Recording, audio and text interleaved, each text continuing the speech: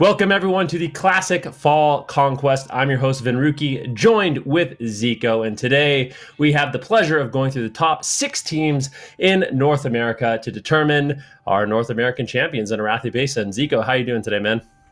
I am doing fantastic. Yesterday's games had me at the edge of my seat. We had 2 games that was decided by a 10-point margin. And, I'm expecting big things today from NA. Yesterday Europe showed up big. Today I'm expecting the same things to happen today. We got some insane teams here, so it should be good. Yeah, yesterday in Europe, it was all about Apes. They had a really dominating performance, and they managed to get the European crown for not only Warsaw Gulch, but also Arathi Basin. So big kudos to them. But now we turn our focus to North America, and we can quickly take a look at actually the format we're going to be going through today. If you haven't been joining us, it's going to be all about Arathi Basin. Obviously, in this specific tournament, it's going to be best of one. So one Arathi Basin match. If you lose, you go to the lower bracket. If you lose again, then you are eliminated from the tournament. The only exception is going to be the grand finals, which will be a best of 3.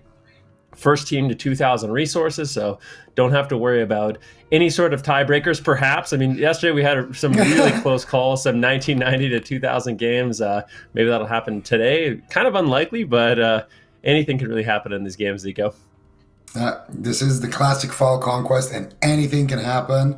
We're going to have a double elim bracket here, so we're going to be starting off with everybody in that upper side, and then whoever loses is going to be dropping down there, and they're going to have to fight for their lives down there in that lower bracket. And what do you think today's story is going to be, Van?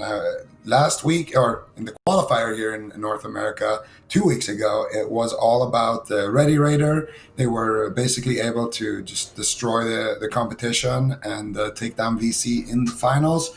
What do you think? Is VC going to come back and say what's up, or what's going on? It is a really interesting question, right? Because in Europe, I think the team you would expect to win was Apes. And in the qualifying round, they actually didn't end up winning, but they did have kind of a comeback story, right? So they managed to come back in the actual championship bracket, didn't lose a single game, and they were looking really good. I mean, my question is VC going to be able to do the same? Vampire Clan, I think for a lot of people, they're a guild, a group of players that a lot of people would expect to do extremely well in a tournament like this. But are they going to be able to take down Ready Raider? There's a lot of really good teams in this tournament. We will have a bracket available shortly, but Ready Raider, it was kind of all about them. This Horde squad from Fairlina, a lot of big name players on that roster, Zico, and I don't know. I would say those two are probably, in my opinion, will probably end up making it to the finals, but it really is too close to call with all these teams. Yeah, and I think that's the thing. In Europe, it was kind of a 2-horse race between Venox's Finest and Apes. I mean, they were the 2 teams that you kind of expected to make it there. But we did have that Horde squad actually being super close to taking down Venox's Finest and then actually making it to the finals. So there was a bit of a dark horse there. And here, you're kind of expecting the same thing, right? You're expecting Ready Raider to make it. So many good players on that roster. And then you also have VC, of course, you already mentioned. So many experienced players on both of those teams. So you're kind of expecting them to both make it to the finals, and then one of them should take it. But there could also be, I don't know, if there would be a third team, I don't know who that would be that potentially could take down either of those and kind of steal that spot away. Maybe Hell Yeah Brother. Yeah, Hell Yeah Brother, yeah. Hell Yeah Brother, they're going to be going up against potentially Iron Horse Brotherhood, and then if they end up taking them down, they'll be going up against VC, so definitely not an easy road. But at this point in this tournament, it's the top 6 teams. I don't think anyone's going to get a free win. There's no free passes. If you mess up, you'll end up going down to the lower bracket, and if you mess up again, then you're going to end up losing. And even if you don't mess up, maybe you play your best and you still lose, because these players are exceptionally good.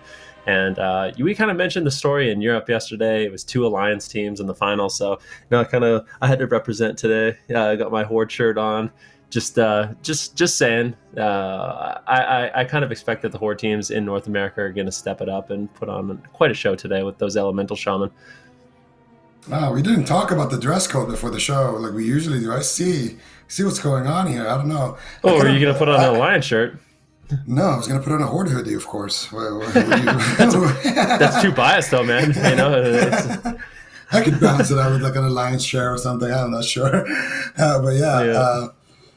So you think Ready Raider? I obviously I'm going to be rooting for VC, my boys over there, and I don't know. I think I'm excited to see C-Rap today. You know what he can do. I'm excited to see all the one versus ones. We're going to be having a gold mine. We're going to be Oh having yeah. those strategies as well, because there was a lot of strategy change going on in Europe. You know, a lot of people were just straight up going from the alliance side, just YOLOing it over to farm, going straight for the pumpkins. You know, and on the finals, I think it was. We saw a lot of teams just go straight up for lumber mill as well, just kind of sending two people to lumber mill and just having their entire team being a blacksmith and kind of prioritizing that. So there was a lot of strategy changes going on in Europe, and I think in NA, especially after having seen those games yesterday and having that time off since they played their qualifier, I feel like in NA we might see some surprises as well. I actually don't remember. Maybe you could refresh my memory. Was VC playing similar comps to Apes? I'm pretty sure they have no rogues, and Yeah, they might have a druid. They do yeah, have a it was druid. I think they do have yeah the druid. they have Yes Master, but their Yeah, so comp they have was Yes Master pretty on the druid. similar.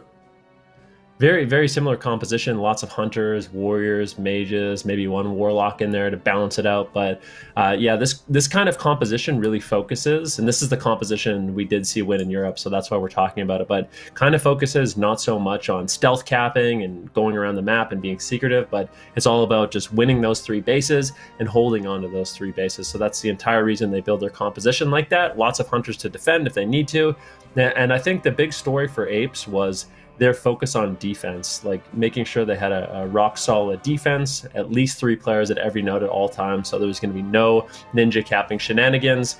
And my question is for VC, is it going to be a similar story? Are they really going to solidify that defense, just focus on the big team fights, try to win at a node like Blacksmith? I don't know if it's going to be the easiest thing to do against a really solid team like Ready Raider with all those really experienced and great elemental shamans. I mean, one of the things we saw from Ready Raider, now that Rockman kept calling out when he joined us on the desk, was the power infusion with the elemental shaman. I mean, that combination of abilities and classes, it's really hard to deal with as a healer. Yeah, especially when one of those alley shamans is Exane, you probably is not going to be having a great time there. You know, a lot of experience in general on Ready Raider. You know, they got so many good players there. They got their hunters as well are just actually I want to say the hunters on VC as well are really really good. They got JFAT, Oh yeah. they got Fearwind, they got all those guys as well. So the hunters there are top tier, and as well on the side of Ready Raider, you got guys like Bean there. So you're definitely gonna have just insane. Hunters on both sides, so that's going to be very even in my opinion. But I think, like you mentioned, the big turning point in those team fights, especially in general for Ready Raider, is going to be guys like Exane, Scarborough, getting those PI big LA Shaman bursts out. With their rank 14 gear and their AQ gear and everything. Those guys are just having the time of their life. They really are. I mean, honestly, it makes me kind of want to make a shaman and mess around in Arathi Basin and Warsong Gulch and just completely destroy people. It makes you wonder why, players like CU do play that enhancement shaman. Yeah, I was thinking the same thing. I was like, why would you play enhanced, dude? Like, come on, bro. You're trolling, man. No wonder you rerolled the rogue. Yeah, no, I know. I know. But it's super impactful class, and I think it's another one of those discussions that I think we can have at the start of the day and kind of talk about some of those differences between an alliance squad and a horde squad, because it seems to be the theme. I mean, that's kind of the theme of classic WoW, right? The alliance versus the horde. On a map like Warsong Gulch, I think both teams probably think it's pretty even in terms of map, obviously. Compositionally, elemental shamans are really powerful versus kind of the gnome, which is really good with the escape artists and free action potions. But in Arathi Basin, it seems like with the focus on team fights so much, the elemental shamans start really kind of paying their weight in gold compared to some of the benefits that the alliance have. Oh, paying their weight in resources to be more exact, but yeah. Okay. Well, what if they have the mine? Then it might be gold, right? That is true. That is a fair point. Yep. I guess if you send your Ellie Shaman to mine, then it's very likely that they will be paying their weight in gold. So that's the strategy tip of the day. I don't know. I want to talk a little bit more about these rosters, Van here. Like, what do you think?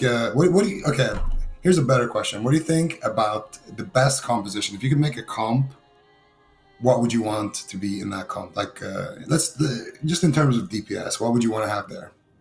Oh man, I don't know, like elemental shaman, elemental shaman, elemental shaman. I know for you it's a big focus on mages, but yeah, elemental shaman. I Vampire don't know, mages. three. Let me get a notepad out or something like that so I can actually write it down. But okay, you keep track. All right, let's go. Three elemental shaman, three warriors, three mages, one hunter, one warlock, What? maybe two hunters.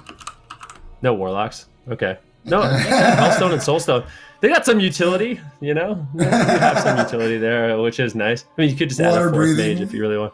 Yeah. No. But, ladies and gentlemen, we are kind of just trying to get things set up with these teams. We got a few technical issues with some of the players, so we will be getting into it as soon as we can. And we're going to go to a quick break. We'll be right back.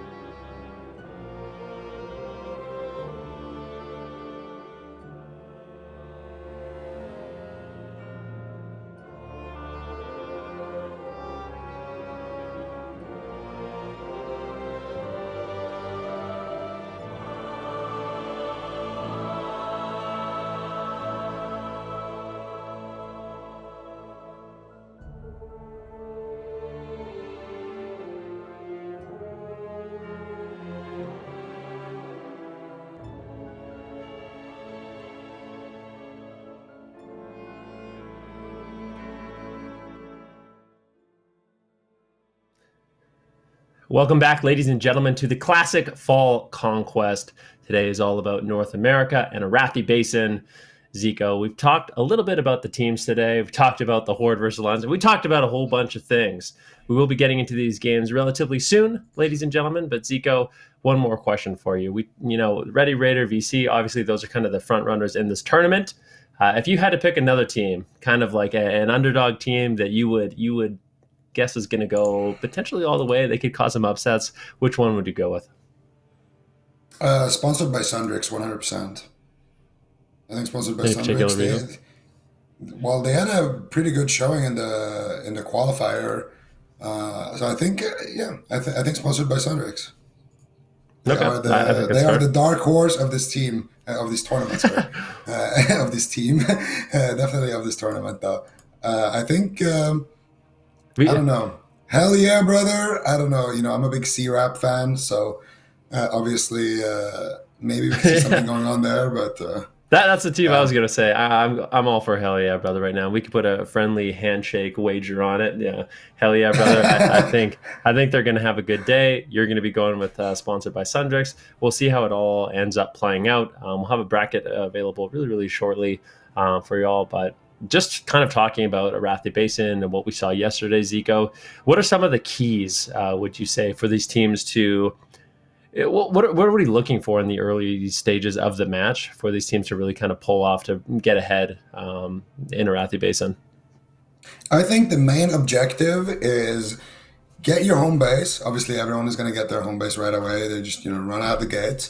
And then get lumber mill and blacksmith. That is the main objective. However you get those, that's kind of the interesting thing about it, I think, because a lot of teams, we see them, they just completely ignore gold mine. They don't even send one person down there to just 1v1 and try to pick it up. Some teams just send everybody to blacksmith. Some people just leave their farm undefended or their stables undefended, go straight for blacksmith. Some people do a 50-50 at lumber mill and blacksmith. Some people send a couple of people to blacksmith and try to survive there. Send a lot of people to lumber mill and then they try to slow fall down and kind of reinforce blacksmith. So there's a lot of different strategies that teams do. There's a lot of different kind of ways that they want to play these games. And I think ultimately your goal has to be get blacksmith, get your home base, and then preferably lumber mill, but you can get gold mine. It's not too bad as well. So that's what they want to accomplish. But we've seen games, where teams are just super evenly matched, and the team that gets blacksmith doesn't necessarily win. They just get blacksmith, but then they can never get their farm back, or they're constantly losing other bases. So yeah, it's all about that macro game in Arathi Basin. I like that. I like that kind of where you send your troops and when. And I think that the most interesting thing for me is seeing how teams come back. When you're down two bases, it is really difficult. Or you're down three bases, it's really difficult to kind of break through and come back in a match. And seeing what kind of strategies teams come up with to reclaim that third base is always really, really interesting to me. But just to give you all an update on kind of what's going on right now, we are going to be sending the team sponsored by Sundrix down to the lower bracket. So they're going to be forfeiting their first game, which does mean Lion's Share will advance to play against Ready Raider. In addition to that, Iron Horse Brotherhood has also forfeit their spot. So hell yeah, brother, will be advancing. So we're just going to completely blow through that round one, and we'll be starting in round two. So basically, our first two matches of the day are some really exciting games. I mean, we're going to have Ready Raider. They're going up against Lion's Share. And then after that, we will have VC going up against Hell Yeah, brother. So I think this is going to be a really explosive start to the day, Zico. Oh yeah, we're going straight, for the both of the teams essentially that were in the finals. They both had a bye, starting on the opposite side of the brackets in Ready Raider and VC, as you can see right there. And we're gonna be starting off with two teams getting a chance to take one of these teams down and instantly qualify for that upper finals, of course. And Iron Horse Brotherhood Pioneer Group going to be dropping out completely out of the tournament. They're not even going to be in the lower bracket, whereas sponsored by Sundrix are forfeiting their first match, and they will be in the lower bracket. So going to be blowing through that first round, going straight here for these big games. I mean, our first match should be Ready Raider versus Lion's Share out of these two. It is. And Lion's Share is the team from White May, and Ready Raider is the team that won. So obviously, Ready Raider kind of a clear favorite here, but still, Lion's Share. I mean, they looked pretty good in the qualifier. Yeah, I would tend to agree with that. And like I kind of mentioned at the beginning of the day, I don't feel like there's going to be any free wins in this tournament. I mean, these are the top 6 teams that did end up qualifying to this championship round. So, in their own right, every single one of these teams is champions in some way. But there can only be one at the end of the day. But I would say, yeah, there's going to be no free wins in this tournament. All these matches should be relatively even. And I think just the fact that we're skipping ahead right away, we're going to be getting into some really, really intense action. Ready Raider, a squad, I think a lot of people would, I don't know, I think a lot of people would actually put them as a favorite even over VC. Kind of the big names on this side. I mean, these are some of the most known players on Horde side. Faralina, like Bean, Reverie, I believe Trickster plays on it, Bobka, Exane, like there's just so many. Every single one of them, I would say, has kind of earned their own name on Horde side Faralina, and I think they're really looking to prove themselves here in this tournament. But they're going to have to get through Lion's Share first. Yeah, and that is a couple of hungry lions. What do you say? It's a pride of lions, right? I think so. Yeah. That's what we. It's a flock. To conclude. It's a flock. No, it's not. It's a flock. flock. I'm just joking. I was like, wait, what? That doesn't sound right. Are we talking about birds right now? No, we're definitely not. So we're gonna have a pride of lions going up against, very ready gamers here. Ready gamers, very ready raiders. I mean, these guys. That's actually another thing we can kind of touch on for the top of the show is gearing and stuff like that. I mean, for the AWC, when we're playing in Battle for Azeroth, players go play on a tournament realm more often than not, so they have access to all different characters, all different gears, everything they need. Whereas in this tournament, in the true spirit of Classic, these players are playing their own characters. They're using their own gold to fund all of their consumables. And it makes it really, really interesting. I think when we spoke with Rockman, he kind of estimated that each one of these Arathi Basin games is between like 1,000 and 1,500 gold. That's just from all the consumables that they're using. I mean, these consumables really add up. But in Classic, the more you invest into your character, the more time you spend in these dungeons, the more of an edge you're going to have in PvP. And it's really cool to see these teams take advantage of all those little things. Yeah, absolutely. And I think 1,500 gold, I mean, that's definitely going to be on the high end. But at the same time, you think about it. we had some games last. I think actually production told us our average game length was 25 minutes. I mean, not counting anything that happened yesterday, but think about it. For 25 minutes, you're using, potions on cooldown. You're using sapper charges, using all these expensive nades. Using just everything, even the small things like the cheap stuff like bandaging on cooldown and all that stuff. It's like a 1 minute cooldown. All that stuff starts adding up really fast. And when you got 15 people doing it and using 30 people, even on both sides, 30 people. I mean, you're definitely gonna need to take a loan from the G Bank, if you know what I'm saying, man. Well, you think about it. If all 30 people use a 5 gold free action potion, 150 G instantly. So I mean, it's interesting for sure. All the different consumables. I think that's part of the thing that makes Classic WoW PvP fun. It's the engineering, it's the consumables, all the little gadgets and gizmos you can use. The rocket helm, the mind control helm. We see a lot of stealth classes used so often to ninja cap bases.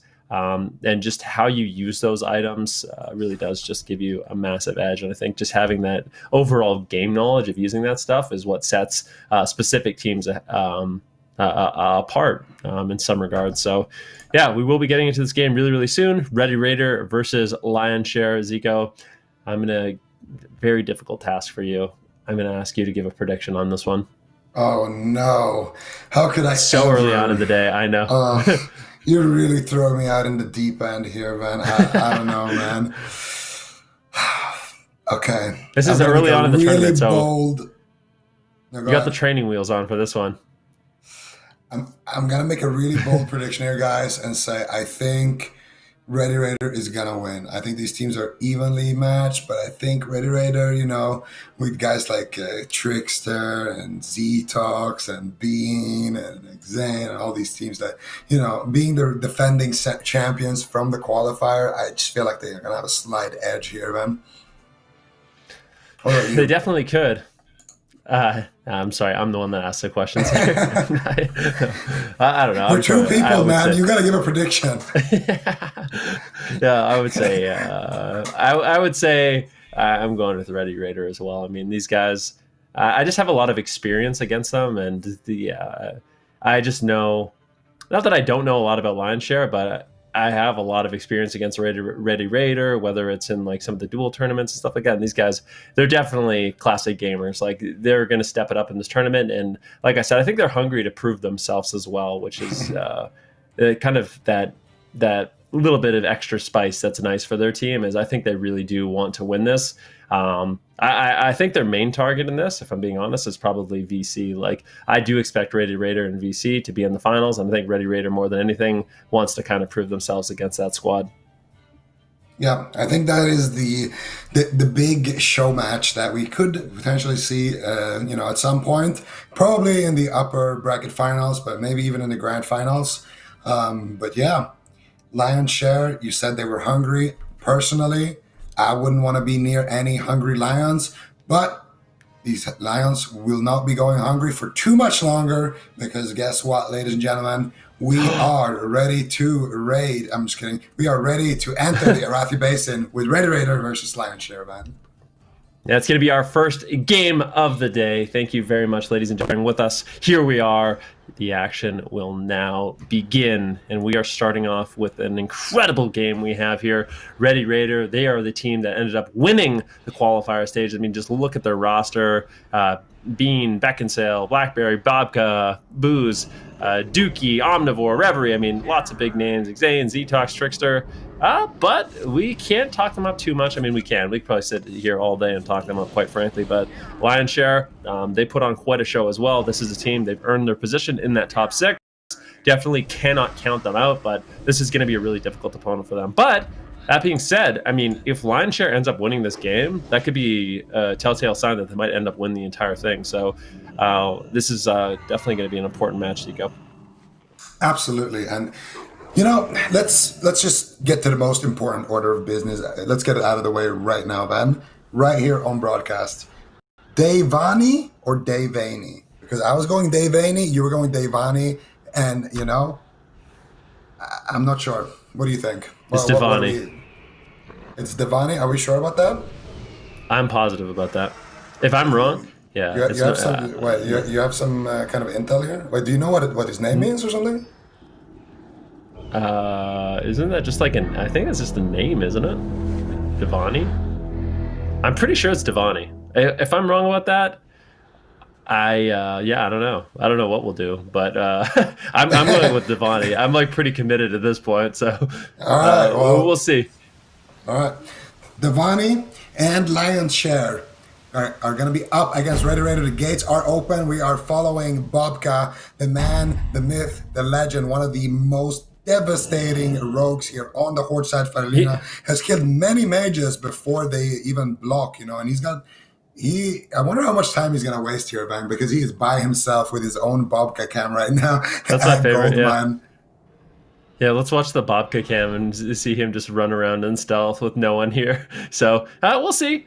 I mean, if he knew there was no one here, he could just quickly pick up mine, and then he could quickly pick up stables. But that's kind of the macro game. That being said, I feel like there has to be some communication between the teams, right? You say, oh, we got 11 people here at Blacksmith. Oh, and guess what? We have 4 people here at Lumbermill. That's 15. And Bobcake can go, oh my goodness, I guess I can cap this base. And then he can go pressure stables as well. So just communicating numbers constantly in a game like this is going to be really, really important.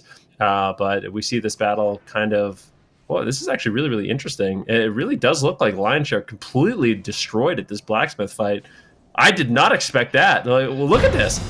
Ready Raider, they got completely slaughtered at this most important node.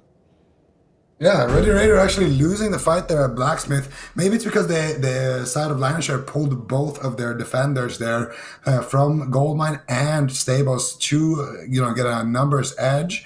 But I think Ready Raider, they did get the lumber mill, they did get the gold mine, they did get the farm, of course. So they are having three bases. So they're going to be on the defense now. And I'm not sure if this blacksmith is a bait or if they actually could potentially trade something for this blacksmith. I think it could be pretty likely for Ready Raider to just send in a big squad of their OP shamans down there in that blacksmith and just win a fight there. But at the same time, Lancashire seem to have fought pretty well there. And, if you have three Ooh. bases, you may as well try to hold them. Did you Shamans. see the sparks fly? Yeah, shamans. Lol. Just massive chain lightning coming in and absolutely destroying. And we look for those chain lightnings constantly throughout this match. It can turn the tide of a fight very quickly. We do see quite a big fight here. And keep in mind, the Horde still do not have the lumber mill. And they're actually, a lot of them are going down right now.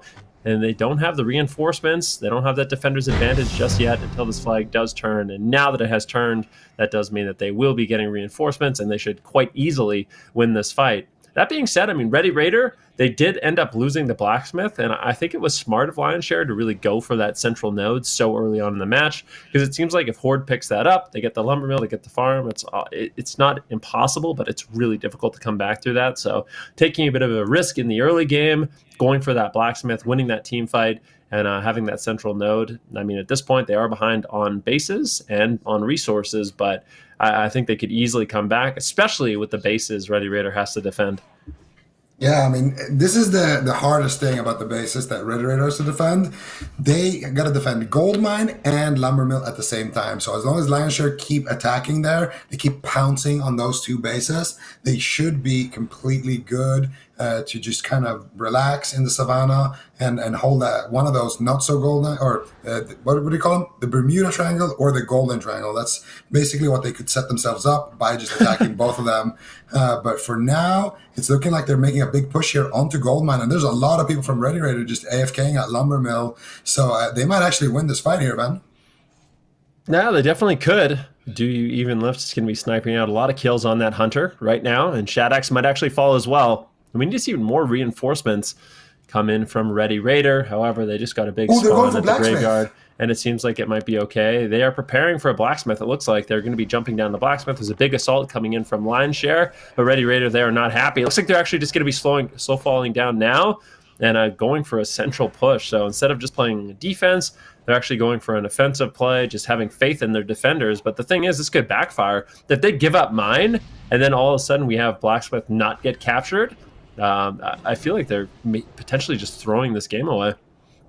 I think it's a risky maneuver to make, but I feel like it's actually the right play. If they can send enough people there to just overwhelm Blacksmith, I feel like they overcommit their defense for Goldmine, though. I think what they should have done is not reinforce the Goldmine that much at all and just sent everybody immediately over to Blacksmith, because then they could have lost the gold mine but just traded it for Blacksmith, and then all of a sudden they got lumber mill, they got farm, they got Blacksmith. That's a golden triangle. But instead they went for the gold mine defense, and now they're still in that position where anytime Lionshare attacks the gold mine and the lumber mill, they're going to be in a tough spot. Well, they look at the Horde. They're on the outskirts of the map, and that's exactly where they need to be at this point, having these three bases.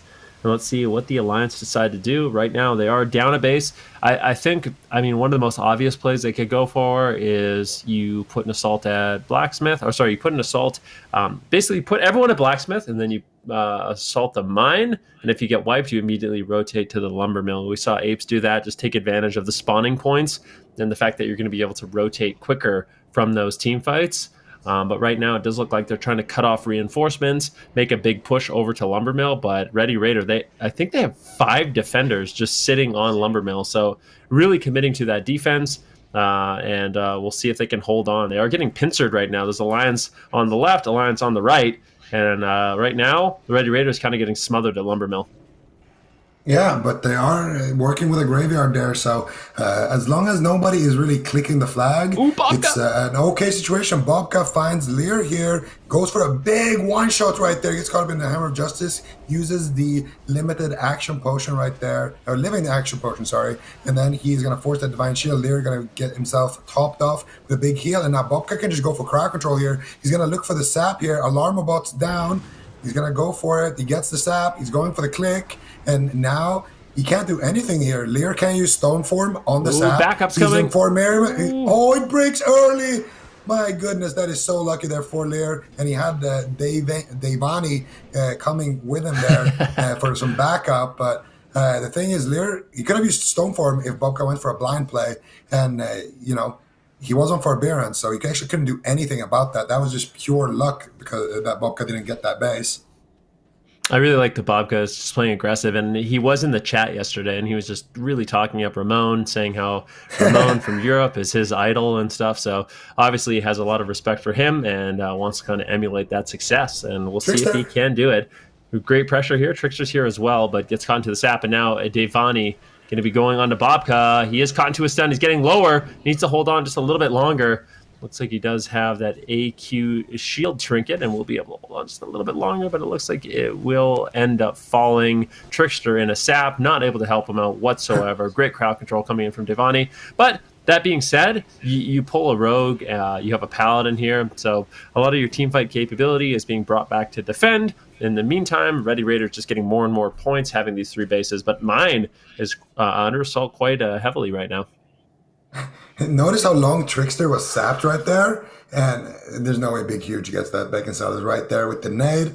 Notice how long Trickster was sapped in that fight, and notice how long the Pally got sapped. Oh, they're pinning Trickster. This is something you can do, so you might wonder, why aren't they taking down Trickster? Well, he's a healer, and healers are extremely valuable in teamfights, so if he's just sitting here doing nothing at stables, there's a reason why Devani doesn't want to give him a one-way ticket back to farm, lumber mill, mine. They're just going to keep him here, keep him in crippling poison, not allow him to run away. And Trickster is basically being held hostage. He needs to run as fast as he can, try to mount up, try to escape.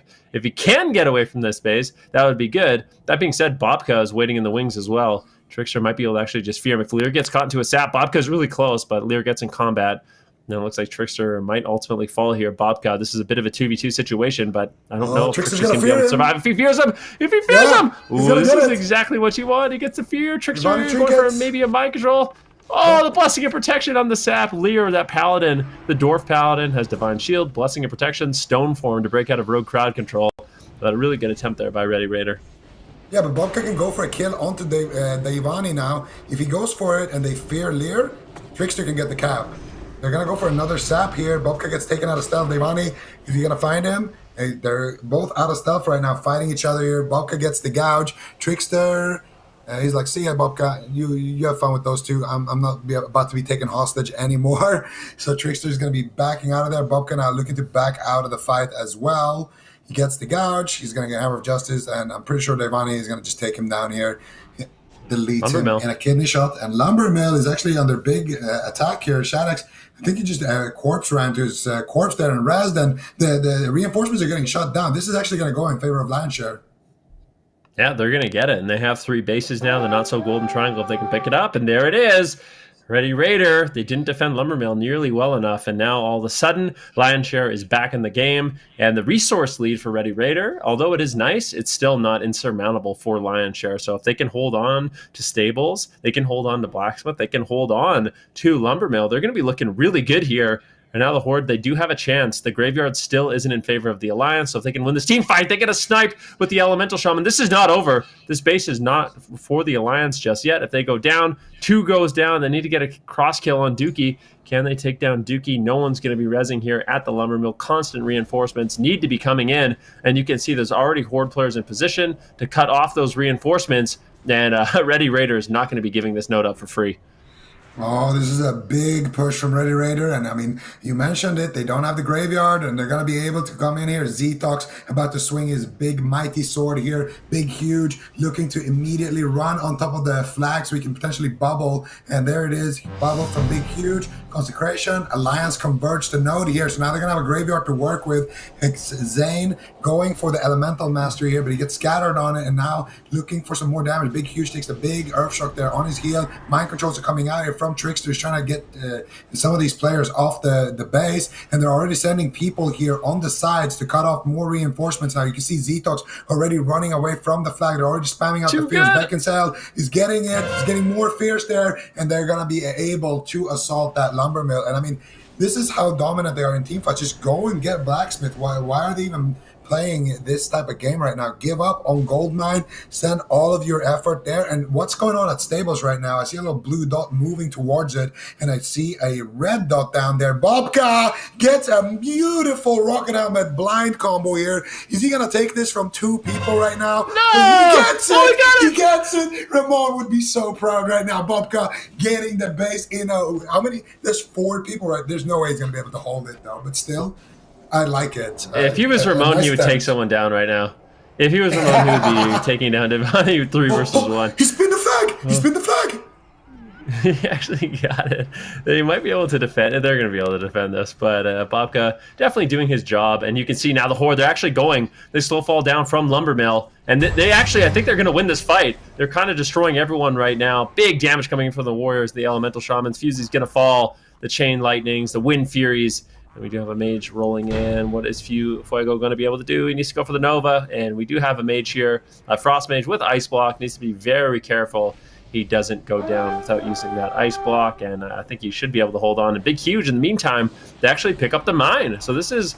It's not a better position for the Alliance, but still not a bad spot at all. Being able to rotate through the mine, the stables, and Blacksmith is easier for the Alliance than Horde. So this is a great spot. Yeah, but they needed to send somebody down to the mine to just slow them down. They want to lose a fight there slowly. That's the best way to do it, but they still might be good enough. Xan going for the click here. Bruge going for the corpse run res right there. Xan has killed about 4 players right now, but finally he's going to be going down there on the Blacksmith. And, I mean, this is the right play to make macro-wise, but again, I feel like the execution was a little bit poor there. Maybe they can still defend the gold mine, though. On the side of Ready Raider, he's converting in about 15 seconds. Well, QQ is going for the clicks. They got a mage in the ice cube right there, and they're trying to take down Walter Loins from White Man right there. Booze, he is going to be taking him down. Fuzzy's there now. And they get a mind control cap actually onto Fuzzy. If they take down Big Huge, they actually just take this straight up. And even with, oh no, there we go. I was going to say, even with 2 bases, the Horde wins, but it updated right there. So Alliance now looking like they're going to be in the lead here, man. Yeah, and I mean, Ready Raider, we did see them kind of overwhelm and take back Lumbermill. It seems like their team fight presence is good. That being said, Lionshare absolutely decimated them at Blacksmith, but this base is still... It's not for free. They really need to defend this. Right now, Ready Raider, they are all over the mine. They want that node. That's so important. We'll see if they can hold on to it. LOLQQ gets sniped with a nade. So far, they haven't been able to defend it. And it looks like they will be able to live, but they need the reinforcements. They need the respawn, and they do get it. And the mages are charging in. The warriors charging in with the free action potions. The gnomes, everyone just trying to get an intercept, try to get on top of the flag, try to stop them from capping. Now, it looks like they have been able to do it. And these reinforcements... It looks like it is looking pretty good here for the Alliance. They needed some cross kills here on the Horde. They do manage to pick down some, and every single time they res, if they can take somebody down, that's going to be really, really good for them. And it looks like the Warriors have arrived for the side of Lionshare, and they have stabilized a little bit, but Ready Raider still really putting pressure here. Red Raider is actually farming in this fight, but, you know, the res waves keep on coming in, and they are further and further from taking the base every time that happens. Low QQ and all of these guys running out of mana. You can see Beckinsale life tapping right now, trying to get a little bit of mana back. Low QQ still living on a prayer right now on that priest, able to survive somehow, and they actually might be able to take this. They need to run to the graveyard right now. There's a res wave coming any second here, and I actually think they might be able to get it. That is a massive massive res wave. I mean, I'm not sure here. Even if they get the mine, how are they going to actually defend against this big wave when they have no HP, no mana? They have to win this fight with basically no resources against multiple people. They just res with full HP, full mana. I'm not sure if they're going to be able to do it. Whipped right now, trying to take down Blackberry, but Blackberry not really ever going out of style. But finally going to be taken down right there, and so is Beckinsales, Exade. More people though trickling in from the farm. Booze here needs to go for the spins. They get a nice nade there. Trickster being the hero with the Holy Nova spams. No QQ doing the same here, but again, the mine is so hard to defend. There's such a long run to row. But look at Shadex. Ice block, spin, into ice block again, and look, all of those guys from farm. Ooh. Look how much time he bought them with that ice block, man. Oh, that ice cube was absolutely beautiful. He's into another ice cube as well. Big, huge, going for it, but there is no way he's going to be able to get that. It's getting close. Getting a little bit close for comfort. Shadex does exit the ice block, goes for Frost Nova, and now reinforcements have arrived. I think that was really, really nicely done by Shadex, but you have to throw a little bit of criticism in the way of Lion's Share.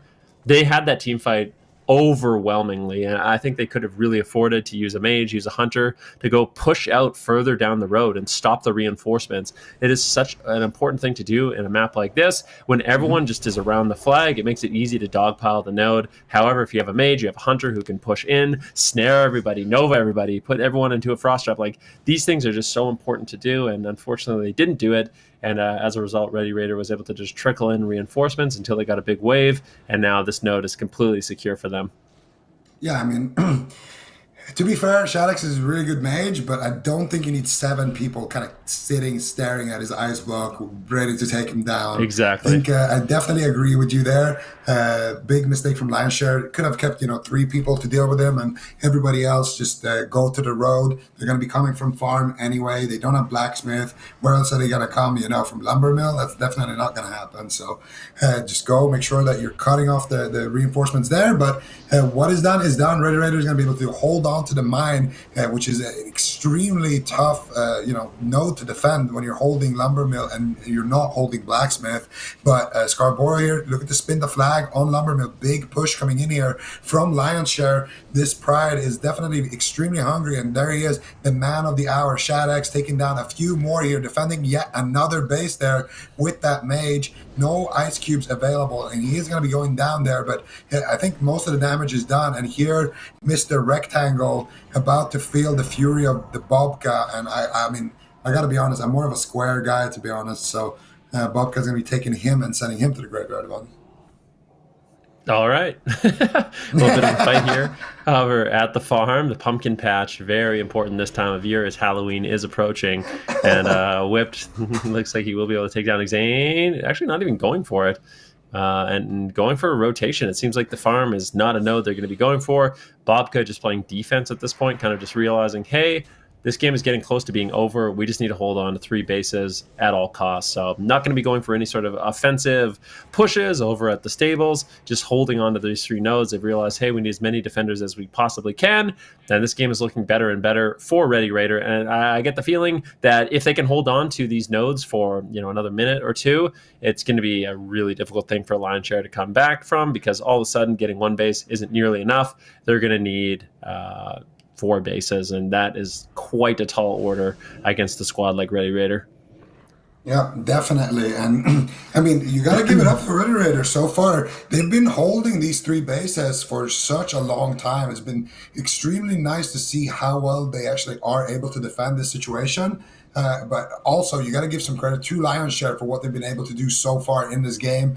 Definitely giving it to Ready Raider, really putting up the pressure. And Bobka looking for the blind. He gets it, and he's going for the blacksmith cap. He's a 1 versus 1 at blacksmith. Somebody just res, but I don't think he's going to make it there. Bobka is about to steal away the dreams of the Lions. The Lions are definitely going to be sleeping hungry tonight, man.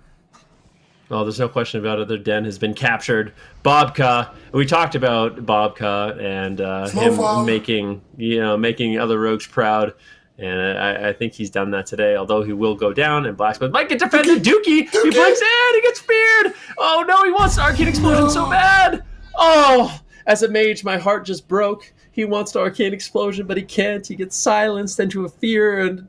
oh, you're just one global away from stopping that. But I mean, at Should that have point, you naded. still kind of just, yeah. He was in a fear. But anyways, I mean, I'm sure there might have been a global different he could have done it, but at the same time, we got to celebrate Bobka and his victory there, getting the blacksmith, even if it was for 20 seconds, still shut down some resources that Lionshare was able to get and puts his team further ahead. So I like that he is still playing a little bit aggressive. Honestly, they had people, they had Trickster, for example, on his mount on Lumberman. I would have loved to see him just jump down immediately and really have people reinforce that. But I guess they're just not prioritizing Blacksmith anymore. It's all about Goldmine. But this Goldmine push is looking very good here from Lion's Share. They're going to be Oh, able to pick it up. Beautiful stuff here. But Horde still probably going to be winning, even with Alliance getting that node. So definitely. A nice push here from Lionshare, but they're going to need more. They're going to first of all need to defend this situation, and they're oh. also going to need to get a fourth base here potentially. So Ready Raider are still looking good in this game, still in the driver's seat here, but I can't help but feel like they made a massive mistake. They're not capitalizing on the fact that Bobka took Blacksmith. Like they should have just instantly jumped down. And I gotta say as well, they should have naded before they even like were in counterspell range. Just Oh, instant Dookie! nade. He snuck What?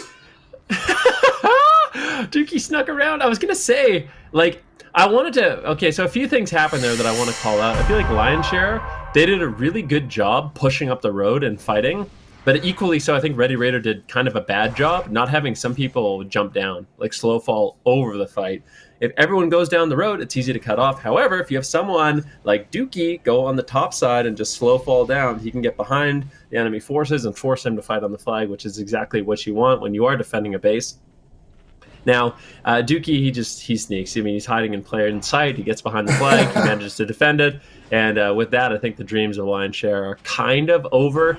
This is a massive lead now for the side of Ready Raider. And I mean, they're really showing what a powerful squad they are. They lost to Blacksmith early on, but holding on to these kind of side nodes, they were able to pull out ahead. And they're just roughly 100 resources away from closing this one out. Dookie, as I'm criticizing his lack of nading at Blacksmith, he comes in with the massive play there, sneaks in and just ninjas the base straight up in the face of Whitemane. And I mean, at this point, look at Xane as well. I mean, this guy's been, I've seen him win pretty much every single 1v1 he's done so far in this BG. So it's been beautiful to see him turn up. And I'm sure we're going to be seeing him, in the top three at least on that scoreboard. But yeah, this first game here of the day looking like it's going to be going in favor of Raider Raider. But this was actually a close match here. You got to give it up to Lionshare. They came in with a nice plan here. They went in, got the Blacksmith at all costs. Then they had nice pushes on Lumbermill. They had nice pushes on Goldmine. But, the Red Raider had perfect responses. They had good defense. Of course, Bobka as well, able to kind of steal, stables, able to steal Blacksmith and just, be annoying, be a rogue. I think Red Raider just looked a little bit better on the day. Yeah, I would agree with that, and I mean we're going to see it on the scoreboard. I do want to shout out Lionshare though. I feel like they had a great performance here, and actually you look at Nanigans. Nanigans absolutely crushing it at the top of the scoreboard. So not as one-sided as you would think. Very back and forth game. Ready Raider was able to pull out ahead by picking up those 3 bases. And I mean, we talked about kind of the risk that Lionshare took at the beginning of the game. They pulled their goalie at stables. They had no one assaulting Goldmine. They really just went all in for Blacksmith. And to their credit, they held Blacksmith for 99% of the game. That being said, you still need more than 2 nodes. So I do like their strategy, but maybe send at least one person to mine so you don't fall behind in the early game. But we will be seeing Lionshare again in the lower side of the bracket. But this does mean I believe Ready Raiders with 1 game, because they got that bye early on, they are just going to be advancing to the winners final. So for them, 1 win away from making it to that grand finals. Quite a nice performance from them. Just absolutely the best seats in the house. And of course, they're going to be able to capitalize on it here against Lionshare. And, talking about the damage, talking about the killing blows, I mean, we don't really mention Zetox nearly enough. I feel like this guy is always just charging in, killing everybody, doing so much damage. I mean, look at this damage for a warrior, 152K. we see that damage, we see those numbers come out of ranged classes, and this guy is just in their face, being so annoying to deal with for the enemy team. And I think that's one of the big strengths here for Ready Raider. You got so many heavy hitters on that squad. You got the heavy hitters, Z-Talks, and you got Booze and Beckinsale and Bobka and all of these guys. But then you also have, a few dampeners in the back line like Bean, and it's just a well-rounded team. Had to sneak that in. Dampeners in the back line. Yeah, like Bean. Been vipered a lot by Bean, as you can tell. Yeah, just max range, vipering you, auto-attacking you, just a slow victory. I mean, those are the type of hunters you want on your team, right? You don't want a hunter who's running in, getting the big raptor strikes out. You want someone who's just taking no damage and vipering everybody. But yeah, great performance from them. And that will bring us to our next game, Zico, which I do believe is going to be Hell Yeah Brother going up against VC. Now, they were kind of my... Oh, yeah. We do have VC going up against Hell Yeah Brother. That was pretty good, right? Yeah, that was okay, insane. There it is. All right, well, I'm not going to keep doing that all day. There's not a chance. But Hell Yeah Brother was kind of my dark horse team. So I do think this is going to be one of those teams that could potentially make a deep run. Not an easy opponent for them. And we did talk about it at the beginning of the day. Apes in Europe, they really stepped it up. They didn't end up winning the qualifying stages, but they ended up just completely destroying during the championship round. Do you think it's going to be a similar story for VC? No, I don't know. It's hard to call. No, to be honest, I don't know. I don't think they're going to be stomping. I don't think Ready Raider is going to be stomping either. I think for them, they are each other's kind of toughest competition. And for Hell Yeah Brother, I think they have a lot of talented individuals on that roster. So I think they could definitely give VC a run for their money. And if I'm not mistaken, didn't VC come from the lower bracket in that last tournament, and Ready Raider came from the upper bracket? So definitely anything is possible here, right? But if they show up the way we know they can, I think VC is definitely the favorite. Okay, well, we do have the game ready, so we're going to be hopping into it as soon as possible. And here we are, game number 2 between VC and Hell Yeah Brother. And we'll see if they can do it. We'll see what they can get done with all those elemental shamans. This is a very explosive composition. We do see Keck and Wrecked on that rogue as well. If I remember correctly, I mean, he did such a great job assaulting bases, getting really, really aggressive, and that's exactly what you want to see from these rogues. And we'll see how VC kind of handles that stealth pressure, not having any rogues of their own. They do have one stealther, which is a bit interesting. They do have Yes Master on that druid, so going to be able to maneuver around the map, go for ninja caps, throw out heals and team fights if he needs to. But we'll see how VC really implements Yes Master. I expect him to be going to the mine early on in the game. Oh yeah, we usually see Yes Master kind of go for mine, go for farm very early on. He's been one of their playmakers, just going in, using that stealth and those engineering tools at his disposal to steal away some of those bases. And he's going to be pretty much the only stealth pressure that they have. And he's also put on defense a lot of the time. So Keck and Wreck going to be a big playmaker for Hell Yeah Brother. And of course, they have 3 elemental shamans. So, I mean, that's definitely a nice thing to have in your back pocket. Gates are open here. VC versus Hell Yeah Brother. This is a upper game. So none of these teams have lost yet. Whoever loses will be going down to the lower bracket. Whoever wins will advance to face Ready Raider. Yep. Looks like 4 going to Lumbermill for both sides, and we actually have no one on the Horde side going down to the mine, so they're just giving up mine for free, which does mean Alliance has that early 2-base lead in the map, really just focusing on that golden triangle. So for Hell Yeah Brother, they want Blacksmith, they want Lumbermill, they want Farm. If they can get that, which they should. I mean, if you look, they should have the numbers that we have 2 defenders on the side of VC, whereas for Hell Yeah Brother, they have their entire team at these 2 nodes. If they don't win these fights, it's not going to be a good sign for them. But I do like the fact that they're taking a risk. But at the same time, look at Yes Master. he's going to be maneuvering back to the farm. But the beautiful timing here by Hell Yeah Brother, you have to give it up. I mean, Hell Yeah Brother right now, I think they're actually sending a defender back. So obviously have really worked on their timings. And then if they can defend this farm, that puts their team in a great spot as they're doing a great job at Lumbermill. It looks like they're going to win Blacksmith, and Hell Yeah Brother setting themselves up nicely. Oh, look at this sneaky mage here going down to the gold mine. Yes, Master gets actually Skull of Impending Doom there, pretty sure, by the other druid. And now he's going to CC Yes Master. This was such a sick prediction. They knew, okay, Yes Master's going to take gold mine, then he's going to go for farm. We're going to send somebody back to farm after we've seen that Yes Master has capped the gold mine.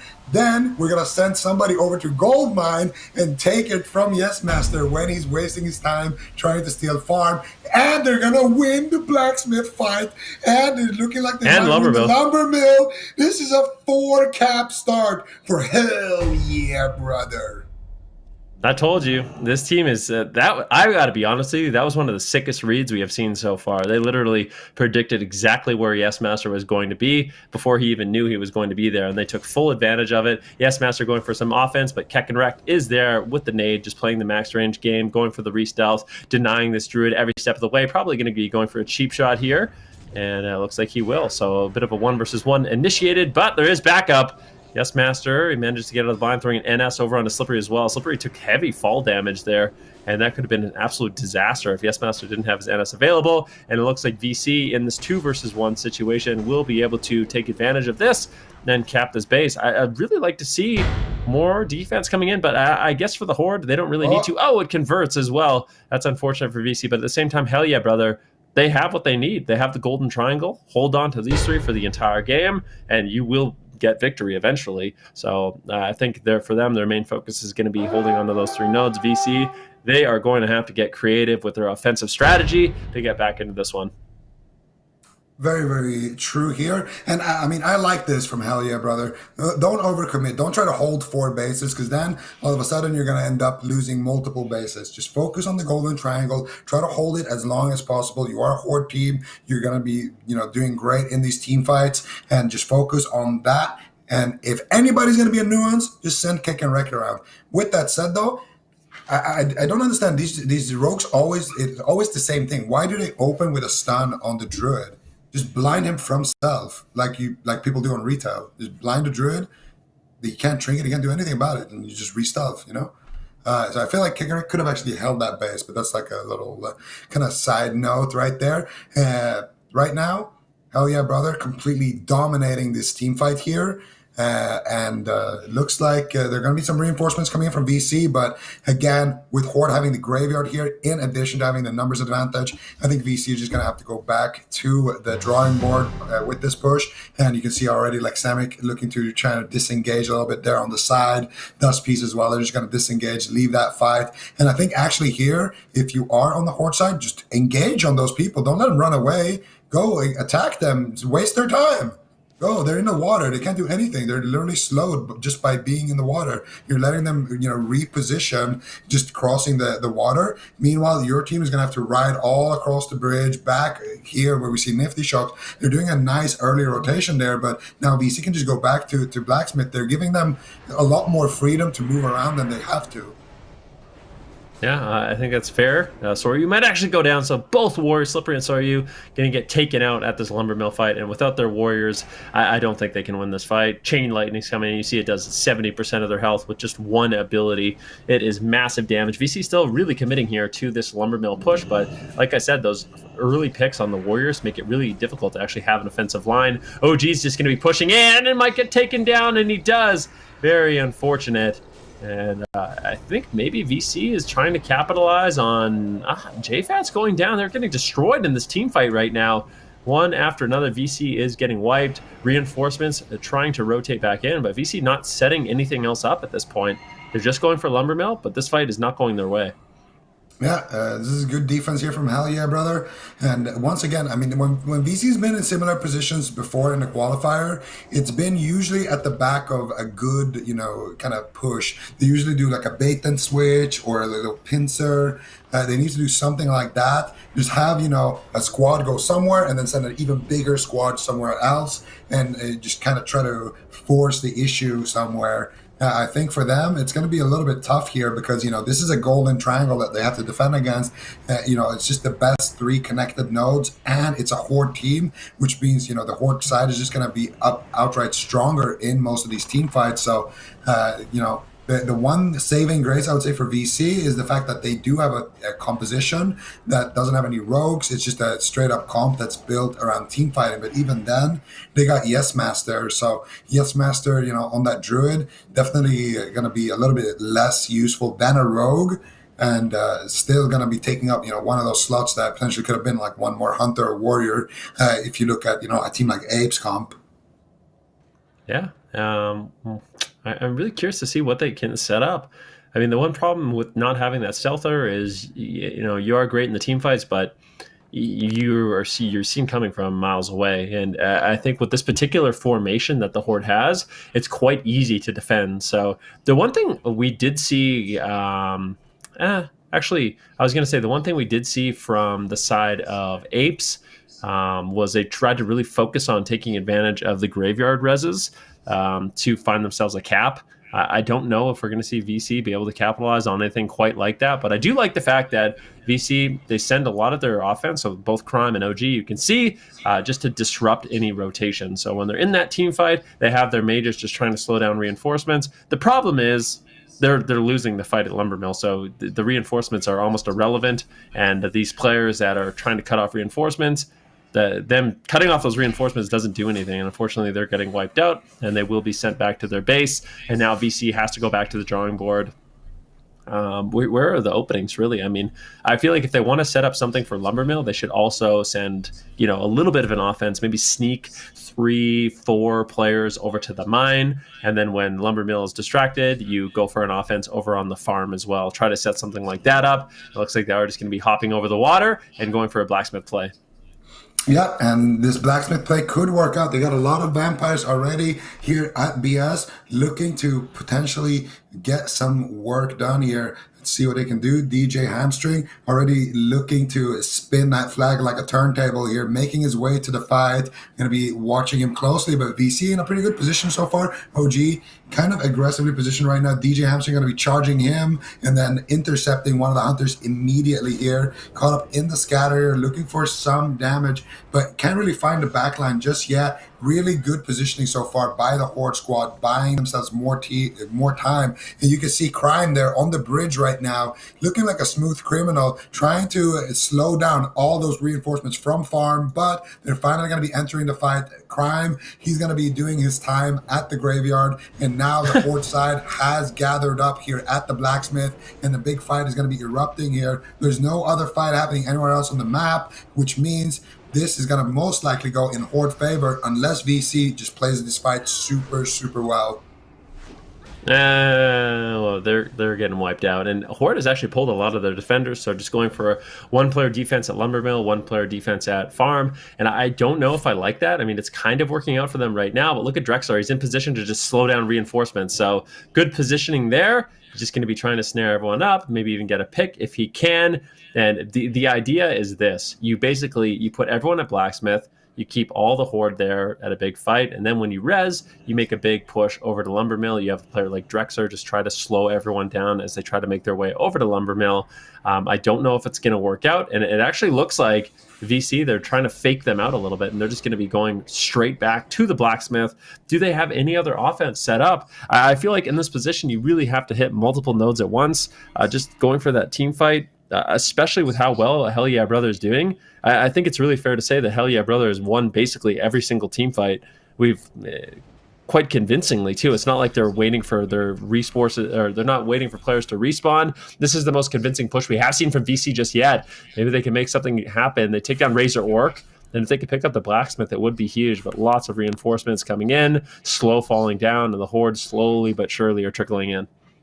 Yeah, and we are going to be seeing more and more Horde forces coming in here. And so far, a few more vampires as well, kind of trickling in there from the side, from the bridge there on that gold mine side. But still, I just find it extremely hard to believe how this push is actually going to win the game for VC. I feel like at this point, this is exactly what the Hell Yeah Brother wants to do. You just want to waste VC's time as long as they keep spinning the flag, keep those guys trying to click it away from the flag and just keep engaging on everybody here, they're going to be buying themselves plenty of time. And one thing that the defender always has to be wary of is right here, you can see kind of Dipsy there in the back line already going away from the fight, already mounting up, running back towards farm. And that's exactly what you want to have these people do. When you have the numbers advantage in the fight, start pulling away some of those resources you have and regroup them, put them, closer to lumber mill, put them closer to farm, make sure that you're not losing anywhere else, because, you don't need, it's all about sending as much resources as you need. You never want to send too much. If you send twice as many people as VC does to blacksmith, well, you're going to lose lumber mill. You're going to lose farm. So that goes for winning the fight as well. If too many people are staying and VC reses somewhere, you have to be fast at rotating back there. Drexler's actually going to net up, want to buy port, so he's going to be caught into that crowd control, just mounting up himself. And I really like what Drexler is doing here. But we'll see what Vampire Clan decides how they can actually capitalize on this positioning. They are going to be going for a push here to the lumber mill, and let's see what they can get done. I mean, right now, you look, the Horde, they're in position to defend. They have all their players just sitting on this node. I really want to see them try to fake them out, and it looks like that's exactly what they're going to do. Maybe keep Drexler, keep a few mages on the road, and now you go for a blacksmith play. Now, look at this. They're actually in position to go for blacksmith. The one downside, of course, is if you have the lumber mill, that does mean that you're going to be able to slow fall down from the lumber mill to the blacksmith. But are they actually just going for farm? So going for farm now, I feel like it's a really difficult node to take. But they're just going for crowd control. DJ Hamstrung caught into a polymorph. Nifty Shocks caught into a trap. They're going for all-out crowd control. They're trying to completely overwhelm the farm, and they might be able to do it. We need to see some nades come in. Slippery gets shut down, and with that, this attempt gets shut down. At the same time, we have an Alliance player trying to maybe sneak in behind Lumbermill, but doesn't look like they are going to be able to do it. And hell yeah, brother, able to maintain their 3 bases and maintain their lead in this match. This is actually, I kind of like that VC, they stopped just trying to all in, have team fights against this strong Horde team on that side. And I like what they're doing here. Just go for the side nodes instead. Go for Lumbermill, go for farm. I think it's pretty intelligent here. Keck and Wrecked going for gold mine right here, but unfortunately for him, there was a lot of vampires that just res right there. I think Kekenrek's been having a somewhat quiet game here, though. But I mean, he did exactly what he needed to do right in the start. He was there, capping up that gold mine, catching Yes Master on his rotation to farm. And I mean, ever since, he's just been attacking some bases with little success, but his team's been able to hold on to the golden triangle. And so far, they've been doing a fantastic job with this. And VC, and they're running out of time. At some point, the lead is just going to be insurmountable. And at that point, you're going to be seeing, VC going to need 4 bases to potentially win this game. As we see VC now make a rotation here to Blacksmith. A lot of people, though, very early rotates from Lumbermill. You can see a couple of members slow falling across the map there, seeing some reinforcements coming from the farm side as well. And also Kick and Wreck just running in, disrupting all of those people coming from the water there. Very important stuff there. And now that's going to allow the Horde to kind of hold on to their numbers at Blacksmith for long enough for reinforcements to come so they can have a bit more fair fight in terms of numbers. And now, once again, VC going to be going for this Blacksmith play, and I'm just not sure if it works. I actually like the farm play a lot more than kind of trying to brute force something here at Blacksmith. Yeah, the team fights just, it doesn't seem... I think the main thing they had going for them at farm, which I liked, is they played for more crowd control. Instead of going for killing blows, it was out positioning and out crowd controlling your opponents. And that was the closest we've seen them actually go for a cap. Unfortunately, hell yeah, brother, they've been really good with their rotations. And the Horde is just, 4 or 5 minutes away from winning this game. If they can maintain these bases, they might actually be able to pick up the mine as well. You can see a Horde player down at the mine. Does not look like the Alliance Vampire Clan is going to be able to do anything here at Blacksmith. They are losing this fight, and I think they do need to just go for kind of an outwit strategy because these team fights are not going their way, Zico.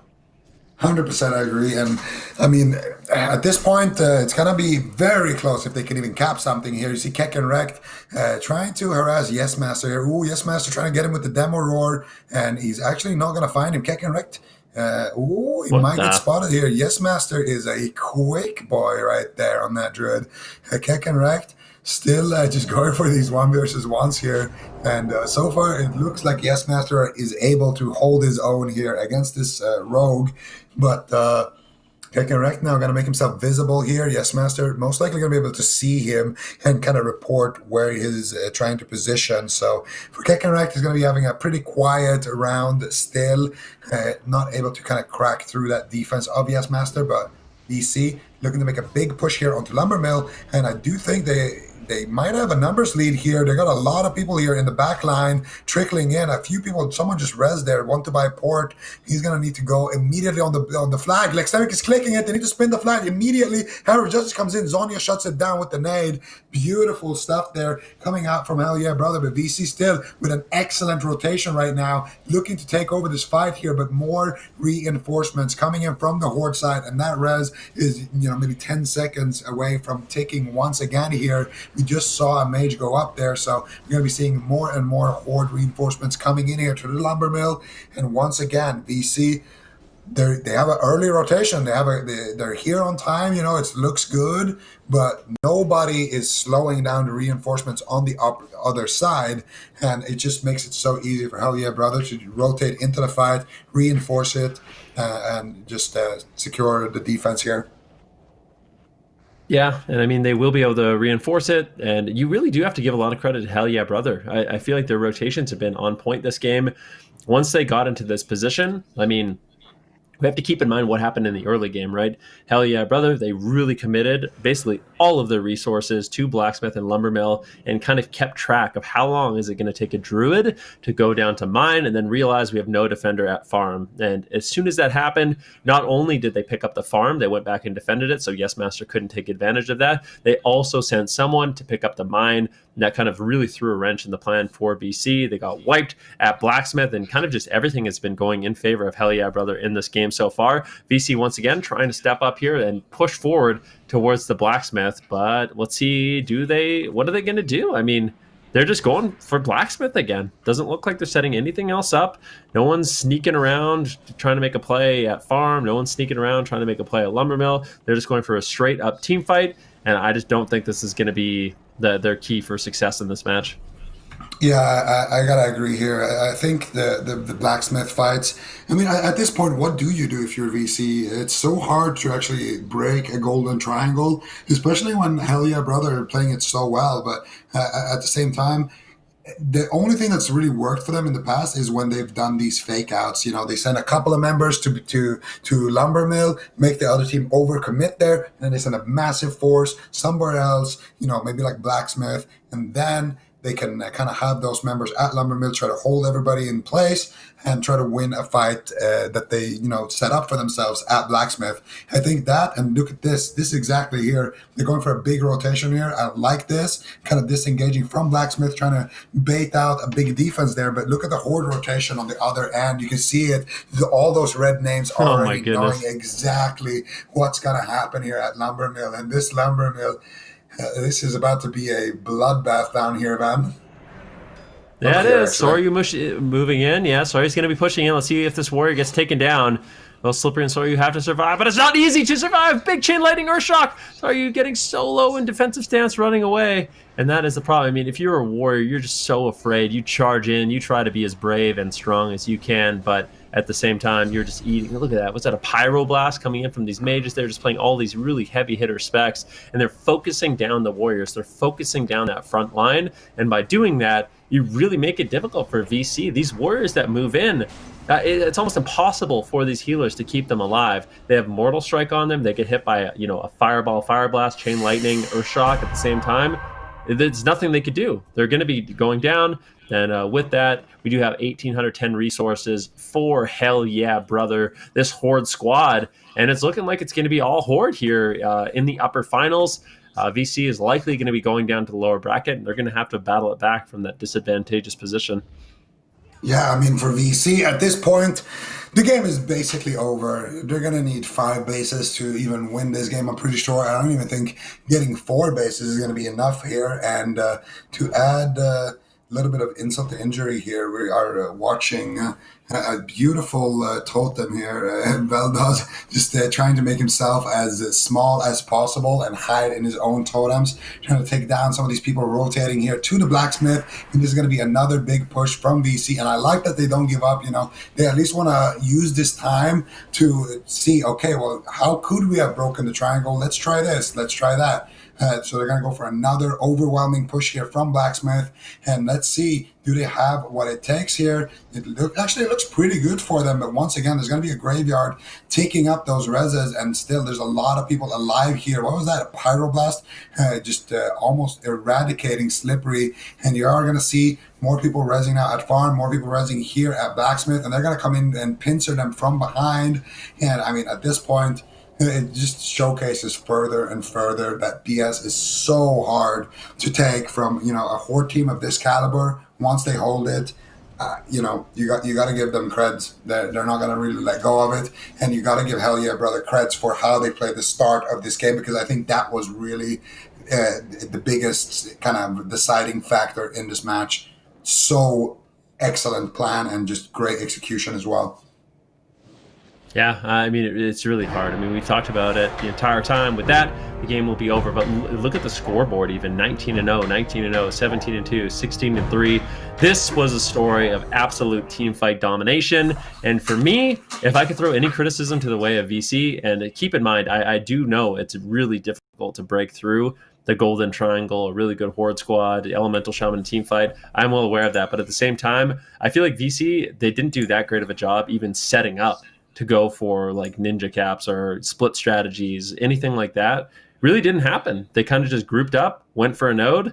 The only time I saw a strategy that I liked was when they tried to go lumber mill and then sneak around and go for a big farm push. And that was the time where they almost won. They aren't going to win by just winning a team fight. It has to be out positioning your opponents, outwitting your opponents. And I would have liked to see at least a little bit more attempts from them, but they're going to be able to have another chance in that lower bracket. And that does mean Hell Yeah Brother will advance to the winter finals against Ready Raider. VC going down to the lower side of the bracket, and they are going to be playing against sponsored by Sundrix, Zico, in our next matchup.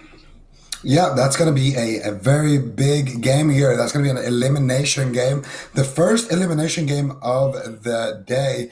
And, I mean, sponsored by Sundrix is, Hell Yeah Brother was your dark horse. Sponsored by Sundrix was my dark horse. What if sponsored by Sundrix just straight up takes down VC in the lower bracket, and we're just having, like, who's even going to be making the final? We're sitting here predicting Ready Raider and VC to make it all the way, but right now, that might not even be the case here. Hell Yeah Brother showing up big, and we haven't seen sponsored by Sundrix there. They could be packing some big surprises of their own. It looks like Team Hab just prepared for what VC is bringing as well. And you can tell just by how the last game was played in the start. Yeah, I think the start of that game, I mean, I, for one, I know you were as well, were really impressed with the way Hell Yeah Brother played that one. Just perfect rotations, perfect defense, and they set themselves up for the victory quite nicely. VC going to have to go back to the drawing board, but not an easy opponent for them in sponsored by Sundrix in that lower bracket. That will be our next game, but we are going to give these players a little bit of a break before we hop into that one. So we're going to go to a quick break. Don't go anywhere. We will be right back.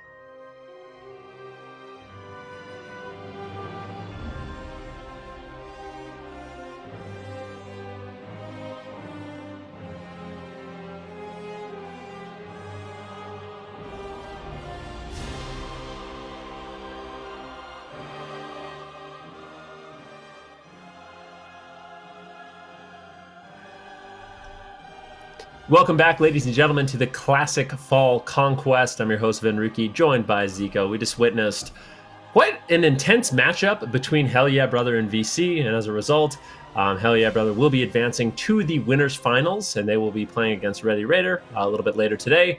But that does mean VC, they're going down to the lower bracket. They will be playing against sponsored by Sundrix, and these are elimination games. This is where things get really, really spicy, because if you lose in that lower bracket, you are eliminated from the tournament, and you only have one game in Arathi Basin to try to prove it all and advance in the tournament. And Zico, just looking at this lower bracket, like what are your thoughts? I mean, Lion's Share, they're kind of waiting in the wings to see who they'll be playing against between VC and sponsored by Sundrix. For this next matchup, you said earlier today that sponsored by Sundrix is going to be your kind of dark horse of this tournament. Do you think VC is going to be able to battle it back in this one? Yeah, I mean, when I said that, I didn't expect them to go up against VC instantly. So, hey, you got to have confidence, okay? Did you have confidence that that Hell Yeah Brother we're going to take down VC? I mean, yeah, just listen to their name. Of course you got to have confidence in those guys, all right? Yeah, I'm sure you did. When the gates were opening, I'm sure you had a lot of confidence. But yeah, sponsored by Sundrix. I mean, I'll have some confidence in them. I mean, I'm not going to put like my full confidence in them. I mean, they couldn't, yeah. Oh, you know what? It's good. Sponsored by Sundrix, they got this. But honestly, though, I think VC is definitely the favorite. I'm going to be honest, I didn't even know you had backpedal keybound, Zico. I mean, they didn't even show up on time today, so like, what do you like? What can I expect here, really? I'm expecting them to all of a sudden beat VC. I mean, nice, right? But I don't know. Sponsored by Sundrix, they could do it. All right. Well, it does look like we are going to be having sponsored by Sundrix versus VC. The game is ready, and we will be hopping in. This is one of those matchups where it is Alliance versus Alliance, and both these teams being Alliance, it is kind of random which team does get Horde, which team does play Alliance. So in this one, it does look like sponsored by Sundrix. They will be our Horde players in air quotes, and VC, they will be on the Alliance side of the map. And what do we want to see VC focus on in this game? What differences do we really want to see from them? I feel like don't fall behind. Yeah, dope. Okay. I think that's the most important thing, because their comp doesn't look too good at kind of taking bases back. So don't have a disastrous opener. Make sure you win Blacksmith at all costs. Yeah, I think that's probably pretty good advice. Win Blacksmith. It's a great strategy here in Arathi Basin. But I think more so than anything, I don't know. I just am still, I can't believe Hell Yeah Brother, especially in the early game, how easy they were able to kind of read VC and what do they wanted to do. This game's going to be a little bit different. This is sponsored by Sundrix. This is C-Rap Hunter, and we'll see what he can do defending. He was one of the greatest defenders I think we did see in the qualifying stages. So him on that Hunter, I think he's going to be able to potentially deal with Yes Master, who is likely going on offense here for the side of VC. And it looks like we will be having that 1-versus-1, Hunter versus Druid down at the mine. So a little bit of a different strategy coming in from sponsored by Sundrix and the way they kind of position their troops in the early game. Yep, and we are going to have C-Rap, one of the legendary hunters here from the qualifier, the fastest arrows in the West, going up against Yes Master. the one who doesn't take no for an answer. And we are going to be seeing this duel go out, but it's not a fair 1 versus 1 here. He's getting destroyed here by the captain. Captain has left his ship there over at stables, and he's decided to back up Yes Master here in this situation. And Sirap looking to try to make his way over there, try to get a 2v1 going. Yes Master going for the NS heal. Sirap still trying to do something there, but Captain is gonna be taking him down. He's going to be sinking to the graveyard, and Captain making his way back now to his ship over there at stables. Yes, Master now going to be continuing the plundering here, moving over 2 farms with the pumpkins in his sight, man. I'm gonna be honest with you. I feel like Captain in the last game, we didn't even see him play. He he was just AFK at stables the entire game. I don't think anyone went to his base. I think it was one of those. He was typing in Twitch chat. Oh, really? So, yeah. I mean, this game, he's like, you know what? Forget this. I'm going down to the mine, and we're making something happen this game. So he goes down to the mine. They pick that up. And now the Alliance, I don't know if you noticed, they actually managed to pick up Blacksmith. So this is a great start for VC already. I mean, kind of the ideal Alliance positioning where you do pick up the mine, you pick up Blacksmith, you pick up stables. Then I do feel like as long as VC, it looks like they're actually going to be continuing this assault on Lumbermill. No real reason to just give it up for free. Try to delay as long as you can, but just keep reinforcing Blacksmith. Hold on to that, and this is going to be a great start for VC. And I think as long as they have multiple defenders at each one of these nodes, it's going to be a similar story where as long as they play it right, they should be able to hold on to these 3 bases. Oh yeah, 100% here. VC, they got themselves the Bermuda Triangle here, and they're going to be able to hold on to it most likely pretty easily, and actually winning the fight over at Lumbermill right now. So, sponsored by Sundrix, they're not really sure where they want to send their resources. They got some people over at Blacksmith fighting for a lost cause, and then you got some people over at Lumbermill. Yeah, actually, I feel like sponsored by Sundrix should go after Lumbermill right now, because I do feel like Blacksmith is going to be extremely hard for them to take. JFAT and OG there just, doing whatever they want. They got so many pet classes there. It's the most central node. There's always going to be reinforcements coming in there. They're essentially just wasting everybody's time. They're not even trying to kill them there. And now, as a result of that commitment to the Blacksmith, they're going to be losing the Lumbermill. And now, VC, they got Goldmine. They got LM, they got Blacksmith, they got Stables. I mean, they could be looking to get a 5 cap at this point if they go push for farm. I think that would be a bit ambitious, but definitely in this position, they are looking good. They need to hold on to Lumbermill, though. This is one of those situations that's really scary. I mean, we do talk about it. Even though they do technically have captured the base, it's not fully converted yet, so they don't get that benefit of being able to respawn there. And this is the moment where the Horde can strike. But one thing I do like that VC does is they always are cutting off reinforcements. We talk about it all the time, but look at Creative right now, Poker, Slippery. They're just fighting on the road, making it difficult for Horde to actually maneuver more troops in, and it looks like they will be able to hold on to this Lumbermill. So now they can kind of pick. Do we want to focus more on defending mine? Do we want to focus more on defending Lumbermill? Do we just focus on 3 bases? Are we going to try to hold on to 4? If you do get too greedy, you kind of mentioned if you get too greedy and you try to hold on to all 4 bases, that's when things can kind of spiral out of control. Then there's some openings in your defense that potentially a team like sponsored by Sundrix is going to be able to push through. So we'll see. I think for them, they should really just focus on Lumbermill, Blacksmith, Stables. If they can afford to defend mine, do that. But I think 3 bases is more than enough.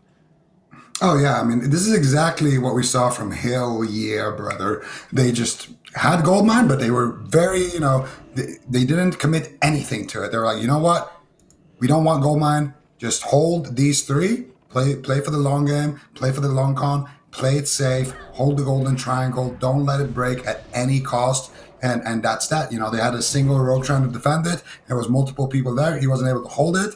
And, they were still able to easily win that game with just 3 bases. But with VC, they're actually committing a little bit of resources here. They're still very under, they're definitely fighting in uneven numbers here, but they're going for farm here. Actually, they're going for the 5 cap play here. Maybe OG gonna be going down here. Juby looks like he might actually be able to take this gold mine here, but Slippery also getting the farm here potentially. No, he doesn't get it there. Very nice defense there coming out from SRB right there, but still more people clicking the flag, and SRB gets the coil, and there's more people. He needs to try to spin it. And he is going to be able to do it for now. C-Rap going up against CPT.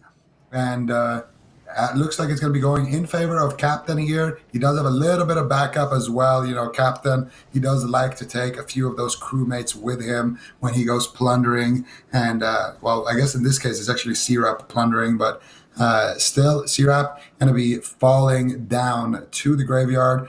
Going to be swimming with the fishes there, and we're going to be seeing this push at farm from VC.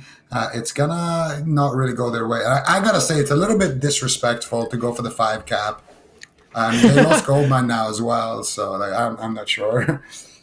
Sometimes the best defense is a solid offense, and maybe by dragging the entire team back on defense.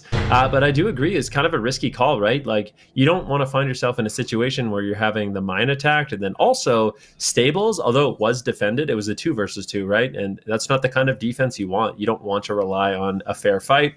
You want an uneven fight where you have more defenders than attackers.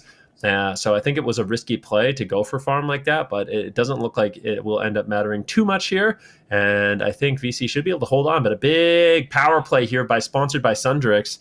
They're just going to be rotating up. And you can see Telon right now, he's actually going for the flag cap, like Zemek trying to shut him down. Fearwind there as well. He's caught into a blind. They're actually getting taken down. Drexler getting low. Crime pushing forward. These two mages have arrived, Drexar and Crime. This is going to be AoEing the flag, but they're low on health, and they're actually getting taken down. Oh, Drexler is going to be going down there. Slippery's caught up in the polymorph. They're going for the clicks here on Lumbermill. Can they actually do it? Milana going for more sheeps here. Slippery not able to control his character. They finally res, but they're going to lose the graveyard here. And this fight right here means neither team has a graveyard. Whoever wins the fight pretty much gets the node. VC might be able to defend it, but equally so sponsored by Sundrix might be able to wipe the floor with VC here and take a 3-base situation here in a game where VC was going for the 5 cap, but still it looks like VC are winning the fight right now. Reinforcements are slowly coming up through the road here. You can see C-Rap trying to 1 versus 1 here, getting the captain actually to come back to the stables as well. So C-Rap actually helping out at Lumbermill by being here. And look at Alcor using that shield wall, but he's feared up in battle stats. He's not going to be able to access his Berserker Rage. He gets the nade gets resisted, and they're going to be able to defend it because of that nade being resisted. Otherwise, Alcor, do you want more, would have been able to go in there and, break the habit. Oh, wow. You got to love that. But we shall see. I mean, VC right now, this is the prime position that they want to be in, holding onto these 3 bases. I really don't want to see them be greedy anymore. They just lost to basically an iron defense coming in from Hell Yeah Brother. I think they can do the exact same thing. Focus on having those 3 bases. You don't need to take risks. I mean, if you really want, maybe you send Yes Master to go, try to ninja base. But outside of that, just hold on to these 3. And they have a lead right now, almost double the resources of the Horde side. And if they can hold on to this, they will inevitably win. And I think that has to be their main focus. Don't get greedy. Lumbermill under assault right now. See JFat just sitting down, enjoying some biscuits, a little bit of water, as Young Brats is caught into a trap. So just going to be enjoying a little bit of lunch during the halftime. So are you going for an execute here, or does manage to get a pick? And it looks like VC has enough troops here at Lumbermill to defend.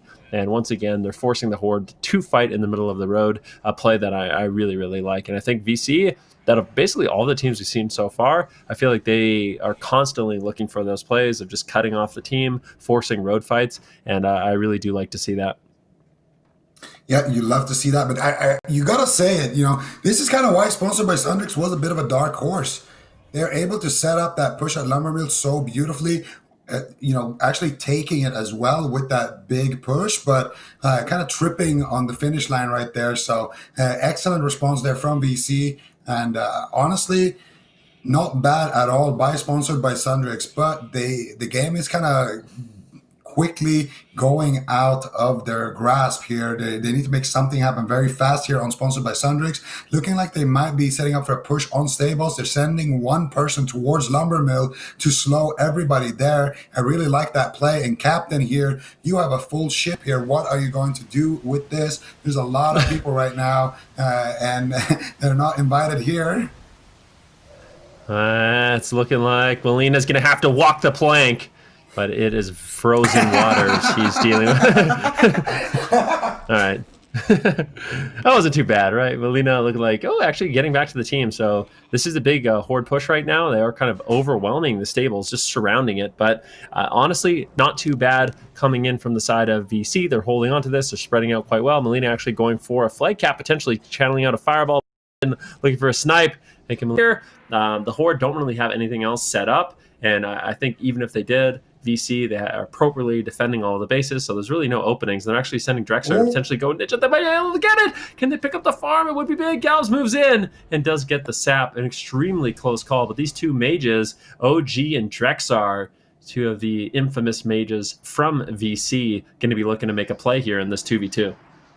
Yeah, this could be an intense 2v2 here. Double mage against a hunter. Is that two rogues versus two mages? I mean, right now we're going to find out which class is the better class here. Big ice blow coming out here from OG. Exits the ice cube, gets a full sheep onto Vin, who wants to turn this farm into a winery here, according to Rockman. Drexler's in a sap right now. OG by himself, getting Evist right there. Galvs getting a full blind here onto Drexler. Gets caught up by the nade. OG's been doing a great job so far. Kiting here, moves in for the Frost Nova, but he gets taken down there by the Abyss from Vin. And now Drexler running for his life here. He's not going to stay and try to 2v1. Come on, Drexler. He's going to go for the sheep shot here. Vin looking to try to take Drexler down into the kidney shot. And if Drexler blinks, he's going to blink right into Galvs. He needs to blink very late here, but he doesn't have it. And he's just going to go down in that kidney shot. Excellent defense there coming out from Sponsored by Sundrix. But they did waste, a lot of time there from the attackers of Sponsored by Sundrix. So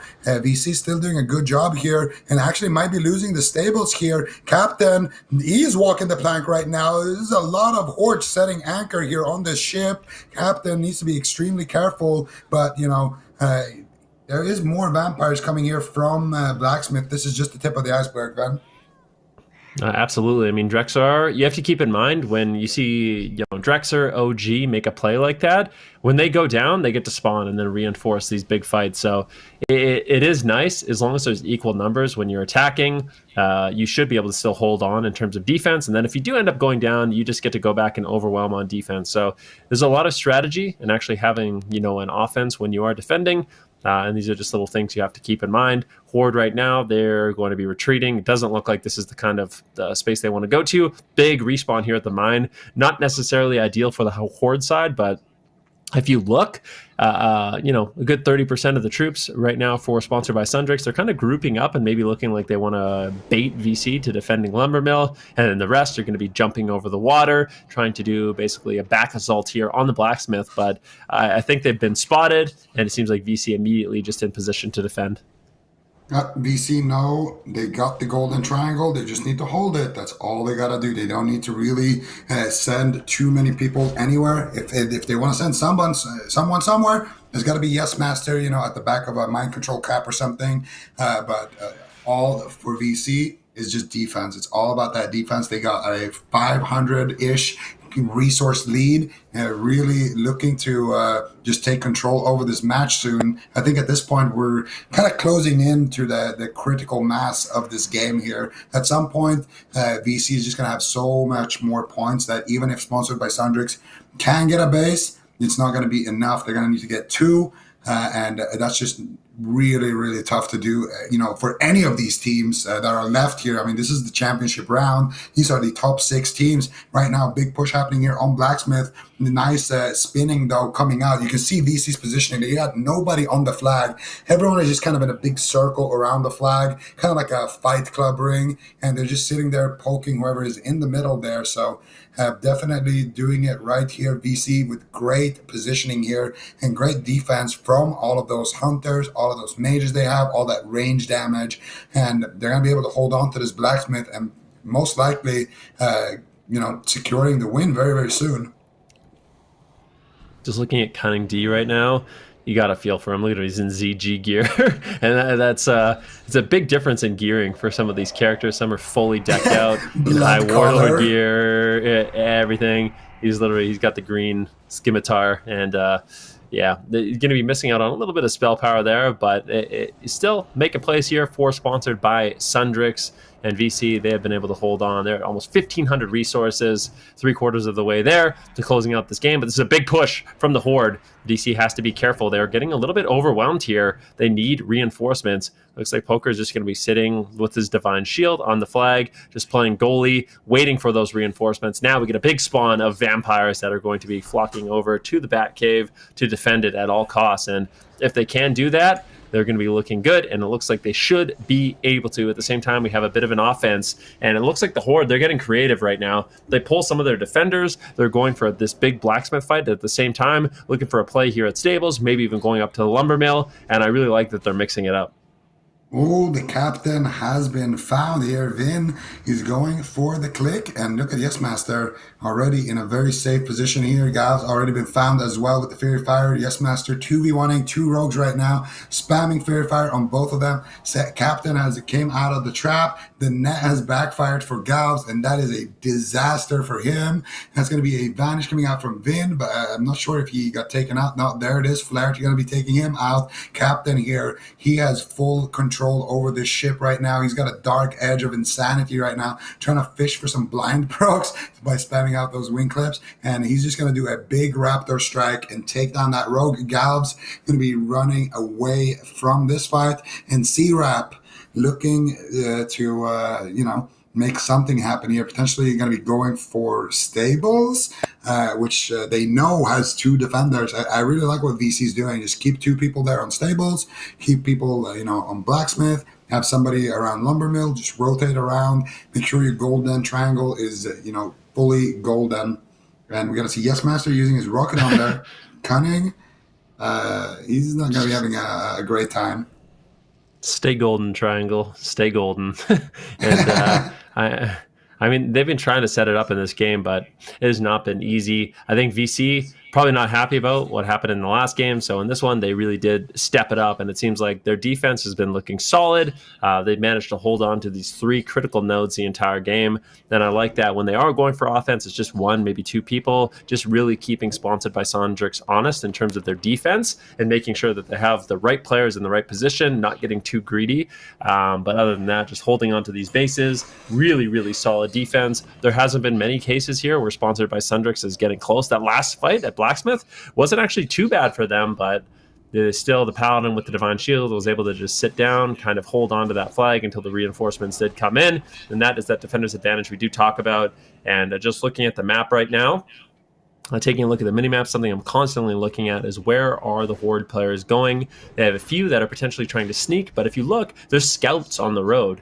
VC has some scouts on the road between mine and stables, so they see this assault incoming, and if they need to, they can back up. This fight at Lumber Mill is going their way, and VC just, it seems like they've got everything going in their favor. And at this point, I think it's very easy for us to call, at least for me to call.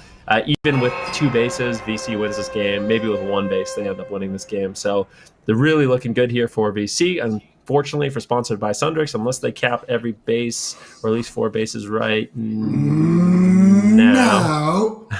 it's not looking like it's going to go their way. And VC will be able to claim their first game in that lower bracket. They still have a little bit of time to get all 5 bases on the side of Sundrix if they do it right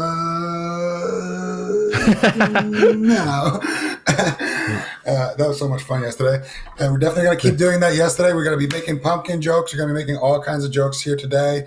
And one thing that is not a joke is the fact that Sponsored by Sundrix, they are going to be eliminated from this tournament very, very shortly here. VC in full control here, just destroying this game from start to finish, getting the blacksmith, never letting go, holding the lumber mill, holding the 4 bases for a little while. Looked a little bit shaky there for a second that they might lose the lumber mill through some definitely greedy decisions right there. But, the vampires did go hungry after that last game, so you can't fault them too much. Their thirst for resources, it was insatiable. But now they held on to the golden triangle, and they played out the macro game beautifully. They just played the defense game, always keeping multiple members on stable, keeping multiple members on BS, keeping multiple floaties, and of course, multiple people just on all the bases. So for VC, it's been a clean display of defense and just a clean opener for them as well. And I like what the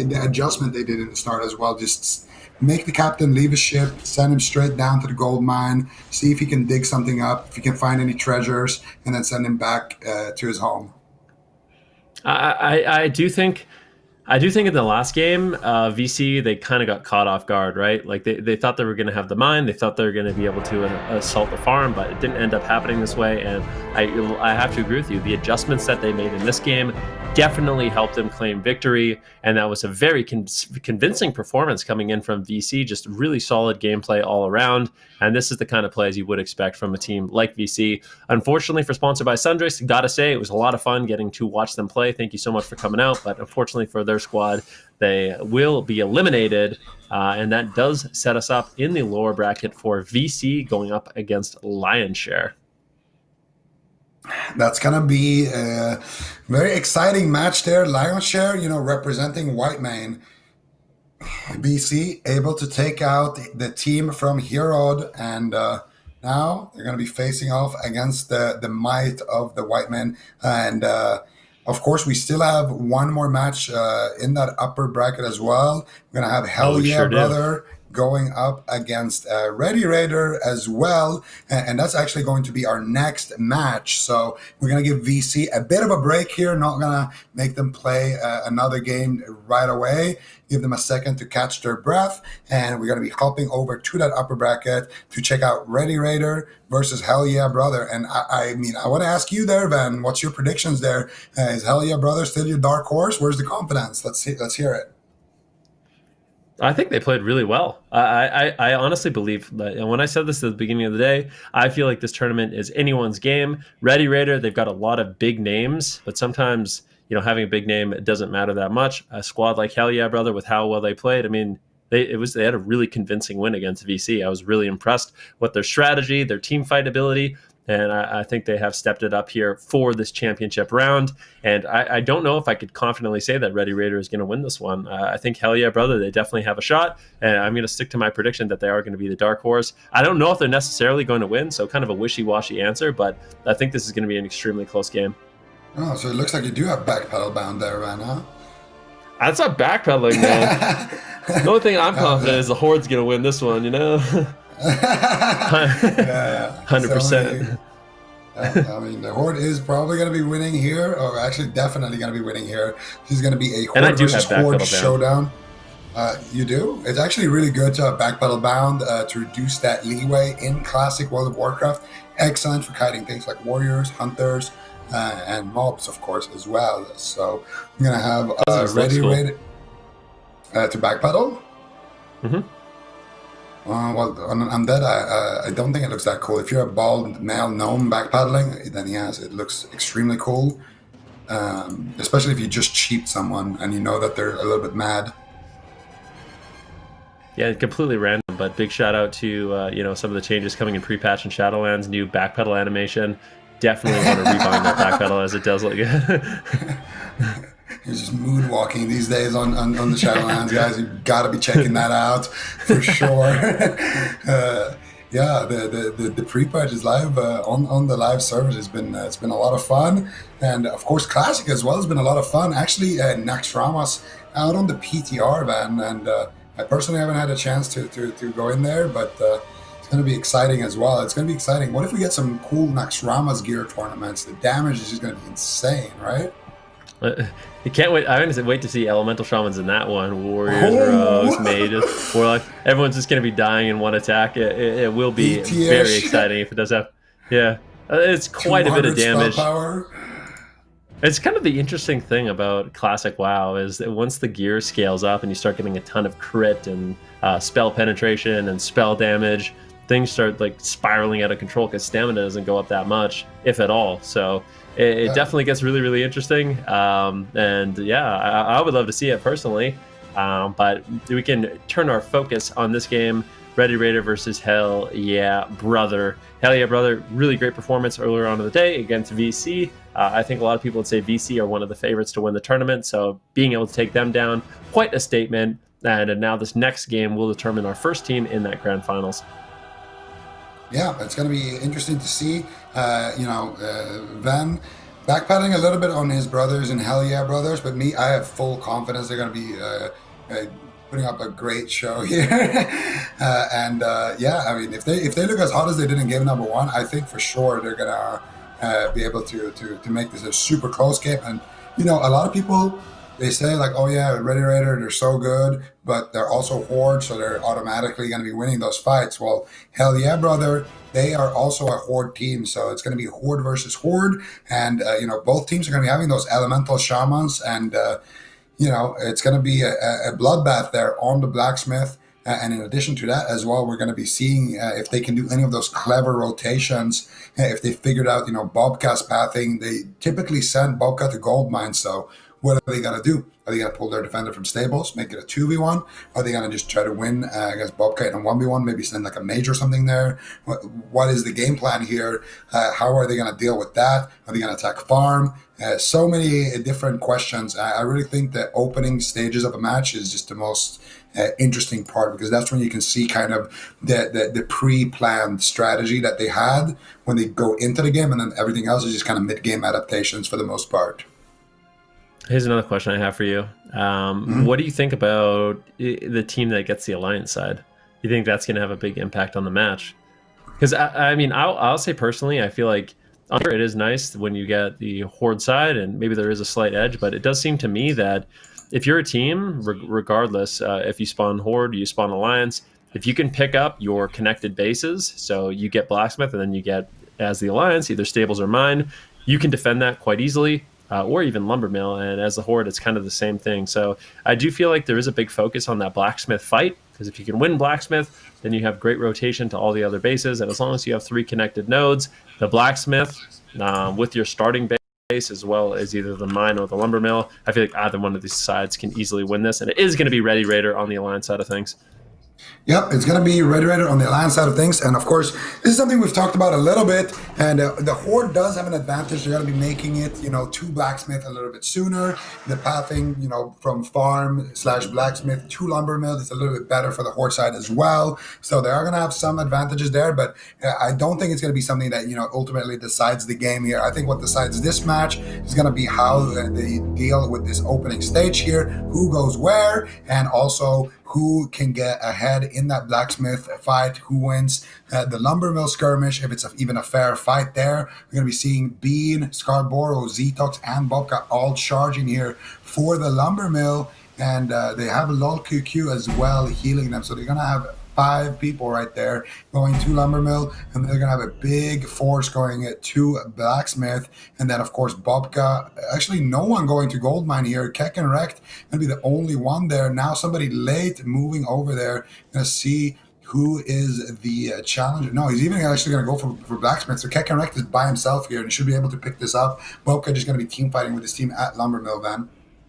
Yeah, as soon as Bobka reveals himself, Gek and Wreck needs to just be taking this base, and it looks like they have kind of realized, but they get that sneak attack, and they can go for the lumber mill. And oh, Bobka actually gets picked! A complete nightmare. He overextends, it gets absolutely deleted. At the same time, Scarborough goes for a massive chain lightning. It looks like LOLQQ. They will be able to push them back, and it looks like they will be able to hold on to the node as well. So this fight going in favor of the side of Ready Raider. At the same time, we do have Kekenrek. He's going to be moving from the mine over to the stables. Big fights here at Blacksmith, very back and forth. Neither one of these teams really over-committing. Omnivore getting a little bit low. Has to be careful on that warrior. These warriors are really susceptible to getting bursted down by a mage, by an elemental shaman. So you really have to be careful. Reverie's going to be moving forward. Actually now caught into a trap. Could get taken down. Big chain lightning. And this fight looks like it's actually going in favor of Hell Yeah Brother just a little bit. The Alliance side of things are Ready Raider. Ready Raider right now, they're trying to rotate down. They did end up winning the lumber mill fight, but they're just getting kind of destroyed in this fight. Dookie might get taken down. Zetox might get taken down. Boo's just free casting chain lightnings right now, trying to get some counter kills, but no one's going to be spawning here. These constant reinforcements coming in. Looks like the Horde side, they're actually going to be pulling their defender from the farm as well, really trying to reinforce. You can see Bobka now on the cam. He'll be moving forward, manages to find the sap onto Kekenrek, exiting stealth and actually going for this cap here, Zico. Yeah, Bobka gets the sap, and he's gonna get the cap right now. But it's still looking very good here on the blacksmith for the side of hell yeah, brother. Finally, Ooh! Bobka getting the mine, and he gets blinded here. Kekenrek might go for the sap and actually defend it here, so that's not entirely done right there. That's a pure 1v1, no reinforcements coming for either side right now. Kekenrek gonna go for the sap, gonna potentially defend the base right now, and then open up onto Bobka, so he's gonna have the upper edge. The fight is still raging on though at blacksmith. A lot of people here still trickling in from both sides. You can see one guy trying to shut down the reinforcements on the bridge, and you can see nice kiting here from Ready Raider while they wait for the reinforcements to show up. And now finally they're showing up. Bobka now going for the click here, gonna go for the restuff here, looking for Kekenrek, but Kekenrek doesn't really fall for the bait there on the side of Goldmine. Now still more people trickling in, but this fight at blacksmith is just looking more and more convincing for hell yeah, brother. Looks like they're going to be able to eventually pick this up here. Beautiful triple fear. Beckinsale is going to go down. Trickster is going to be fully fear. Nifty Shot is going for the click here, and he's going to get it. Beautiful stuff there. And Bobka now going for the gold mine still, but Kekenrek looking strong there on defense. I have to say it. Hell yeah, brother. Right now, they're up 3 nodes to get the blacksmith. Mine is going their way, but I do want to see a little bit of reinforcements coming in from Hell yeah, brother on the mine side of things. They're actually potentially even going for an assault here at lumber mill. If you look, there's not much in terms of Ready Raider players, the Alliance side, at lumber mill. So there's a great opportunity for Hell yeah, brother to push, try to make a play there. At the same time, we do have the blacksmith Kekenrek.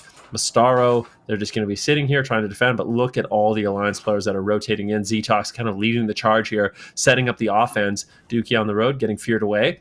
Dipsy now trying to rotate over as well, and just most of the players on the map are going to be focusing on that main point of contention, which is, of course, going to be that mine. That being said, what you do if you are Ready Raider in this situation is you go to the mine, you team fight, and if you do end up falling down at this fight, it's not that big of a deal. You're going to spawn over to the lumber mill.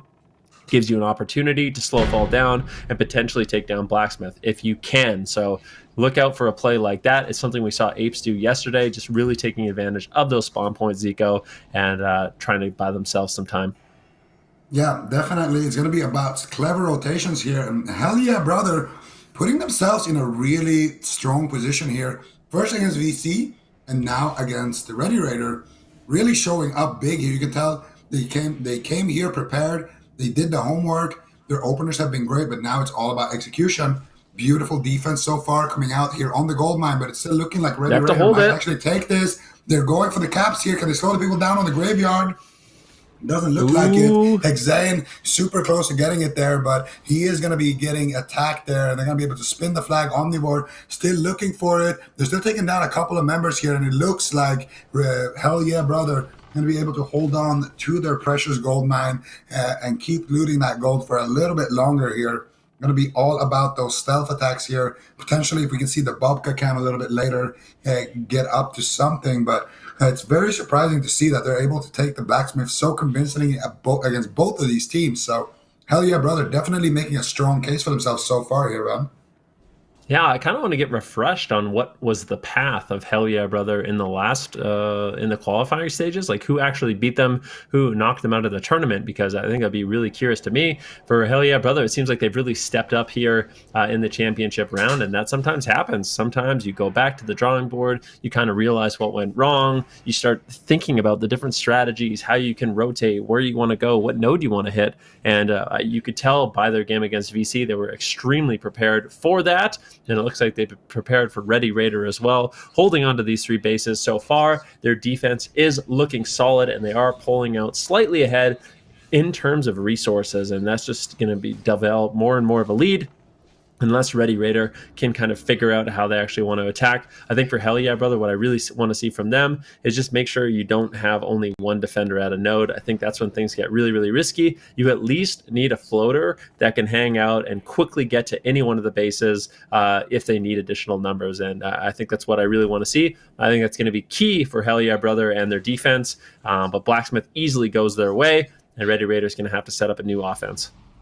Yeah, the Ready Raider, right now they have 2 people kind of lost here on the mine, and actually Scott Boro baiting them a little bit that they're going to disengage, but Bobka jumps down, and here we go. We got a 3 versus 3 happening here. LOL QQ gets caught up in the title charm, takes big damage here from these shamans. Bobka goes in for the gouge, takes down the priest. Zetox now charging in, Booze as well. They're overwhelming this mine very, very nicely, but who's going to cut off the reinforcements? They're coming down from farm. They're trying their best here, but there's going to be 2 more people coming in addition to the people who are going to be rezzing there on the graveyard. They need mages to go up there, freeze everybody, slow everybody down. Scarborough's going there, dropping the Frost Shock, trying to do something. Bobka now running up there as well. Takes a massive hit from that Chain Lightning into the Lightning Bolt, and he gets erased there in that freezing trap, 100-0. Now we're going to see more people here rezzing up on that gold mine, and I don't see anybody really attacking anything else. Somebody's moving up to Lumber Mill, but that's going to be a 2 versus 1. There's 3 people at stables, and right now it just doesn't look like there's any real openings here for the side of Ready Raider. You might be able to take those people at Lumber Mill, maybe send someone to farm, but it's not looking too good.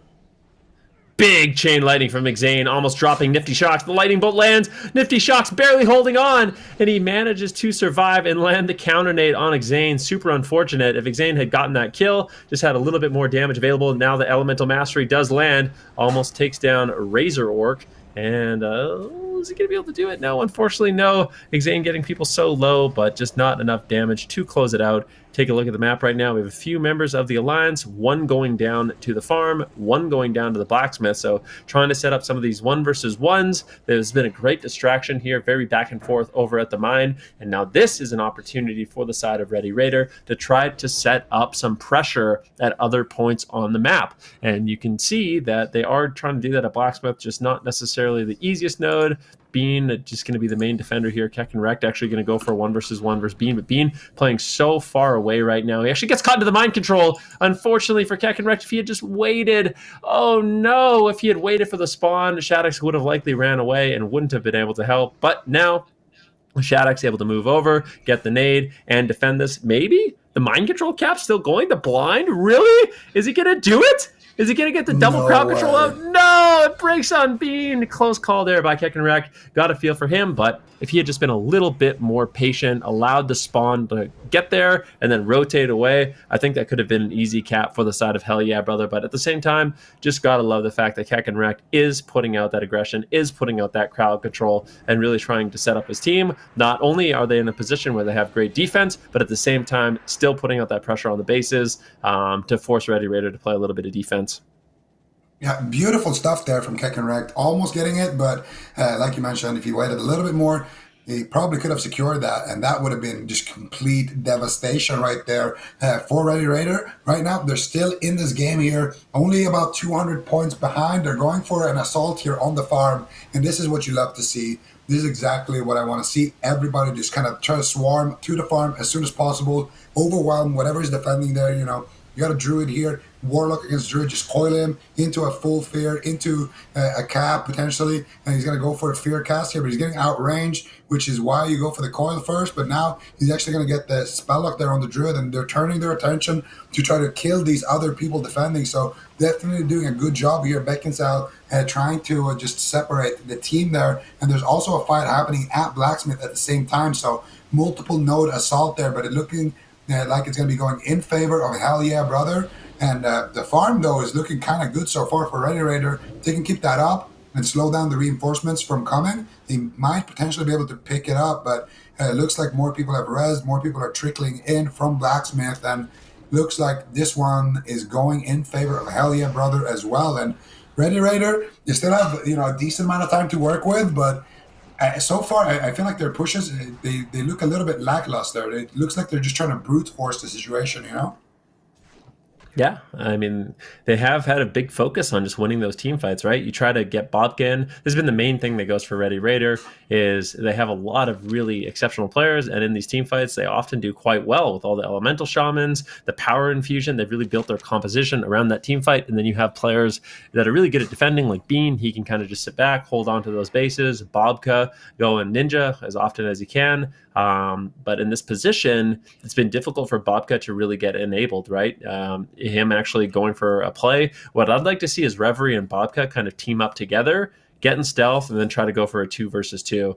Basically, what you want to do as Ready Raider is you force a situation where you have a big team fight, maybe potentially go down to the mine, force a lot of rotation, and then you have both Bobka, you have Reverie, then you go for basically a power play at the farm, try to hit 2 nodes at once, go for a stealth play, go for crowd control, and even just outright go for kills in a 2 versus 2, and that might be able to be something that they set up. Potentially now going forward, let's see if this Druid can shut them down. One Moonfire comes in. This Druid in a 3 versus 1 situation right now needs a little bit of backup. It looks like Dipsy is there, is positioning very far away from the node, and that is what you like to see. You don't want to all be there, susceptible to getting triple feared, triple naded. You want to be spread out. That way you can just continually shut down the people that are trying to cap. Big fear coming in from this troll priest. Well done there on the side of Hell Yeah Brother. It looks like Hell Yeah Brother will be able to hold on. At the same time, we do have Bobka setting up at the mine, pushing forward and maybe able to set something up. If you look, there's 4 players surrounding the mine right now. Ready Raider is getting ready to swarm, Zico. Ready Raider getting ready to take over this gold mine here. There it is.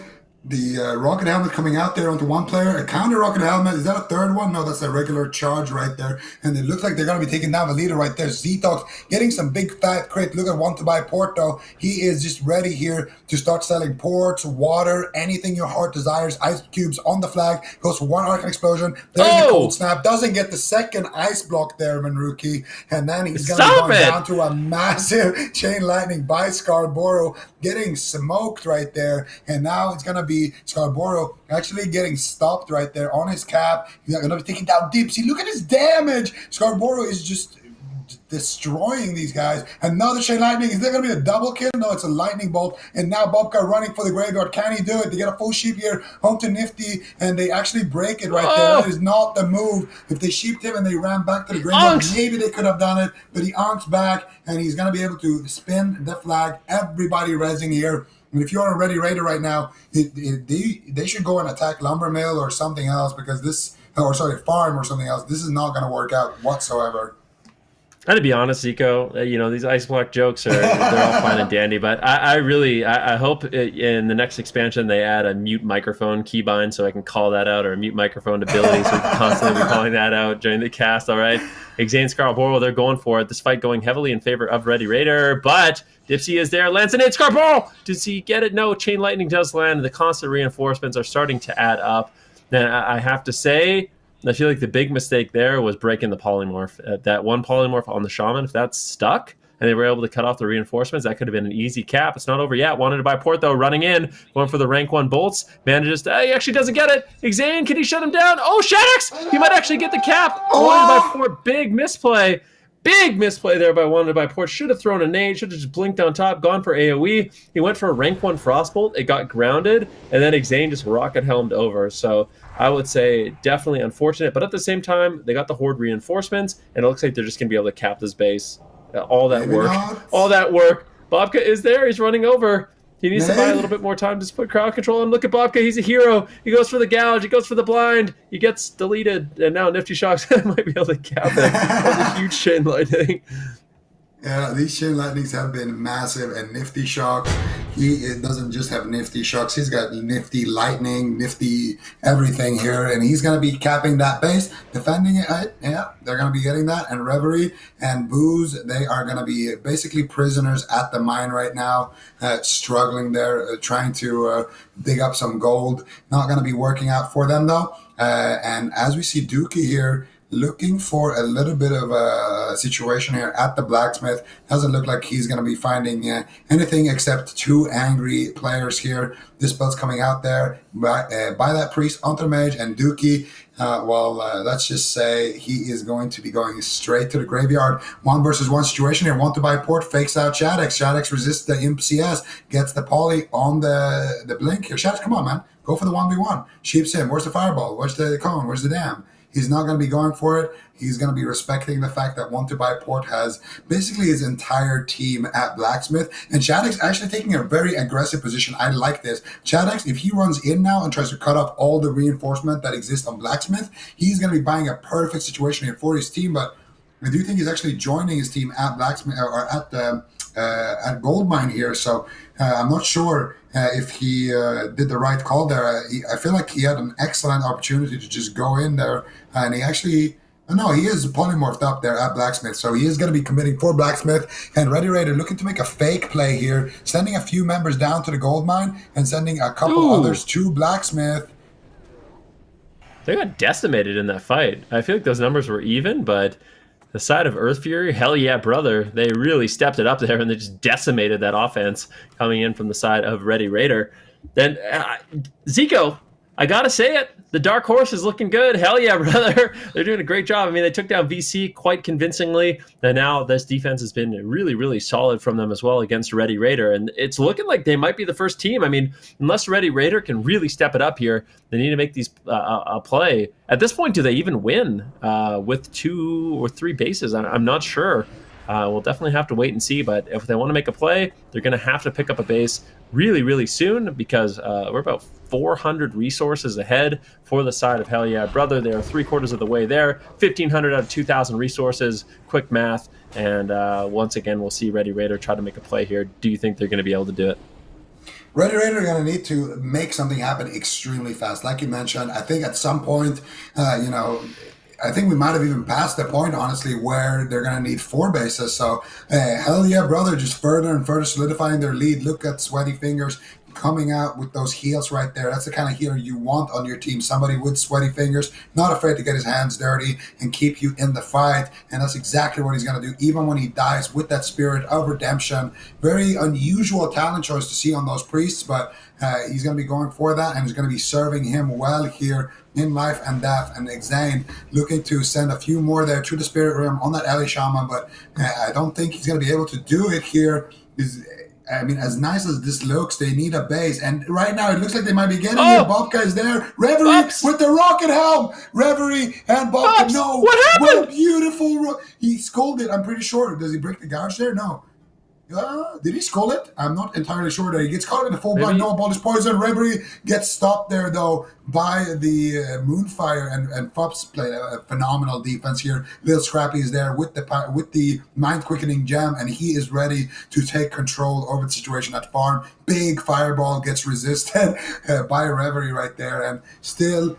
That was the one opportunity, and even then, I don't think it would have been enough. I think at this point, hell yeah, brother, are looking like our first finalist, man. I think that's looking to be the case. Ready Raider, they probably can't believe what's happening right now. They can't believe this side, this team from Earth Fury, hell yeah, brother, has been able to step up in such a major way. And they're looking just dominant against every single team.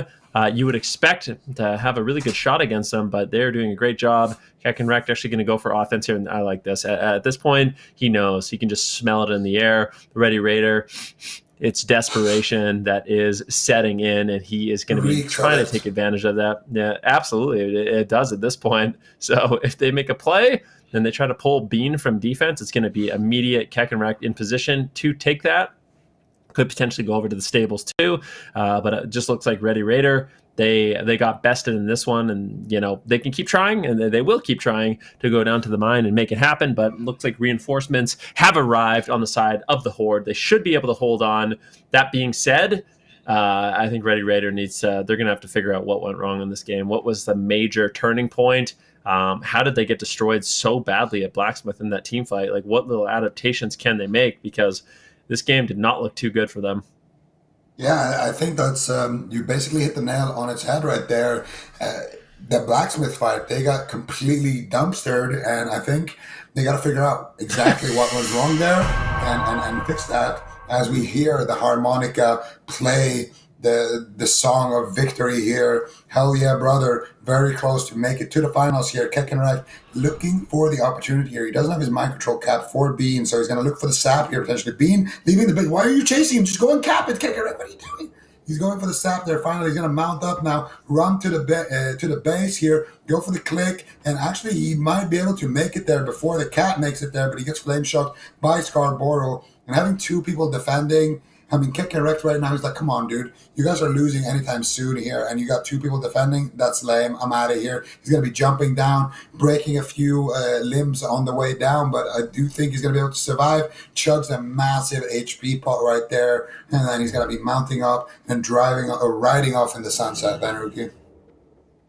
Yeah, I love that. Just use the potion. No chance he was actually going to go down, but just commit the gold. This could be the most expensive game we have seen so far. On average, these games are about 1,500 gold each, according to our experts. And, all these little potions that these players are just throwing out all willy-nilly. And Keck and Wreck still going for that offensive play, but this is exactly what you want. You already know. I mean, if you're Keck and Wreck and you see, okay, Revery's defending, Scarpearl's defending, Bean's defending, what are you doing, Ready Raider? He's probably laughing at this point. Like, you don't need 3 defenders. You're going to automatically lose this game if you can't pick up 2 nodes. So having no offense is basically just throwing away the game for the side of Ready Raider. And maybe they've kind of just realized, hey, this game's over. Let's just talk about it. What went wrong? Like, well, it's fresh in your memory. They can start discussing. But hell yeah, brother, they got to be feeling really good about themselves right now. Feeling themselves as they are our first team to make it. Unless Ready Raider caps all the bases right now, which isn't going to happen. Hell yeah, brother, is able to pull out the victory and make it to the grand finals. Absolutely incredible. And this is something that's even more interesting, Zico, is with the Ready Raider down in the losers bracket and VC down in the losers bracket, one of those teams isn't going to the finals. Yep. We are going to have a new finalist guaranteed here. I mean, we're not going to be seeing a repeat of what we saw in the qualifier with Red Raider and VC. And at the start of the day, I mean, that was the matchup we predicted, man. But guess what? It's going to be DJ Hamstring spinning the flag, making his way to the finals with Want to Buy Port, Nifty Shocks, and the rest of the gang here. Definitely, making a case for themselves and for Earth Fury, you would think, okay, we got White Mane, we got Hero, we got Farlina, we got the Big Boy Realms, we got Netherwind. No, it's Earth Fury, actually. That is the undefeated team that made it to the finals. So definitely a phenomenal showing here from those guys. And congratulations, And now we're going to be looking over at the lower bracket. It's going to be all elimination matches. And, I mean, we're on a collision course here for VC and Ready Raider to fight for their lives in that lower bracket. It's going to be VC versus Lion's Share, and that's going to be our next match. And then after that, the winner of that series is going to be going up against Ready Raider in that lower bracket final. So this tournament is definitely already starting to really shape up here, and we're starting to see, who the top dogs are here in North America, man. Yeah, I mean, I couldn't have said it better myself. Right now, we've set ourselves up for a very explosive lower bracket. Our next match, of course, is going to be VC Vampire Clan going up against Lion's Share, and the winner of that will be going up against Ready Raider in the lower finals, and the winner of that will make it to the grand finals for a shot against Hell Yeah Brother, and we'll see how that all plays out. Our next match, like I said, VC versus Lion's Share. I think a lot of players would expect VC to actually win this one, but obviously, like we saw yesterday, like we saw today, anything can really happen. All of these teams are gamers, and they are ready to put on a show for us. And we shall see if Lion's Share is going to be able to do it, or if VC can battle it back. And there's a long road for VC at this point. They have to take down Lion's Share, they have to take down Ready Raider, and then they have to take down Hell Yeah Brother in the finals in a best of 3. Definitely a difficult task, but I think they are up for the challenge, and I think they're not going to go down easy. Oh, yeah, definitely. I mean, I'm pretty sure we saw VC coming from the lower bracket in the qualifier as well, kind of battling their way back up to the good graces of that grand finals. And I mean, it definitely could happen, but they didn't have Ready Raider in the lower finals. I mean, these are definitely a lot of evenly matched teams here going to be in this lower bracket. And it's definitely a scary place that you don't want to be visiting anytime soon. So Lion's Share themselves as well. I feel like Lion's Share is one of those teams that also have a pretty decent shot at just straight up taking the game here from VC. I think they're definitely not going to be a walk in the park here. But I would say, with that said, VC probably going to be the clear favorite here. We're going to see VC starting out on the Horde side. We got an Alliance versus Alliance matchup here, and we're going to see if Lion's share, if they're done, or if they want to get an even bigger share of that prize money. They want the lion's share, man. What do you mean they're done? They're not done. Lion's share, they're going to be putting their best foot forward against the vampires and seeing what they really can do. We saw Nanigans. I mean, there's some big players here on lion's share. Nanigans had a really impressive score in his last game. I think he went something insane, like 27-1, 30-1. So big heavy hitter for their squad, throwing out lots of damage in those team fights. And we'll see if they can do it. Definitely not going to be easy. VC gets the horde side of the map. Which some players would say is an advantage for them. But once again, I mean, it's hard to say. And I think it really is going to come down to that Blacksmith fight. Who's going to team fight better? But at the same time, if you overcommit to Blacksmith, here's one of the big problems. And if you wonder why, okay, Blacksmith's the only thing that matters, why don't they just send everyone Blacksmith? You can still easily win with 3 outside bases, so you have to make sure you're not giving too much ground on those outside bases. Otherwise, you could just lose that way if the defense is solid.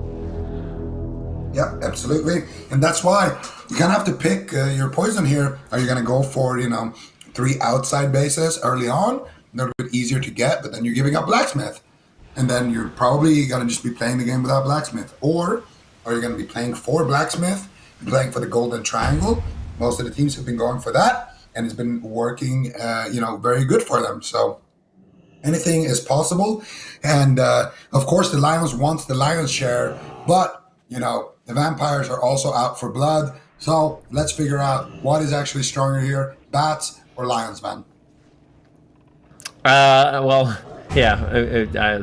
been the age-old question for sure. I mean, I think people have been wondering about that for quite some time. It looks like mine will go in favor of Yes Master as he picks up that node quite easily. The fight here, this team fight actually going heavily in favor of VC as well. And it looks like VC, they're going to win Lumbermill, they're going to win Farm, they're going to win the mine, and now Blacksmith is the main point of contention, but Blacksmith seems to be going heavily in favor of Lion's Share on the Alliance side. You can see it's all blue, no red at the zone. The last kind of defender here is Crime. A lot of these Horde need to be jumping down as fast as possible. They need to get some sort of crowd control on Saryu. Polymorph, someone needs to get in position, get a scatter off, get something. If Saryu jumps down, doesn't look like he has enough time.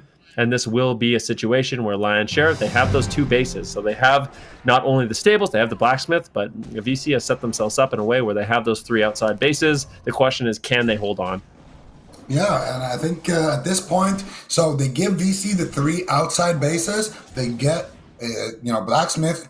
Now, all they need to do is get one of those side bases. I think for Lion's Share right now, you send half of the pride to attack the gold mine. You send the other half of the pride to attack the lumber mill. Somebody's going to come home with the goodies, and then you just hold whatever base you get alongside with the ones you have, and you're going to be setting yourself up for a nice, clean defense. And, VC's comp is not the greatest at making, something happen from behind. And we are going to see a big fight breaking out here at lumber mill. And it's going in favor right now of Lion's Share here, but VC does have the graveyard to work with. A lot of people from VC trickling in from the farm still.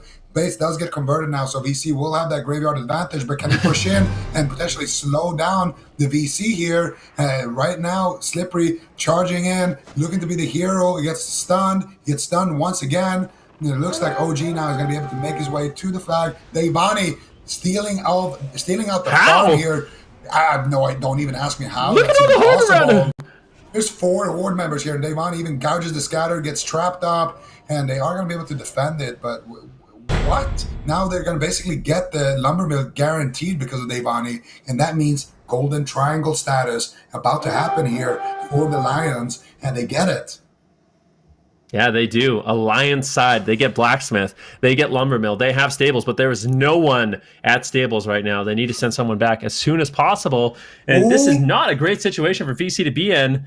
Rectangle right now, they still need to win this fight. Keep in mind, there is no res point at the Lumbermill just yet, so you definitely don't want to be going down. Still have to play extremely safe, but this is still, I would say, Lion's Share is looking good. Lion's Share definitely looking solid so far. I mean, this is basically the best opener. This is more or less the best opener you could hope for. And if they don't let go, they could actually take down VC. And wouldn't that be crazy? VC, one of the absolute favorites of the tournament, going down this early to Lion's Share, but we can't get ahead of ourselves. Lion's Share is still only ahead about 10 or so points, and they're going to be able to do a great job so far, I think. Yeah, but they need to hold these bases. Already seeing some cracks in their armor. Only one person at stables. There's a couple member close to Goldmine that I could choose to attack there, and I want to see at least a floater there. As soon as you stabilize things on Lumbermill, have somebody else backing up Whipped over there at stables. Make sure you have at least 2 people at Blacksmith, and have everybody else just kind of around that Lumbermill slash stables kind of a hill there, and that's it. You're going to be able to defend the golden triangle, but GC looking to take out the Lumbermill. They need to spin the flag. Lexemic might get it in the back line. Gets sniped by Do You Even Lift. Lifting his team right now. Definitely carrying here, but he's going to need more backup. He's doing what he can to spin from a distance, throws in the nade. Then, they need more people at Lumbermill ASAP. So many people just rezzed at Blacksmith. They're going to have a hard time making it all the way there, but Uranus gets sniped there in the back line. So still a lot of good work here from the Lions Pride, and now more people trickling in from Blacksmith. This should be safe. Creative, though, getting that base. We said it. They needed somebody else at stables, and now... It threw the bomb! Oh! The nade! The nade from downtown, but Whip now, look at him. He needs to get out something. He needs to get out his bow. He needs to get a charge. Stop creative at all costs, but at the same time, the vampires, they're all over the Lumbermill. They need to be shut down. And I feel like now finally more reses are coming in, but they need to stop him. And these constant pokes. Do You Even Lift, honestly, MVP right there. Look at his positioning. He's just maneuvering back and forth, getting the shots on who he needs to with the multi-shot, with his pet. And Do You Even Lift definitely kept his team in that fight, allowing for a lot of time. But at the same time, I never, ever want to see Lion's Share just have one defender again, especially when that defender is a warrior. Are they crazy? Like, that was a moment where BC could have easily come back in the game. Don't just have a warrior defending. You need at least one more. I think as long as they focus on that, they're going to be looking good. Blacksmith looking healthy right now. And so far, this game is looking solid for Lion's Share, but it's not over yet by any means. Oh no, Whipped versus Yes Master here. There's nobody really there. There's somebody, kind of close to the bridge. That's the closest member. He's going to be making his way maybe potentially to the farm here. Whip going to be making his way out of those roots, going for some damage here onto Yes Master. Lands the pommel. Big damage coming out from Whip. The Yes Master is tanking it out as a big strong bear. Now going for the roots, and he look at that click. He's actually clicking in the dead zone, but he gets naded. He trinkets out of the net. Yes Master's going to get this with the dead zone. No, he breaks out of the net early. So lucky there for Whip, and they're not going to get lucky a third time. Send somebody more to stables here. Finally, they're going to have Lear there, but I want to see 2 people at stables at all times here from Lion's Share. If you're going to have a golden triangle and go for a kind of choke strategy, you can't be getting bullied around this much. They have so much pressure on the side of VC at stables, so much pressure now on Lumbermill as well. And I really think VC is going to break this golden triangle. Their offense is looking superb right now, man. Yeah, you really get the feeling. I mean, they haven't done it just yet, but you get the feeling with the way this game is going that VC is going to make something happen. Creative once again, going for a potential ninja here, but 3 versus 1 situation, 3 versus 2 actually. I don't think he's going to be able to do it. Very back and forth here at the Lumbermill once again, but these reinforcements, the range. Look at these 2 hunters. Do You Even Lift? Doing a great job, just playing the range, really poking down VC as they try to get on top of the flag. And that positioning is just great. You allow all of VC to be on the flag, and then you kind of just surround them on the outside, create kind of a curve around their team, keeping them pincered, spinning the flag, and the more time they're right-clicking that flag means less time for doing damage, getting off healing, and they just fall behind on those team fights. And it seems like Lion's Share, their defense is looking really, really good. Still only ahead about 120 points. So VC definitely have opportunities to come back in this one, and they have had some very convincing runs so far. Yep, definitely strong stuff here from BC, but they need to make something happen. The longer they wait, the more those points are going in favor of the Lions. Now making a big push here onto Blacksmith. Very nice kind of grouping here. They're all engaging at the exact same time, giving the Lions, a little bit of trouble of getting that positioning down. They need to get more members of the Pride down here. They need to get a few more Cubs in here. Devani looking to make something happen here on the gold mine. Actually, undefended gold mine right now. Oh, Yes Master is sneaking around in stealth there, so probably not going to be happening too much unless Devani literally finds him and just rocket arms him or something.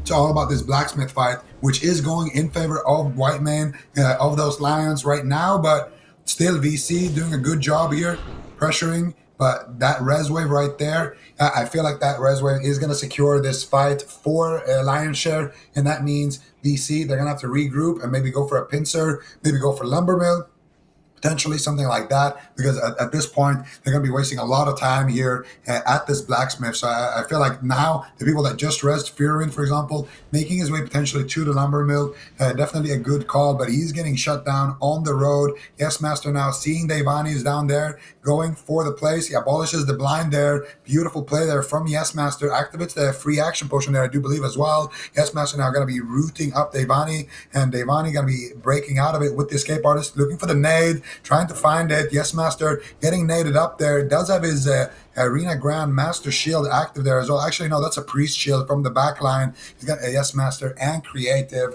Getting creative here with that priest druid combo. One of the worst 2v2 setups you'll ever see here. The two healers basically killing this rogue, but it's going to work out for this time. And that's still good though for Lionshare. Two healers, wasting their time dealing with him at Goldmine. That's two healers that aren't going to be here at Lumbermill.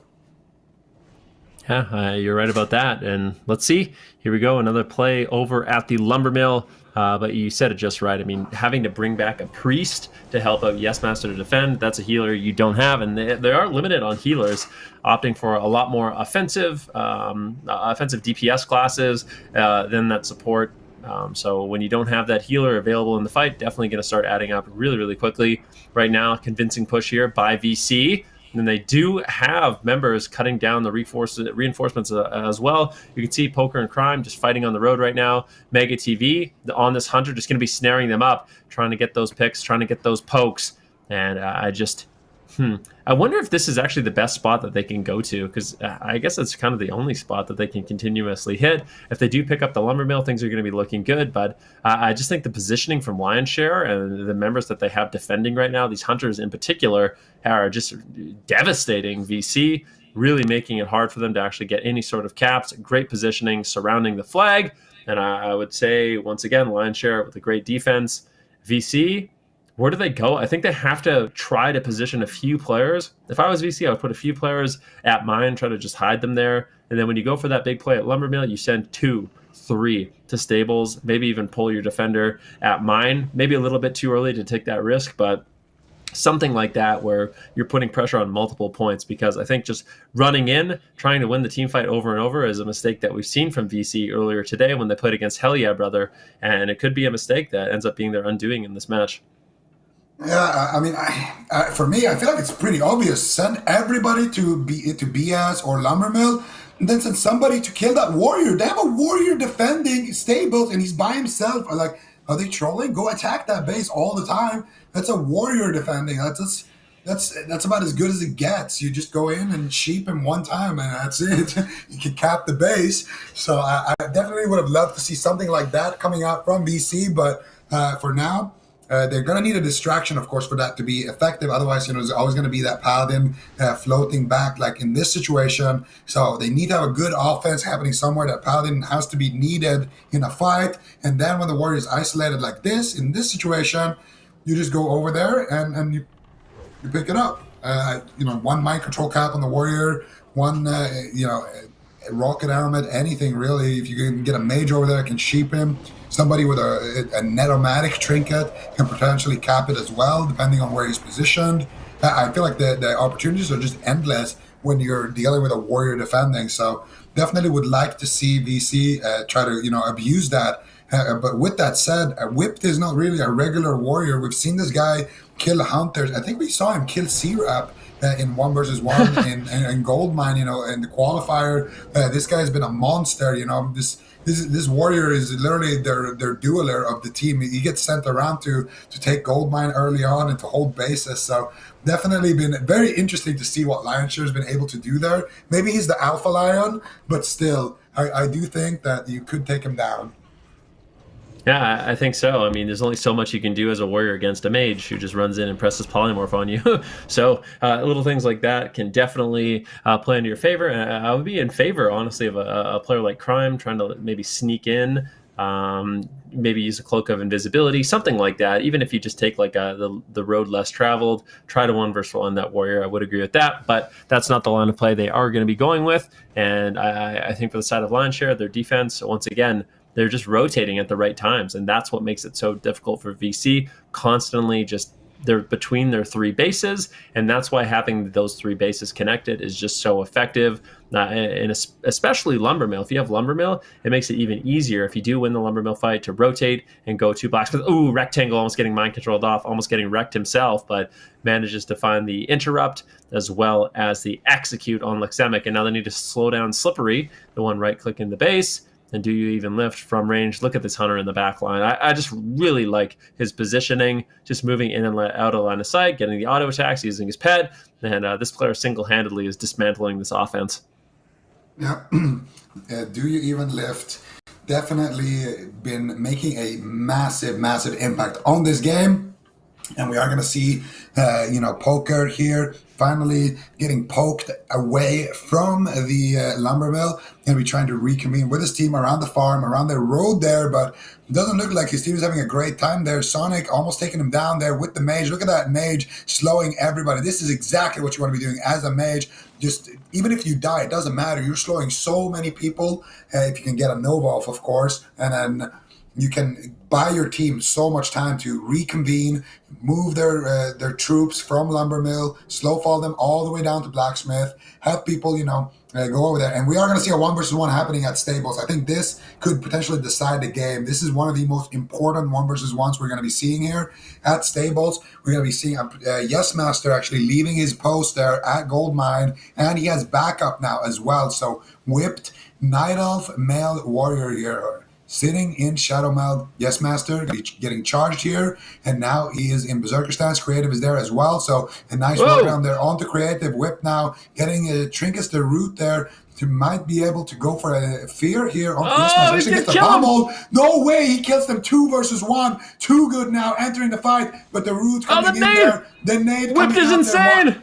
Whipped, playing it perfect. He's in dead zone range right there, so he can't take out his bow and shoot him, and he can't hit him with his weapon because he's too far away for the weapon and he's too close for the bow. What does he do? Throws out the hero nade. Too good coming in there, saving the day there. Beautiful defense, and I'm not going to shit talk Whipped anymore. You know what? This guy knows what he's doing here on the defense, the warrior on defense. We've seen everything, but it seems to be working, so we're not going to criticize that anymore, right, man? Yeah, we're not going to see Rap Whipped anymore, see Rap talk Whip anymore. He's going to be, it's pretty clear at this point. This guy is a monster in these 1v1, even a 1 versus 2 scenario. He was ready. Ooh, but look at Lumbermill. They did kind of split them up, and I like the fact that they did hit Stables. Do you even lift is going to potentially go down, and he's the #1 right clicker with that bow. And we'll see if they can take him down. That might be an opportunity, but still, he's just kiting away. He's getting the shots. He's in execute range and will get dropped. He's going to have to get a res, and this is an opportunity for VC to come back and potentially take Lumbermill, but still, the numbers just not going their way. Let's take a look at the map. 1 versus 1 here at the Stables, and they get it. Crime, the mage, he says, you know what? I'm a mage, polymorph. You can't do anything, and he manages to take that base. But is it too late, Zico? Is the question. Who would have figured out that you can just send a mage to the base that's defended by a warrior and just take it? That is crazy to see. But finally, Crime, he's going to be going ahead and entering that fight at Stables. Too Good and Whipped, they are here. But Crime is doing a fantastic job just stalling, buying time, buying more time. And that's the thing. Warrior defending, 1 poly, that's it.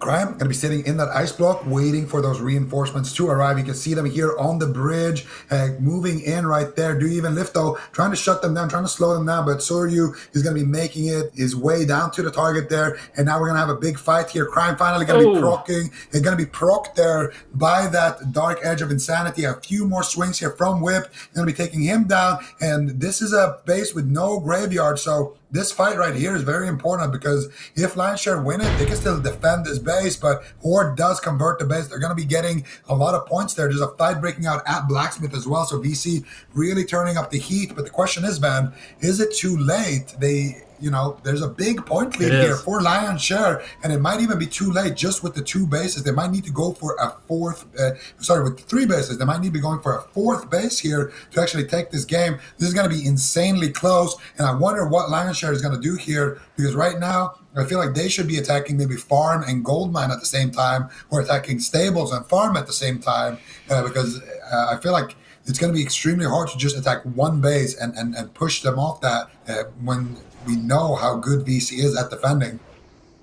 Yeah, but we did actually see, and I still think it is going to be an Alliance game. So for VC, yeah, we can see right there, Alliance wins 5 minutes 54 seconds roughly. So it's going to be a close game. There's no question about that. But for VC, it's not over for them. Getting the stables was not enough. And look at stables; it's not even defended right now. 2 Alliance are just going to be sneaking in. They might just be able to recap this base. That's going to be a nightmare. But at the same time, Lumbermill is under attack. Drexar are going to be rotating back, and we do have reinforcements. So well done there by VC, realizing, you know what, we're going to get reinforcements. People that are already alive can just rotate, and they're going to be going up to the Lumbermill. Lumbermill battle is going to be super important.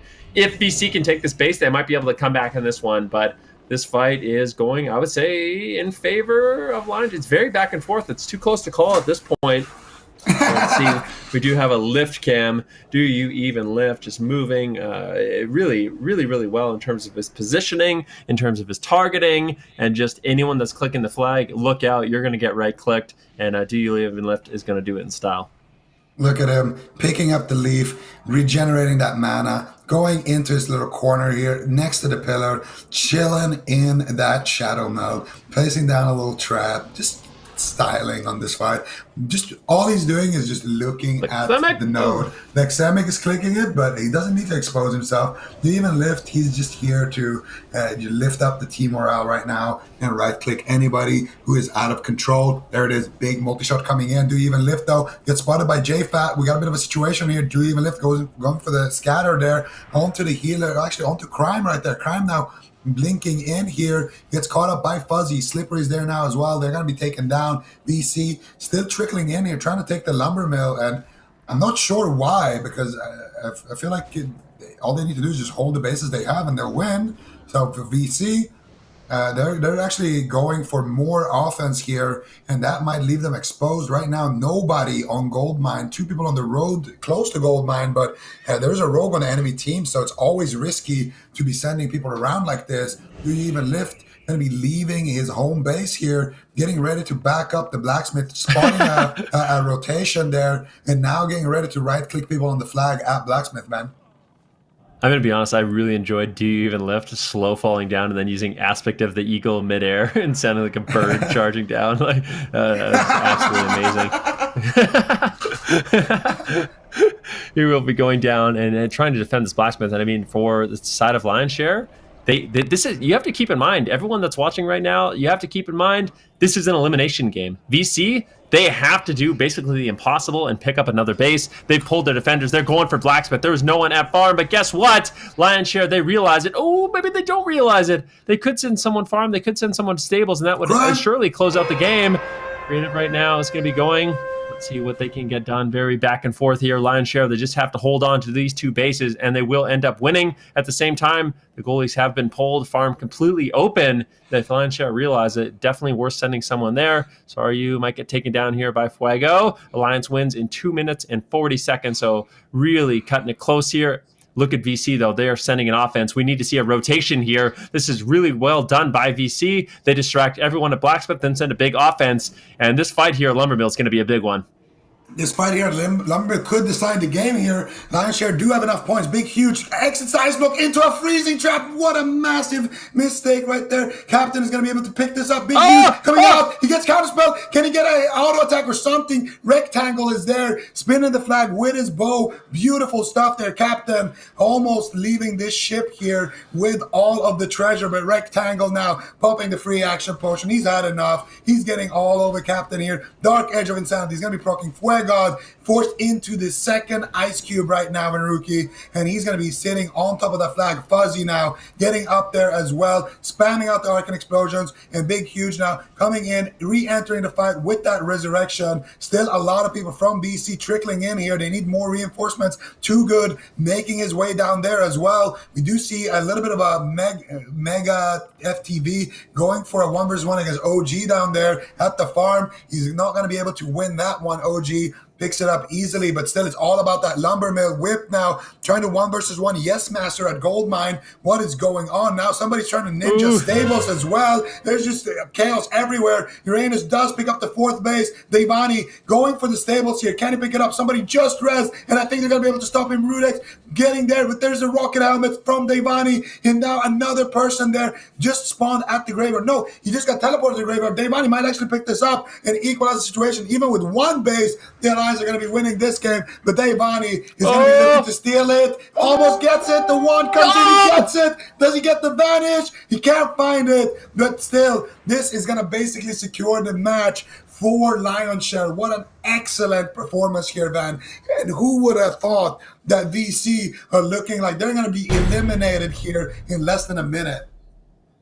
Ooh, the stables get defended. This is just so close. Still just 40 resources away. Lion's Share looking like they are going to be winning this one with just one base. We have 1v1 at stables, 1v1 at farms, 1v1 at mine. Big battles at lumber mill. This has just been such a back and forth game, but it looks like Lion's Share, if they can just hold on to that central node, they just have to hold on a little bit longer, and they will end up winning this one. Very evenly matched are these teams. You can see even with 4 bases, VC, they're too far behind. The only way they can win this is if they do end up capping that central node right, and it looks like actually Lumbermill was defended as well, so this game is completely over. Stables gets assaulted, Lumbermill gets assaulted, and it will be Lion's Share that advances to go up against Ready Raider in that lower finals. And unfortunately for VC, today was not their day.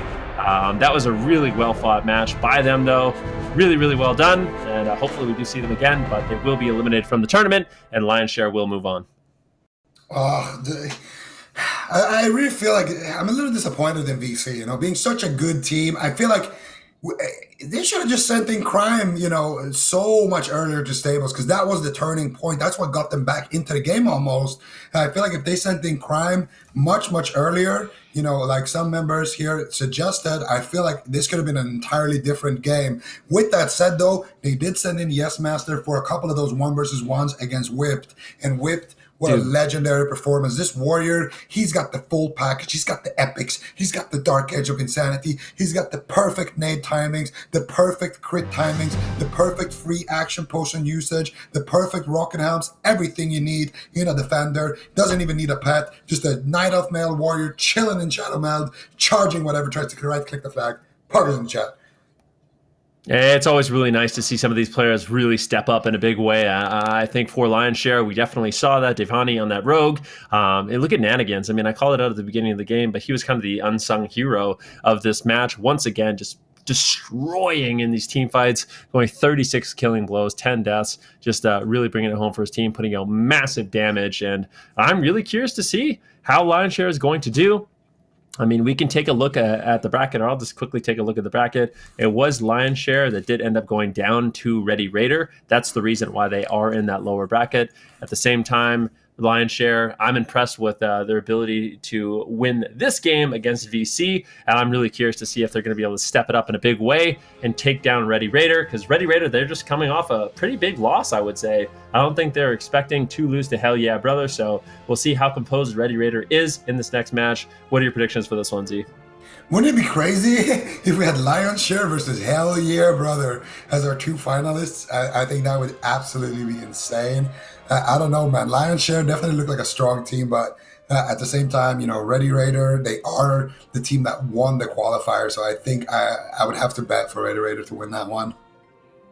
I think that's more than fair. Well, we're going to be able to find out very shortly. We're going to a quick break before we do the lower finals. That will, of course, be Ready Raider versus Lion's Share. Do not go anywhere.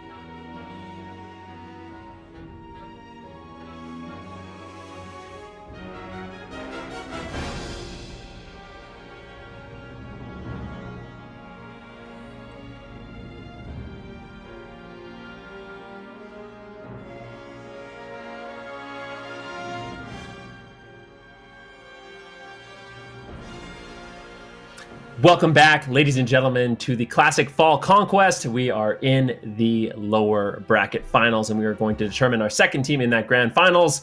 I'm your host, Vinruki, joined with Zico, of course, but we have a new addition to the desk. It is going to be Reinforce. How are you doing today, man? I'm all good. Thank you for inviting me here.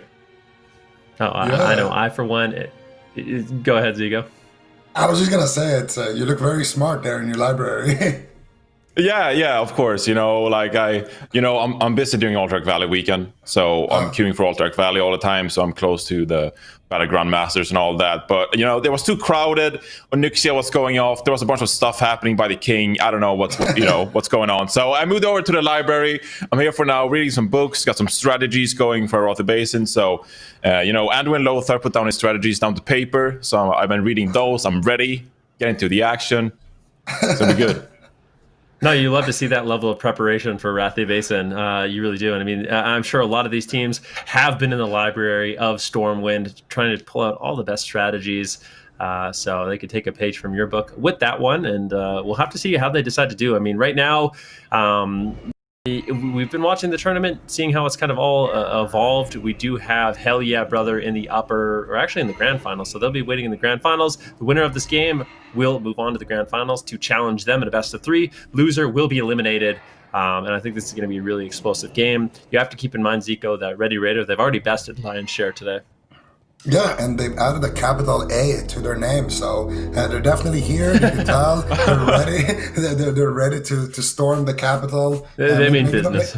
Maybe they've stormed the library as well. These guys are a Horde Squad team. We got Lion's Share playing the Alliance side here, of course. Bobka going to be on gold mine duty, looking for those 1 versus 1s. And so far, doesn't look like Lion's Share is actually sending anybody over there. So Bobka might just have a free base here to pick up. Somebody moving now from stables, but a little bit slow. Ooh, this could be Bobka versus Whipped, actually, the showdown here. That's going to be exciting to see. And also a little bit of a fight here breaking out at Lumbermill.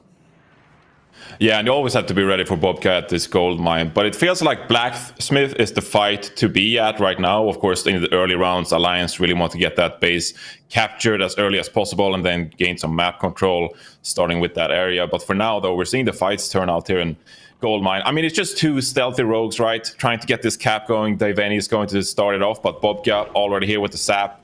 Get it going, and Lumbermill. Fugok's not looking too great in that ice block, with the Hunter Pet at you, but yeah, he's going to go down. But meanwhile at Blacksmith, a huge fight breaking out. Yeah, better to go down using that ice block than not use it at all. So I think the big thing for me in this matchup right now is how committed both these teams are. I mean, Lumbermill was basically given up by the side of the Alliance. They really, really want to focus on that Blacksmith fight. And it looks like they're doing quite well in this fight so far. Bobka down at the mine. He actually got bested in this 1 versus 1. So it is going to be 2 bases for the side of Lion's Share, 2 bases for the side of Ready Raider. And the central fight is looking like it is going in the side of Lion's Share. So this is a great start for this Alliance squad. Yeah, the Lion's Share just doing such a good job here. The Soulstone coming out here from Omnivore. He pops the shield wall there, I do believe, as well. Trying to stay alive for as long as possible there. Getting a few spins on the flag. Xane getting snared up here. Can't make it to his target. They might actually be able to take the Blacksmith here, and they will most likely get that one. All of the people storming in now from the farm. They're not going to be able to make it there in time. Xane was the only one who could have done something about it, and he was just getting shut down there. Bobka now holding on to the gold mine, though. Blinding from stealth, getting the sap there onto rectangle. He needs to be careful. One demo shot could get him out. The Devani looking for the click. Bobka gets the sap here, now finally getting taken out, but Reverie there backing him up. So now they're in that same situation as in the previous game where Ready Raider won by taking the 3 outer bases and losing Blacksmith. But that was a crazy close game. Let's see what they can do here. Yeah, and you can see how much emphasis Ready Raider is actually putting on this gold mine as well. You can see in the minimap, just forces streaming in, trying to secure this initial Bobka cap. And now as well, the Alliance, they're realizing as well, gold mine is probably not going to be ours. So you can see the reinforcements coming up to Lumbermill now. I mean, if the Alliance can get Blacksmith to start things off, and they can get Lumbermill with the high ground, you're in such a great position from that point. So I think definitely now Lion's Share in a pretty good position if they can get here to the Lumbermill before Ready Raider are able to reinforce that side. Yeah, very back and forth. I think Bobka just really stepped up for his team at the mine. Things were not looking good. Blacksmith was down in favor of the Alliance, Stables in favor of the Alliance, but the fact that he was able to hold on to mine for such a long time has put their team in a really good position. At the same time, though, Lumber Mill is under attack, and this would be an absolute blunder if Ready Raider lost this node. Scarborough trying to res, he gets caught into the Hammer of Justice. Can they take him down? Lear is just so close to actually capping it. Is so close. He gets caught into a nade. Omnivore, the hero, makes the charge, lands the nade, and keeps his team in this game. Really important he picked that up. If the Alliance was able to get Lumbermill, Blacksmith, and Stables, that would have been an absolute disaster for Ready Raider. Omnivore just doing a great job.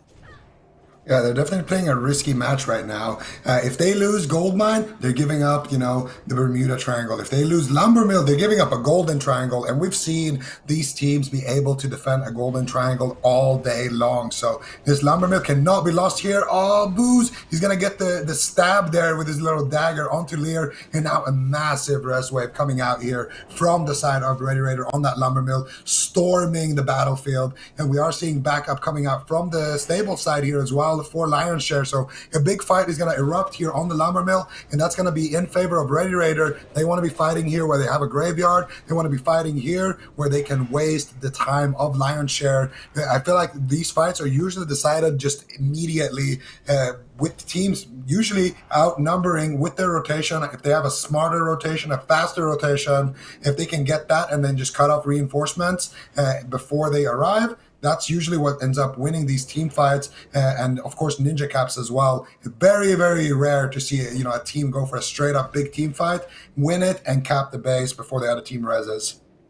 Yeah, Ready Raider certainly very confident here up at the Lumber Mill. I mean, especially when you have the graveyard, and then you have two elemental shamans just pumping out the damage as well here with Booze and Scarborough, and they just were so effective this entire fight. I do like what Lionshare are doing when they have three warriors, because they can charge into the back line, maybe disrupt a little bit with the intimidating shouts to get those shamans out of the mix.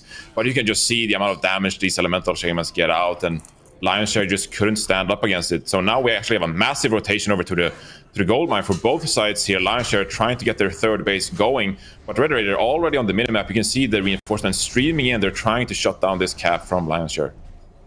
Yeah, for sure. And I mean, Bobka, Z-Tox right now, they're just straight up winning these fights. Devani's going to get taken down. Waltington's might get taken down right after that. And it just seems like numbers advantage once again in favor of Ready Raider defending this base. But their numbers are split. So I think for the side of Lionshare, even if they get wiped at the mine, they need to focus on making a big offensive push up to the lumber mill. So take advantage of the fact that they will be spawning potentially at Stables, potentially at Blacksmith, and really just try to use that spawn point to your advantage. But in order to really take advantage of that, you have to have someone on the road who's cutting off those reinforcements. And you can see Ready Raider immediately, as soon as they win that Blacksmith fight, or sorry, the mine fight, they're able to rotate really, really quickly back to the farm, a more neutral position, so they can go where they need to at a moment's notice. We got to see Reverie holding on to the gold mine here, 2v2 with Bobka. We've seen these guys, they are so used to playing together. They got so much synergy, playing together in community, 3 versus 3 tournaments, playing together all the time, ranking together. And we're going to see them going up here against the Big Huge here. And of course, that Arms Warrior doing a lot of damage here to Bobka. Bobka actually might go down here. Reverie gets a big heal onto him, but Bobka gonna have to fend for himself a little bit there. Catches a couple of more heals now. Got the backup of Trickster and Exane there, of course. And that's going to be another fight here, kind of going in favor of Ready Raider. But now if they can't really overcommit their forces there to that gold mine. They are outnumbering the people there. They need to start, peeling off there from the gold mine, start rotating for the next objective. And you can see the Alliance are setting up a big push here, potentially to Lumber Mill. And then they're also going to spice things up with Devani here on the farm. Yeah, but it's going to be difficult here for Lionshare because you have those rotations coming back from Goldmine now, and they're going to rotate through farm, right? So Devani not going to have a lot of opportunities to actually get this stealth cap going. You're going to see Lionshare, they're going to move towards Lumbermill to try to hit that cap across the map now. Goldmine did not work for them. But still, I do feel like Lionshare at this point, they're a bit too spread out on the minimap. They need to maybe group up a little bit and make a uniformal push, because we know that all 3 of these bases that Ready Raider are holding now, Lumbermill, Lumbermill, Gold Mine. These are hard bases to cap. Devani looking for the stealth cap, but is going to get shut down by Xane. And now Lionshare in a tough position here where Red Raider are starting to build a pretty confident lead. Yeah, no question about it. And I feel like as long as Ready Raider can hold on, Shaddix actually might get dropped here, but big reinforcements. This mage has bought his team more than enough time. Omnivore going to be wrecking things. Might actually wreck Rectangle, but it looks like, unfortunately, that's not going to happen. But the reinforcements have arrived here on the side of Ready Raider at the lumber mill, and this base is looking like it's going to be more than defended. At the same time, we do have Mine, big nade. If that had been resisted, that would have been a nightmare for Beckinsale, but just really good positioning on the side of Ready Raider, just playing the range, allowing them all to group up on the flag, and then one nade is just going to shut down all that cap attempt, that cap potential, and this defense so far has been looking good for Ready Raider. Ooh, Devani as soon as I say that, yeah. There it is.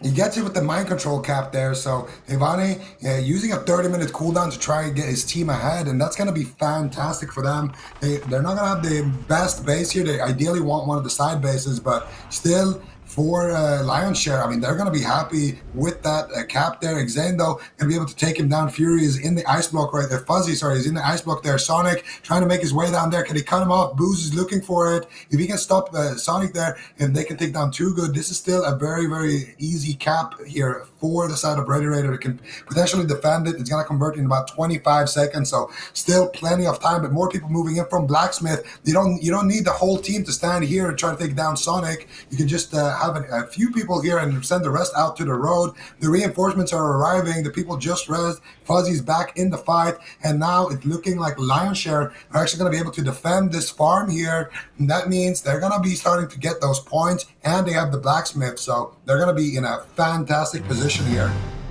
And it's such a great stall by Sonic there as well, popping the Divine Shield, getting the Judgment off, being able to capture this farm base for his team now, and the reinforcements coming in, as you said. They're leaving Blacksmith pretty alone here, only have 2 defenders, going to be 1 now.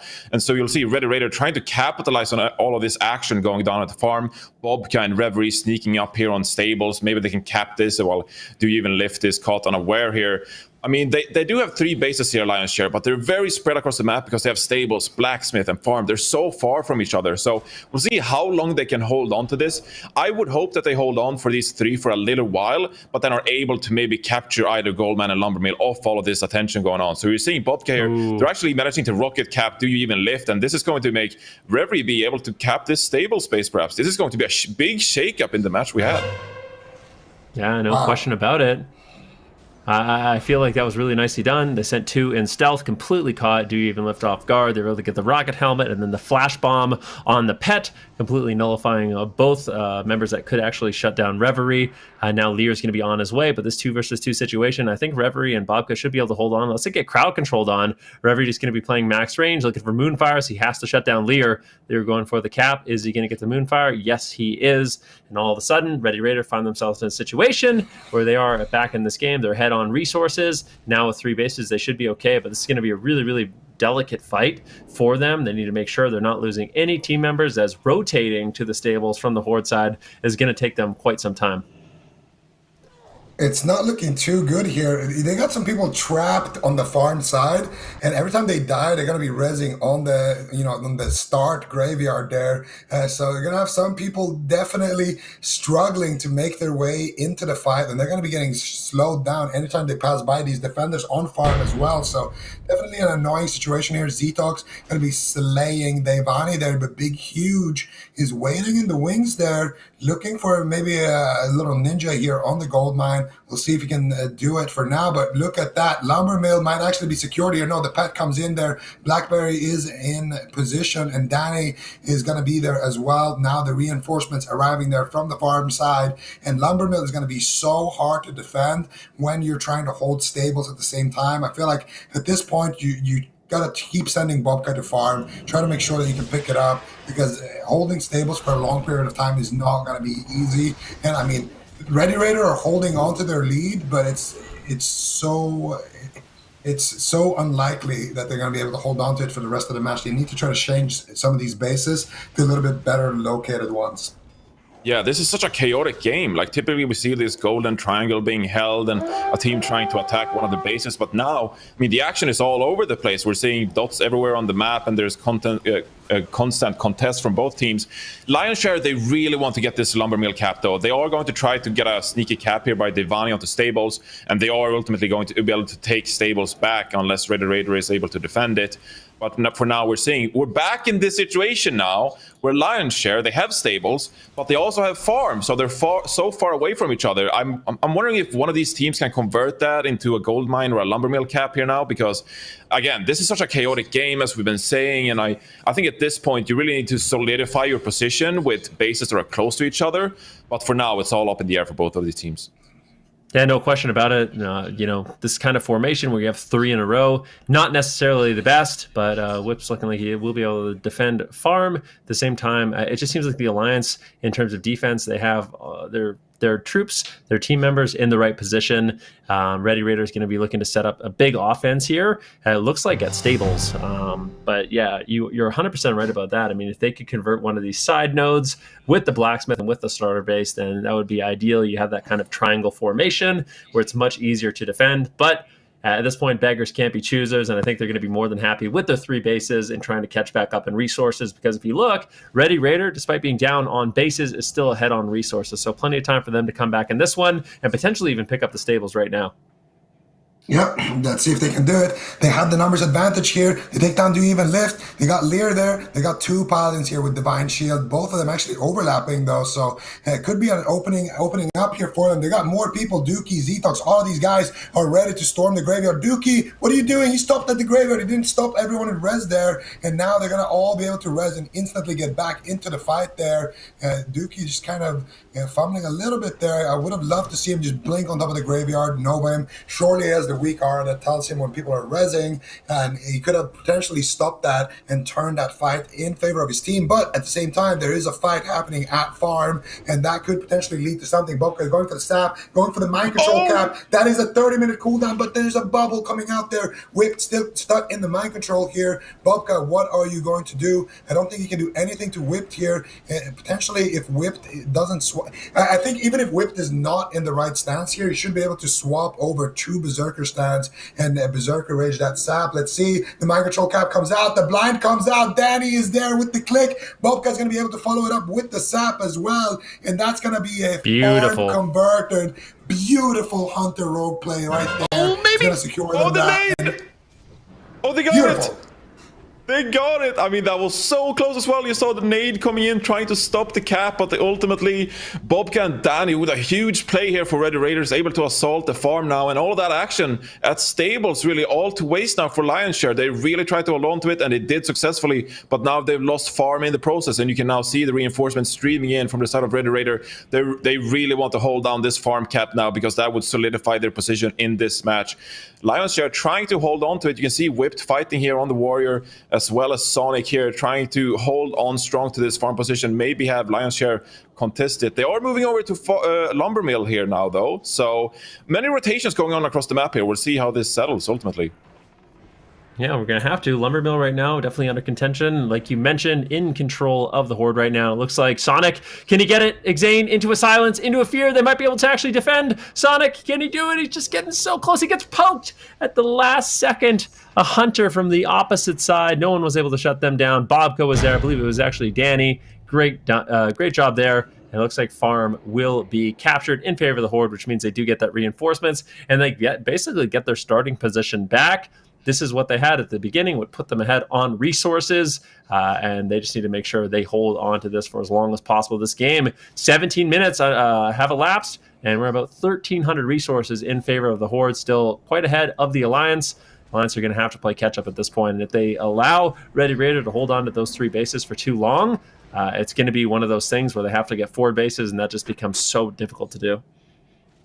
Yep, and we are not quite yet at that critical mass point, so still a little bit of time for these Lions to play around here, but they actually might get the lumber mill right now. Big Huge has been clicking for a while here. I don't think there's anybody who can stop him. Big Huge looking to pick up the golden triangle for his team. Can he get it? He gets there it. it is. Bean can't make it there in time, and they are going to be picking up the lumber mill now. And for Lion's Share, I think they're with 3 bases, they still win here. It says Horde wins, but I think that's without actually accounting for the fact that Lumbermill will be converted to an Alliance base. So this is looking very good so far for Lion's Share, and now they have the golden triangle. If they can hold on to this, which is the 3 easiest bases to defend, all of a sudden Ready Raider might be getting knocked out by the same team that knocked out VC here in the lower bracket. Yeah, and I mean, this is the crucial point in the game now. Either you need a big play from Bobka coming up trying to cap one of these spaces, or you can just see the entirety of Ready Raider almost trying to assault this lumber mill, perhaps. It's so hard to walk up onto this high ground because you will have Lion's Share just standing up there and landing all the spells on top of you is going to be so difficult. You can already see they're struggling, they're getting dazed and concussive shots and all of that going out onto Ready Raider. So this is so difficult. The cap comes in from Lion's Share. They now have 3 bases, and they are ultimately going to win this game in about 8 minutes unless Ready Raider can do something for it. We are seeing 2 people sneak up onto stables. That could be crucial. If Ready Raider can sneak a cap, is it Bobka? It has to be Bobka, right? He is going for that sneak cap. It is Bobka. He is going for it. They need a big play here now on the side of Ready Raider to win this game. Yeah, they need to, honestly. They are ahead on resources still, but Lion's Share in this position with these 3 connected bases, they just need to make sure they have multiple defenders. And I'm very sad right now for Lear. I'm very sad that Lear's moving away because Do You Even Lift is now caught in the situation again where he has to defend 2 versus 1, and this is not an easy thing to do. Bobka goes for the flash bomb, now just waiting for Do You Even Lift to reveal himself. He's got to move forward. He's going to have to go for the shot, really just delaying as long as he can. Gets the multi-shot, now trying to avoid crowd control. Great defense here by Do You Even Lift, playing it out perfectly, allowing Whipped enough time to come back and help. Do You Even Lift holding his own in a 2 versus 1. Really well done. This Hunter has been absolute MVP for the side of Lion's Share. And if they can hold on to this, we might see ourselves in the finals without Ready Raider, which would be absolutely insane.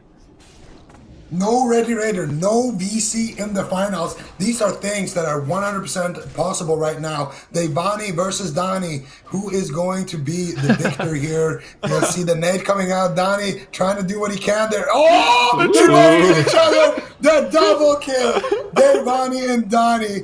So evenly matched, not only in terms of skill, but in terms of names as well. What an excellent duel that was. Reverie goes for the rocket helmet. He gets the flash bomb on the pet, I think, and might be able to take this. It breaks early on Do You Even Lift. That is so unfortunate. Reverie is so mad right now, and he's going to be sent to the graveyard. Nice attempt. Unfortunately for him, not going to be resulting in a cap. And you can see now the points ticking up, 1,400 for Lion's Share and 1,550 for Ready Raider. It starts to even out that we might have a really close game on our hands. The push onto Lumbermill failed on the side of Ready Raider. Devani going for a stealth cap on the gold mine. That's greedy. Bobka is prepared, throwing out the nades, intercepting it as well. And oh boy, now Ready Raider, they have to prepare themselves for one final assault. Just get rid of Devani at this point. Yeah, get the Moonfires out, Entangling Roots perhaps. Come on, just deal with this guy so you can focus. Because you need to cap Blacksmith or Lumbermill right now, Ready Raider, if you want to stay in this game. Yeah, I think that's great advice. They should do it for sure. And I think I like the fact that Devani is putting out, some pressure here, but distracting Bobka and distracting Reverie, even if Devani doesn't convert this base, like you were mentioning, just the fact that he's being kind of a pest over here and forcing them to have sort of a defense, is definitely good on the side of Lion's Share. Then they are looking solid. Lumbermill well defended, Stables well defended, Blacksmith a big battle breaking out here. But it is very back and forth. And keep in mind, Lion's Share, they have that defender's advantage. They're constantly going to be getting reinforcements, and the longer this fight goes on, the more of an advantage Lion's Share does have. So Ready Raider, they're going to have to be very explosive with their burst and their targeting if they want to pull out ahead in this fight. These points are very close to kind of equalizing, and the later we go into the match, the more it matters who has the base lead.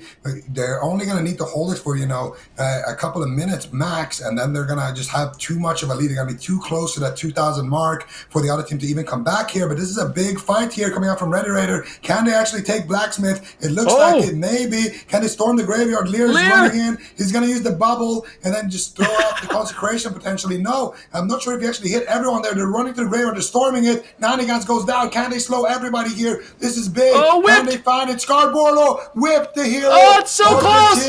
He gets it, Scarborough. I can't believe it. And all of a sudden, Ready Raider with only 70 points ahead are able to hold on to their lead and break the golden triangle.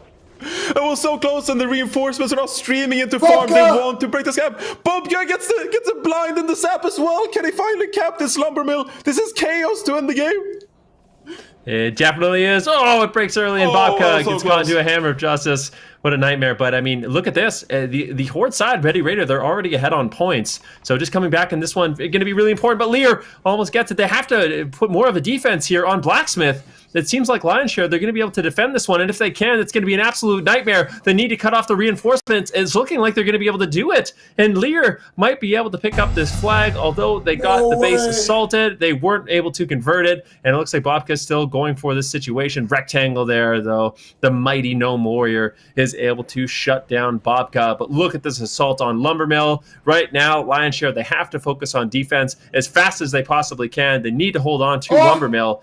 And the resources are just getting so close at this point. Oh, big, huge, with a beautiful res timing right there. As they kill off everyone, they pincer the lumber mill. They're going for a massive play here at lumber mill. The big, huge reses at the perfect time. They're in the middle, and he's able to spin the flag. Now getting a fat, huge fear there onto everybody. Boo's caught up in the death call into the full fear as well. And this fight at lumber mill is not going to yield any results here for Ready Raider. They're going to be going back to the drawing board, looking for something. And the mine is getting stolen right now by Whipped and Devani. No, Reverie is there. The hero of the team. Throwing out that bonus poison, throwing out the heals. Gets the worst come down onto Devani. Gets caught up in the kidney shot. Trinkets out of the kidney shot. Gets the Moonfire. Now Zetox here with the rocket helmet. One versus two against a warrior and another rogue. He's going to go after Devani there. Going after the rogue first here. Big hits coming out. And Reverie is still there with him. And now Scarborough gets the lumber mill. How? There were so many people there. I don't even know what's going on anymore. Horde is 30 resources ahead, and oh my god, they've now capped Lumbermill as well, and 2 bases to 2. Can they actually defend this Lumbermill cap as well? Where do you even go from here if you're Lion's Share? Whip versus Cetox on the gold mine, but this is not going to be enough, surely, with Reverie spawning as well. That's just going to be a hard no on the side of Lion's Share. And then now, where do they focus? Where do they allocate their resources? Mind control onto, goodbye, Lear. That's a sad thought. Been there, done that. And now it seems like Lion's Share, they're going to go for this last-minute push onto Goldmine. They're trying to help Whipped out here. Whipped cannot win this fight by himself. He's going to go down to Cetox. He gets intimidating shout-out, and he's trying the Blessing of Protection, but the Moonfire breaks the Blessing of Protection. Magical damage is not prevented by Blessing of Protection. And now we're seeing the members from Ready Raider try to stream onto the Goldmine here to try to defend it. I mean, Lumbermill at this point, they've just forfeited. It's going to be capped by Ready Raider. And now in a beautiful position to finish this game out.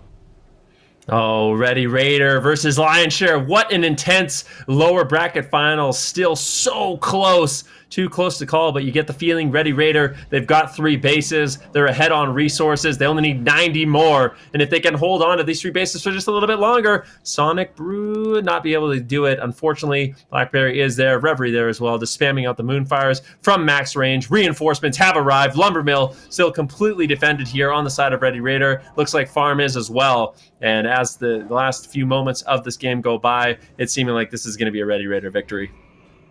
What a nail-biting game this has been so far, but at this point, it is going to most likely be going for Ready Raider here after a nail-biting battle here in the lower bracket. This was an elimination game, and the winner here will advance to fight off against Hell Yeah Brother in the grand finals. And we are going to be seeing that team be Ready Raider, but Lion's Share. You got to give it up for these guys. They have played out of their minds, taking down the team that was the runner-up in the qualifier in BC, and now almost besting Ready Raider here, really taking them to the absolute limit here before they are able to win that and advance. I mean, it was so well played on the side of Lion's Share as well, because they had stables and farm for a while. They did such a great job as well of shutting down the side of Ready Raider and Bobcat, trying to get these sneaky contests out. We saw the Hunter on the side of stables just do even lift, trying to shut it down with the multi-shots and the pet coming out. And I think they played really well overall, but they were in a very difficult position, because we usually talk about the golden triangle on the side of Horde. You cap Lumbermill and Blacksmith, and it's so hard to take over. At least Lion's Share, you know, they shook things up. They managed to get farm for a while, and the game was just chaotic, really chaotic. You can see bases assaulted. Devani did a great job capping and assaulting as well, and just being a nuisance on the side of Ready Raiders. So great job overall by Lion's Share. I think they had a really impressive game here to end it all. There really is no question about it. Lion's Share definitely making a name for themselves. They took down VC, eliminated them from the tournament, and it was not looking too good for Ready Raider for quite some time in that game, but they were able to focus up, get victory, and now they have earned their rematch, and they have earned their position in the grand finals against Hell Yeah Brother. And we are going to be getting that rematch in our next game. This is going to be a really exciting one, a best of three, Zico. I have to wonder, though, Ready Raider, with how close that game is, do you think they're going to be, like, how's their confidence looking moving into this next game?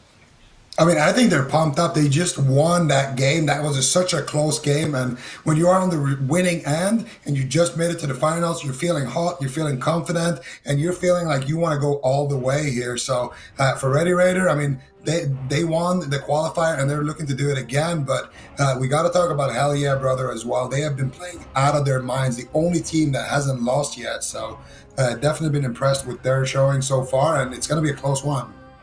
Absolutely. Got a great grand finals ahead of us. Really no question about it, and we are just a few moments away, but we are going to allow these players a little bit of a break as they did just play, so we'll be going to a quick break. When we get back, it is going to be the grand finals, and we will determine our winner of the Classic Fall Conquest in North America.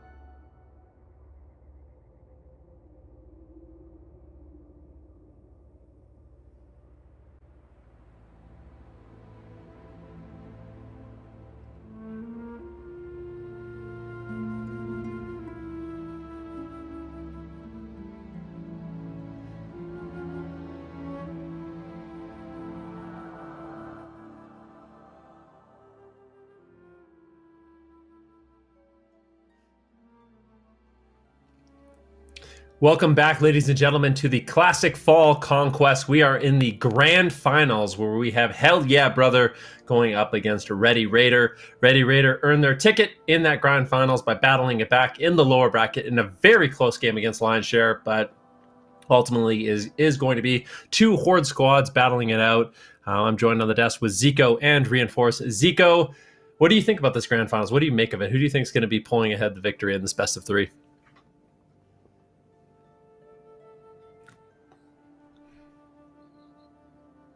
No, you're muted. Oh no, Zico. Oh, I've been there. I know what it's like. Yeah, but he was saying though that it was going to be very even. So, and I tend to agree with him. Actually, you know, I got two Horde squads out here playing in the grand finals. It's going to be very close. Love to see what elemental shamans can really have, you know, a lot of input here in these fights because they are so oppressive with their elemental mastery coming out and just dealing so much damage. So, you know, I really just have a thing for elemental shamans because I am Alliance, okay, and I am a warrior. So I have to deal with shamans in every battleground, and they're my nemesis at this point. So when I watch these fall conquest tournaments, I just keep an eye out for the shamans. The shaman are actually worse than mages, huh? Yeah. What can you do? What can you do about them? Like they just charge up like a lightning bolt or a chain lightning, and 100% crit, and there you are. There you go, 2,500 damage. It's very true. Especially these shamans. These shamans, they're the beefiest, most well-fed shamans Farlina has to offer. And in addition to that, I mean, these guys, Exane, Scarborough, these guys have power infusion. They got 3 priests on their roster with power infusion. Yeah. So it's just absolutely crazy, when you stack the BWL trinkets and the alignment crystal and the elemental mastery and the power infusion, you can blast people. Your chain lightning literally follows the corpse to the graveyard. So definitely good stuff. I came to think about something, by the way. You guys have the same haircut, but Van is like this, and Reinforce, you're like this. Do we have the same haircut? Well, not really. I mean, I got a haircut like the other day, right? So it's a bit shorter, but it's like nice because your hair, Zico, is just like standing straight up. So like we've covered all the bases, We've got all the directions. One thing to look out for. That's absolutely amazing. But yeah, that's very observant of you, Zico. Putting those analytical skills. I hope it was praise. Oh, no, it definitely was. You're both looking extremely handsome today. The librarian, though, as well, there in the back, I think he's matching me, actually, with the haircut. So I don't know, might need to get him out of the shot. There's not room for 2 boxes here. Hey, man, where'd you get a haircut, dude? It does. Yeah, but back to the finals. So who do you guys got winning? Let's just go around. You know what? I think we should just go around for an all-out prediction. Like, who do you think is going to be winning, and what do you think the score is going to be? I'm going to put. You have to go first, Reinforce. Oh, I have to go first. Yes. I'm actually going to go with Red Raiders, taking it 2-1 here. Yep. I'm going with Red Raiders. I actually really like this team and what they are going. They got some warm-up matches as well.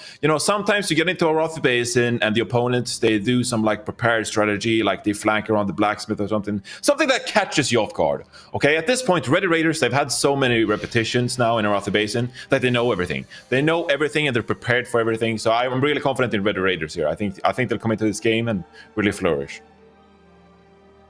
All right, well, now it's your turn, Zico. Yeah. I actually think the opposite. I think Hell Yeah Brother are gonna win 2-1. You just like the name. The dark horse. The dark horse of the tournament. I'm just gonna say it. I called it at the beginning of the day. Brother, because of the name. I'm gonna say, Zico, I called it at the beginning of the day that it was gonna be Hell Yeah Brother to win it all, and I was very confident in that prediction. I'm gonna go with them once again. No, you weren't. I think it's gonna be close games. Don't take this away from me, okay? Do not take this away from me. I got my Horde shirt on. I called Hell Yeah Brother in the finals, the Dark Horse. I'm going to go with Hell Yeah Brother. Yeah, I know. But both of them are Horde, okay? I knew this is how it was going to play out. But yeah, my prediction, 2-0. I know, this is a bold prediction. 2-0 for Hell Yeah Brother. What? You're predicting a 2-0 stomp for Hell Yeah Brother? I'm predicting 2-1 for Elia Brother and reinforced 2-1 for Ready Raider. Huh? You might have converted me. I don't want to be alone on this island of being the only Alliance representative and only the Ready Raiders representative. Like, I feel so lonely. Like, I had everything ready to go. I see the aesthetic you have going on stream where it's like, oh, you got the Shadowlands poster, but also the Horde shirt and everything. I brought my morning cape, you know, the Alliance and everything got going. I was so prepared to rep my Alliance brothers in this tournament and really, you know, show up, right? But now here we are, 2 Horde teams in the finals. Both Vendruki and Zico were cheering for the Horde, and I'm just in Stormwind with a librarian that can't talk to me, and it's just, I'm so lonely. It's a shame. The one nice thing for you, though, one nice thing for you, Reinforce, is that at least one of these 4 teams is going to get to cosplay as Alliance in this finals, as one of them really has to be. They have no choice. So you're going to have someone to cheer for in these games, that's for sure.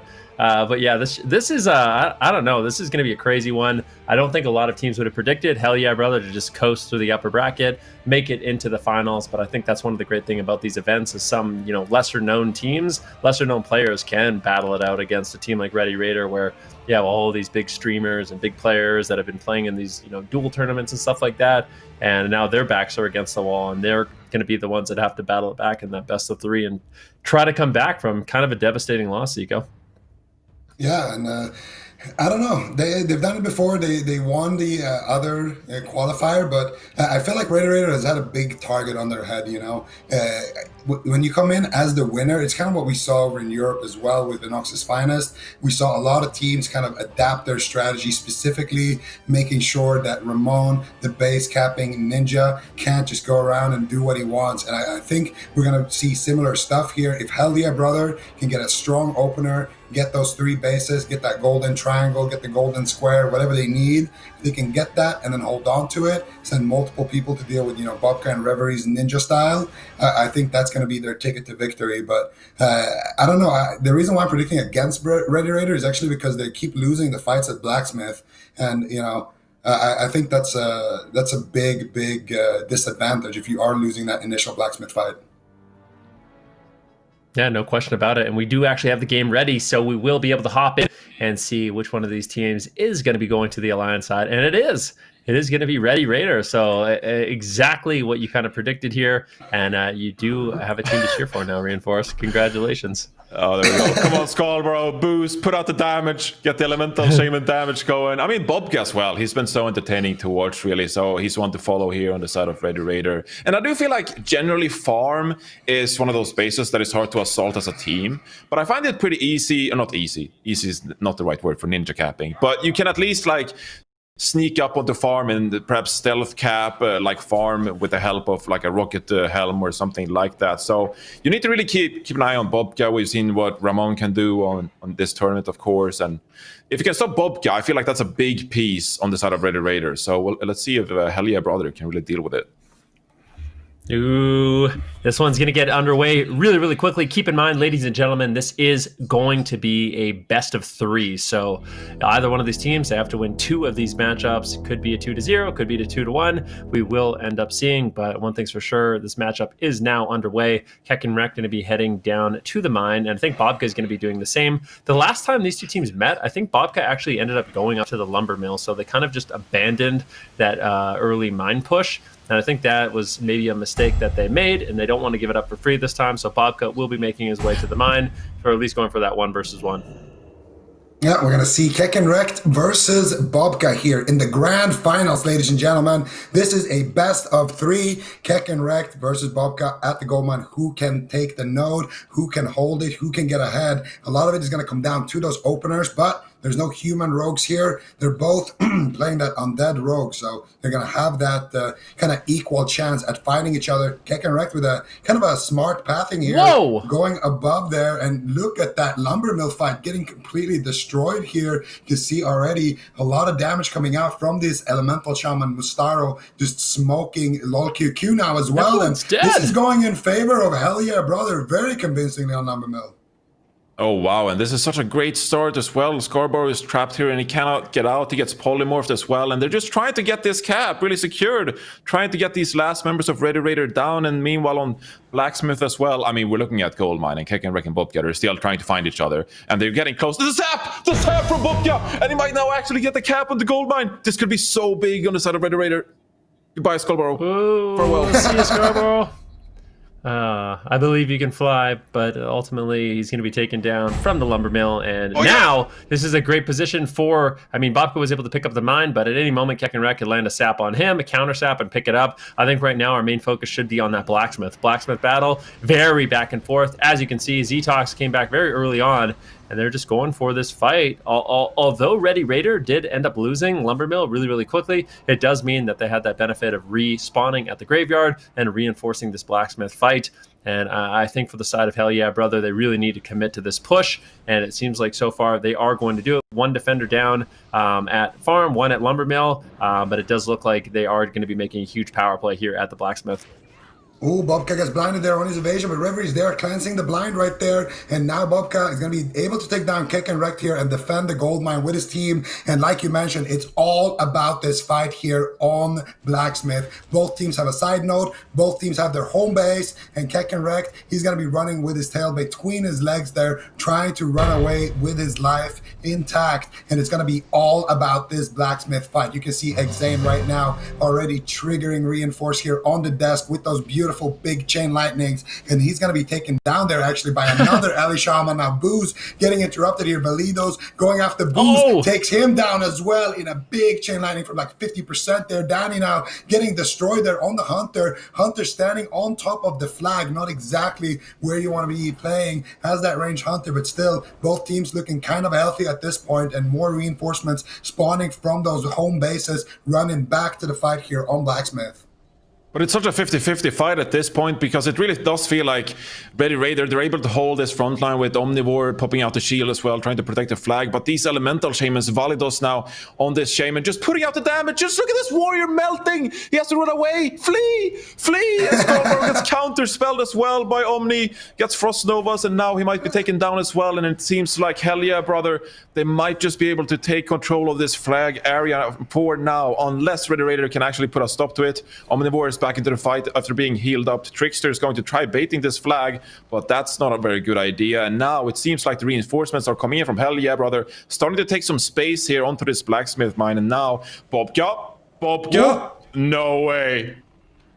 Oh, but look at Fups. Oh, Fups, he's so far away, he might not actually have enough time to get this. It would be big. Can he get the Moonfire? He does. What a close call that was, but Fups positioned in, I don't know if that was calculated, but to me, I'm sweating watching that one. Definitely a really close call, but it does look like the side of Hell Yeah Brother, they're cleaning up here. Look at all these reinforcements. What we want to see from Hell Yeah Brother now, push out as far as you can. Mind control does come in from Bobka as well, as he's looking to make a play here, but it looks like Fups is still there, and it looks like the Blacksmith will get claimed, and this is it. Hell Yeah Brother, they have the golden triangle, they have lumber mill, they have Blacksmith, they have farm. All they need to do is hold on, and it's going to be looking good for them.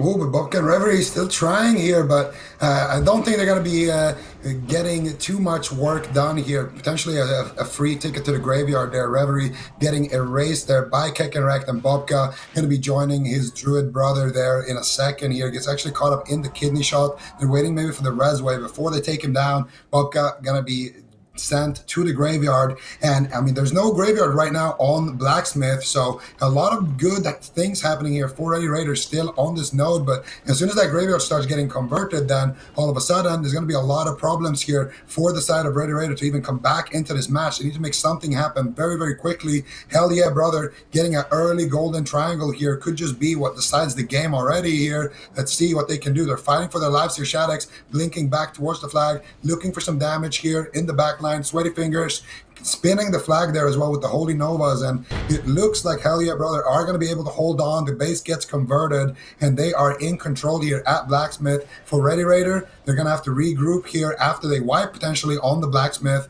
and then look for another opportunity to break this triangle here. But that was the opportunity for Ready Raider in this battleground. When Bobka makes so much space for you with Reverie onto farm, dragging so many reinforcements to come help out, that's when you really have to strike and try to get one of these blacksmith caps coming through on the side of Ready Raider. But they weren't able to really close it out. Hell yeah, brothers, still for now keeping control of this blacksmith flag, and that is going to be such a huge difference maker throughout the rest of the game, honestly. Now Bobka is sneaking up once again on farm, and there's no one really that close to him. I mean, there is the druid in the distance, but is that going to be enough? Bobka is trying to sneak it up for now. Ready Raider at this point, they sort of maybe have to just regroup and see if they can make a collaborative push on any of these bases. It does seem like they're streaming into this blacksmith area, but hell yeah, brother, they've been keeping control of it now for so long. Yeah, Fuff's positioning, defending, definitely it's scary, but I think he kind of has to at this point. If he gets sapped, or if he gets even open on, caught into a blind or rocket helm, it's not going to be a good time for him. So he's forcing Bobka to not get an opener, go for a cap, and that's when he can get a Moonfire, he can get a Fairy Fire up on Bobka, buy a little bit of time for his team.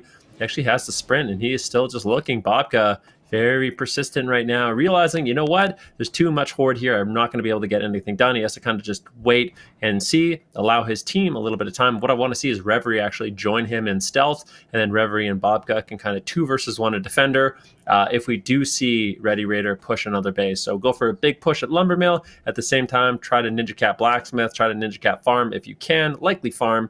I think that's going to be their ticket to coming back in this game. Yeah, and we're going to see if they can buy that ticket, because right now the defense from Hell Yeah Brother is looking very, very solid. They got people spread up all around their triangle. You got a few people on farm, a few people floating in between Lumbermill and Blacksmith, a few people at Blacksmith, and a whole bunch of people at Lumbermill. And now Lumbermill is getting hit here by Ready Raider. A lot of people being sent over there, and we're going to see actually one of the Horde Rogues here, potentially Keck and Wreck, looking for one of the defenders here on stable. So Hell Yeah Brother actually going for a 4th base right now with that offensive push, and Ready Raider looking pretty good so far, but B gets mind control by Keck and Wreck here in the distance, and Keck and Wreck means he's going to 100% get this base. Whoever's moving from Goldmine, he's not going to be making it there fast enough, and whoever is on the graveyard is not going to be rezzing in time. Keck and Wreck pulls a fast one here on Ready Raider, putting his team even further ahead. Bean gets the scatter, gets the full trap here, potentially no, actually misses there, but Dookie going for the Frostbolt spam here. Bean as well doing a lot of damage here. They might just take down Keck and Wreck there, and Dookie should have no problems defending it, but that means the push on Lumbermill is gonna just be completely useless here. They could have had a mage here. It's looking really good for Ready Raider, but without that mage being able to slow the reinforcements on the graveyard means that people like want to buy Porch are just going to res, run all the way back into the fight, and be able to clean up here for the side of Hell Yeah Brother. And they're going to stay holding on to their golden triangle, largely because of Keck and Wreck. Absolutely. Yeah, I was going to say it's a really, really good push by them, and they were able to, as a result, like you said, they brought back a lot of those defensive positioned players and forced them to actually hold on to the stables. And now this fight is just so back and forth here at the Lumbermill. But it's just, as this fight goes on, Ready Raider, they're getting clumped up, they're getting AoE down, their healers are burning through mana. It just seems like they're falling further and further behind Reinforce. Yeah, it's really, it's not the situation you want to be in, because your attention is dragged towards stables when Keck and Wreck gets that initial cap, and now you have 3 people that have to rotate over there and actually shut him down, and that means that your Lumbermill push is going to be stalled out. As you mentioned, Zico, as well, not being able to prevent those spawners coming in from the graveyard is such a big disadvantage. It was a pretty decent push, one have to say, from the side of Raider. I mean, they really took it to the side of Hell Yeah Brother, but now maybe looking to regroup. DJ Hamstring just going to slow fall as easily as ever, smoothly down to the Blacksmith, and Bobka is going to find himself in a scenario he does not want to be in. Perhaps time to rotate elsewhere onto the map to try to get that stealth cap up. And we keep talking about Bobka, but really in these kind of situations, that's where you really need Bobka to show up. For like example, when we had that Lumbermill push going on, can Bobka perhaps get like a farm cap going when there's so much distraction going on? You can see Ready Raider now preparing. They're all grouped up here at stables, and now when we're getting close to the mid game here, that is when Ready Raider, they really have to start get going on trying to get one of these caps so they can regain some of these resources lost in the point scoring system. Yeah, I think for sure. Right now, you can see, once again, Ready Raider, they are grouping up. They're going to be crossing the water, looking like they want to make a blacksmith play. I'm just taking a look at the map and seeing if there's any openings, any players rotating in kind of a funny way that would kind of dictate the plan that they're going to be going with here. It looks like Bobka may have been caught out. He got swarmed. There's one blue dot on the map, and then all of a sudden, 8 red dots swarmed it, and the blue dot disappeared. So I'm going to go out on a limb and say that was potentially Bobka there, who's no longer with us in this map. He's going to be going back to the graveyard with this big play here, and it looks like they're just going to be going for a team fight tactic at the blacksmith and try to just win the old-fashioned way just by winning this base. But it is a really difficult thing to do, especially when it seems like Hell Yeah Brother is getting the better end of these team fight exchanges. Hell Yeah Brother has been winning team fights against everyone. I feel like that's been their kind of claim to fame so far. Been doing such a great job with that. But I do think what they were trying to set up there on Blacksmith was kind of similar to what we saw them do in the qualifier, actually.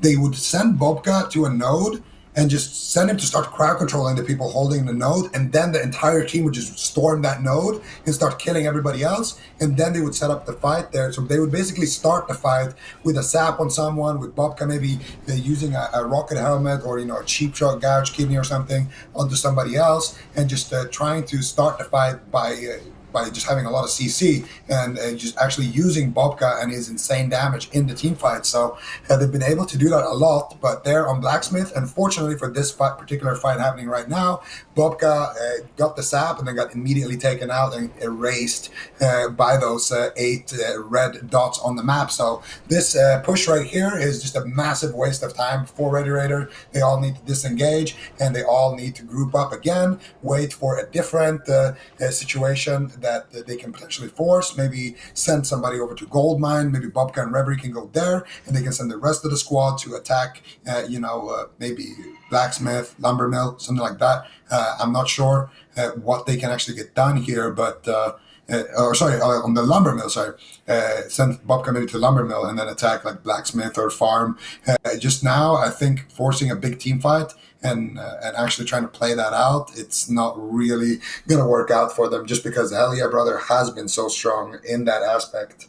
Yeah, for sure. I really like your point you had about Bubka as well, because as typically we reference him, he's on a base trying to stealth cap something and try to get a sneaky cap going that might distract the other team. But as you mentioned as well, if he actually joins in with the fight and as a rogue you're able to get these saps off, maybe a rocket helm, can help out with that crowd control necessary, right? And that is a very small advantage that can make a big difference on the entirety of the fight. So when you have 2 teams like this, both Horde, 3 Shamans on both of the teams as well, they're so fight-centric, getting those saps off and that crowd control going early in the fights can turn the tide pretty easily in some of these fights. So we'll have to keep an eye out for Bubka and where he is, maybe to get a hint of what Ready Raider are trying to do. But for now, some of these people are pushing into Lumbermill, some of them are below Lumbermill.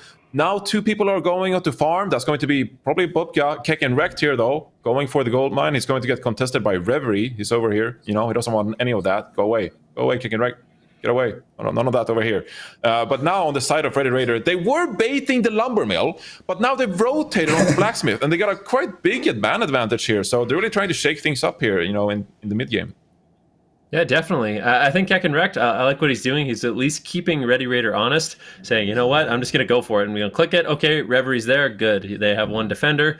And, I mean, if he did that exact same thing at Stables right now, he would be capping the base. So yeah, I think just poking around, looking for those defenders, definitely a good spot to be in. Right now, this team fight at the Blacksmith, it still seems like it is going in favor of the side of Hell Yeah Brother. And then, of course, at the farm, very back and forth as well. Boo's going to get interrupted as he goes for the flag cap. Zetox as well. Dipsy doing the best he can. He needs to go for those Moonfires. It's getting close. Do they have anyone? Pups is there. Oh, look at these Druids just spamming in the Moonfire. Really paying dividends for their team. I mean, it seems like that's like one of the most MVP plays the Druid has.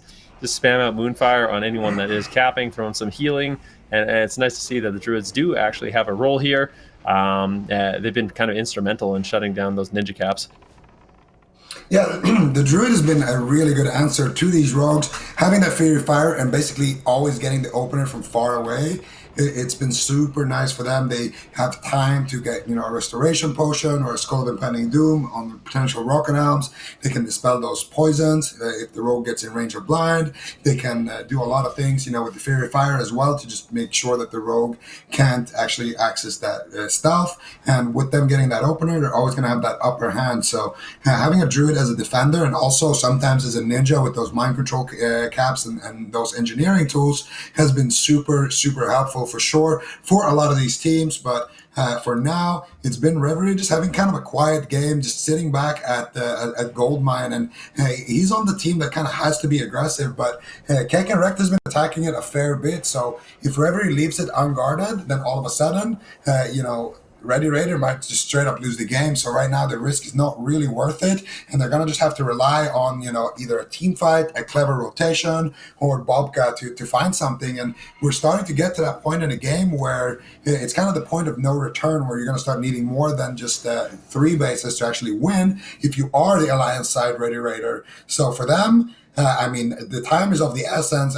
This next push has to give them a base. Otherwise, potentially, Hell Yeah Brother is just going to win this first game here. Absolutely. This is definitely when you need to take some chances, because getting a 4 cap realistically against some of these top teams, it is so difficult. Yes, we see it in pugs all the time, but these are pros, right? They're playing for money, okay? There's prize pool going, right? So these are some of the best, and it's going to be so difficult to get a 4 cap. Realistically, you need to get a 3 cap going here on the side of Ready Raider now if you want to win this game. And they're going for a bit of a split push onto farm and on lumber mill at the same time, perhaps trying to find an opening and then capitalize on it.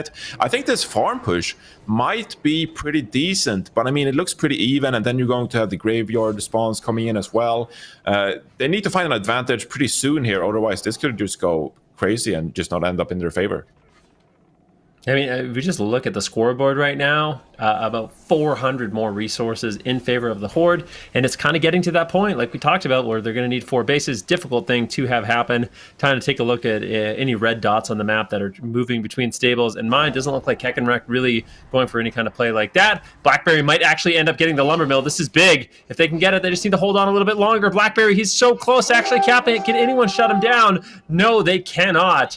And I'm actually really curious to see when this converts, if it is still going to be a Horde game, or if Alliance are going to be able to come back in this one. It's going to be close, but I still get the feeling that the side of Hell Yeah Brother, they've got the lead that they need in order to close this one out.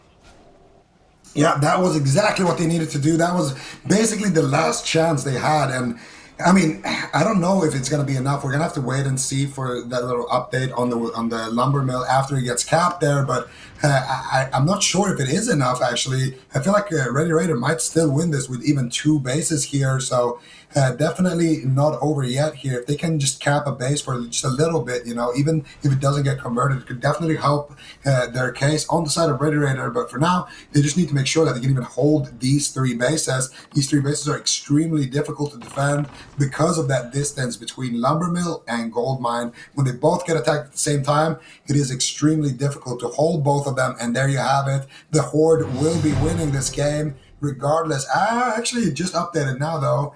We're going to see now. I think the Horde still just wins this game straight up. So even with 2 bases here, you can see Hell Yeah Brother are going to be completely happy just holding the farm, holding the blacksmith. If they never let either of those go, then there's no way that Red Raider can win this game. Yeah, but you can see as well, Hell Yeah Brother sort of recognizing that they don't need 3 bases to win. They're very stacked up over at Blacksmith and at Farm here now. Pretty satisfied with the 2 bases they do have. But it deserves to be said that this is now when we get into crunch time, and this is where unforced errors really start to happen for some of these teams. If Hell Yeah Brother, they were to perhaps overextend somewhere, Ready Raider could certainly capitalize on that with a stealth cap or anything they like, and then you're up 4 bases to 1. Just for a couple of minutes. It doesn't even have to be throughout the game, right? If you just get a 4th base for a couple of minutes, that might be enough to turn the tide here. Yes, the time is ticking down, and it's quickly running out for the side of Ready Raider here. But if they could perhaps get one of these bases, Blacksmith is looking pretty thin. There's maybe like 5 people on the side of Blacksmith now for Hell Yeah Brother. They need to be careful with their positioning here, because if they manage to surrender one of these 2 bases, that could really pay dividends. Yeah, there's lots going on right now, but look at Kekenrekt. If he can 1 versus 1 Exane, this could be this could be the end for the side of Ready Raider. They got this lumber mill, but Kekenrek might be able to get it down. He gets a gouge, and now he just needs to go for a full blind. If he gets the full blind, poison cleansing totem is gone. Maybe he didn't have the blind. Did he get the poison cleansing totem down? If he didn't, it looks like Kekenrek is going to be able to pick this one up. And we have a bit of a battle here at the blacksmith as well, but all that work. Oh, at the last second! Kekenrek, unfortunately, wasn't able to get it. Xane able to defend, and reinforcements have arrived. What a close call that one was. But the side of Ready Raider are able to stay in it, but they still have a really difficult task. They have to try to pick up a base, and they're going to have so many people defending on the side of Hell Yeah, Brother. That is going to be really, really difficult for Ready Raider to actually pull this off. Hell yeah, brother. Looking like they're about to take the first game here in the grand finals. And I mean, you love to see that. These guys kind of came out of nowhere, been the dark horse of the tournament, and they are looking very strong here, just holding on to that golden triangle for such a long time. And now they are, in that situation where victory is just in their grasp. And it is so tough for Ready Raider to make anything happen here. When you have 3 bases, you have a little bit of wiggle room between the graveyards, so you can attack multiple at once. You can potentially get a ninja, after enough attempts, or you can get a good rotation or something, force a mistake somewhere. But with just the 2 bases, with just the 2 graveyards, it is pretty much impossible here. You have to, commit all your members somewhere and kind of slow down the rotation, slow down everyone on the graveyard. You have to control the entirety of the match, basically, and it's just so hard to do, especially when a lot of these classes can just break out of crowd control. So it's going to be tough. And look at Kekenrek here. He can smell desperation. Yeah, this is going to be rough. Absolutely. And I mean, you got this fight going, and they pulled from stables as well. There are going to be respawners up in Lumbermill. So if they can spot this out, whereas Kekenrek is going to play patiently, is he just going to wait them out? Because they have to go to Blacksmith. They have to get Blacksmith on the side of Ready Raider if they want a chance to win this game. But they're both gone. Kekenrek, he's just going to cap this Lumbermill. And that's going to be game for the first map here, surely. Yeah, I mean, this is one of those things. It's going to be, I don't think they're going to be able to come back from this one. Reverie trying to go for the farm. He gets moonfired once again. Fops with the MVP. Moonfires in this game. And with that node being captured, Lumbermill going back in favor of the Horde. I don't really see how Ready Raider is going to be able to win this one. It doesn't look like they're going to be able to take Blacksmith. It doesn't look like they're going to be able to necessarily take Farm. Maybe it is close, but you get the feeling that they are going to be able to hold on. And I mean, we're only 140 resources away for the side of Hell Yeah, Brother to claim game number 1 in this best of 3. But really, really close matchup here. Evenly fought are these 2 teams, and we'll see Bean coming to reinforce now. Maybe they could pick up this farm. Can never quite call it till it is over, but this one definitely looking good for Hell Yeah, Brother. Never say never, but in this case, I feel like Hell Yeah, Brother, they are in the best possible situation here. And I mean, they're even converting the lumber mill. So I feel like with Kekenrek kind of putting that final nail in the coffin, this game will be going in their favor. And I mean, that's going to be first blood here for Hell Yeah, Brother. This is the best of 3, though, since it is the grand finals. So Ready Raider going to have a chance to kind of come back in this game. But what an excellent game it's been. I got to say, a lot of this game does come down to how they play that opening stage, how they get that early pick, on that blacksmith, and they just never lose it. They never really give up their defense until very late in the game. And at that point, it's just a little too late for Ready Raider to even make their way back, even with those 3 bases. Yeah, I mean, they knew their win condition, and they played it to a T as well. And Kekenrek, I think he deserves a lot of credit, because I think that Hell Yeah, Brother, they were in a situation where they didn't necessarily have to go for these stealth caps all the time, but when it was required of him, Kekenrek came up clutch, and he was able to cap that lumbermill to cap things off. Not a very wild or chaotic game, as you can see, with bases assaulted. Not a massive amount. Obviously, there were a few, but still great game plan by Hell Yeah, Brother to hold on to this golden triangle, and they did as well. Look at little Scrappy. He is a little scrappy. 29-3 on that mage, really putting out quite a bit of punishment over on Ready Raider. So great job for him in these team fights. But yeah, really, really back and forth game. Super close call, but at the end of it all, it will be Hell Yeah Brother. They pull ahead in the early game. They're able to maintain their lead. Bit of a back and forth with bases assaulted, but that does put Hell Yeah Brother in a great position. They are now on match point. Ready Raider still has to battle it back and win 2 in a row if they want to win this grand finals. Not going to be an easy thing to do. I feel like we kind of got to talk about Ready Raider and what are some of the adaptations we need to see from them if they want to come back in the series.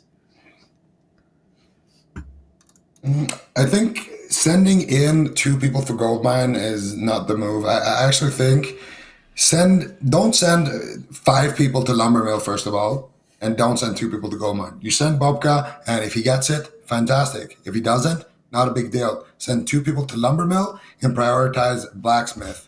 I think as long as you get Blacksmith, picking up one of the side nodes later at some point, it's not going to be that hard. I feel like the game usually plays out with one team just sending all of their members to Blacksmith and getting their home base, and then the other team kind of spreading out a little bit, usually picking up the sides but losing the middle. And it's really hard to hold the sides if you don't have the middle. So I feel like give up the sides, prioritize the middle, and then go after both sides at the same time. Pick one up, you got yourself a Bermuda Triangle or a Golden Triangle. Either way, They're both pretty easy to defend, and you're chilling. Which one is it? Bermuda Triangle is Goldmine, home base, Blacksmith. All right. All right. The Golden is with Lumbermill. All right. Yeah. Well, there you go. I actually agree with you as well, with what you were saying there as well. I think maybe one adaptation I would like to see as well was maybe Reverie actually need to contest some of these spaces with Bubka, because Reverie was in a position where he was often defending because he was so scared of kick and wrecked, right? Because druids, as we mentioned, they're so good at shutting down these rogues with the Moonfire, etc., right? But I feel like Bubka by himself, I feel like they were able to shut him down pretty effectively. And that's where you perhaps need a partner in crime to really help set you up, right? Because when you have good synergy with the mind control cap and with the rocket helmet, and when you're able to combo all of that CC together, I feel like Reverie had that good synergy with Bobka, and that is able to turn some of these caps so much easier. So perhaps take some chances, maybe leave someone else to deal with kick and wreck, but it depends on your team composition, of course, as well. So a few different things you can shake up here if you're on the side of Ready Raiders. Yeah, I think so too. I think we've seen it time and time again this weekend in the championship rounds where winning that blacksmith fight is ever so important. So making sure you pick up that central node early on. I think one of the difficult things being, I almost feel like if you're getting ninja capped on, it's your own fault. So Ready Raider, I do want to see Bobka and Reverie move away, but at the same time, if Hell Yeah Brother kind of realize that's what's going on, I really want to see them do exactly what Apes did, just have 3 defenders at every node, because if Reverie and Bobka are just hiding in stealth, then they're not going to be able to help out in those team fights. And I think them being down in the team fight allows you to commit a little bit more to your defense. The one thing I think you touched on, Reinforce and Zico, that I think would be really, really nice is I think Bobka and Reverie in stealth, instead of going for a node specifically, I think if they do like a really quick rotation to a base, they could be the ones on the road. And all of a sudden, they're the ones on the road cutting down reinforcements with blind and sap and entangling roots and going for these situations where they're slowing down anyone else that can get to those nodes. And that's where their team can sort of develop a little bit of an advantage. And it also catches them off guard, because you always expect the stealthers to be going for ninja caps. But if they're not there and they're just on the road cutting down the reinforcements, it might be able to actually give them a little bit of a strategical edge. Yeah, I think that's fair.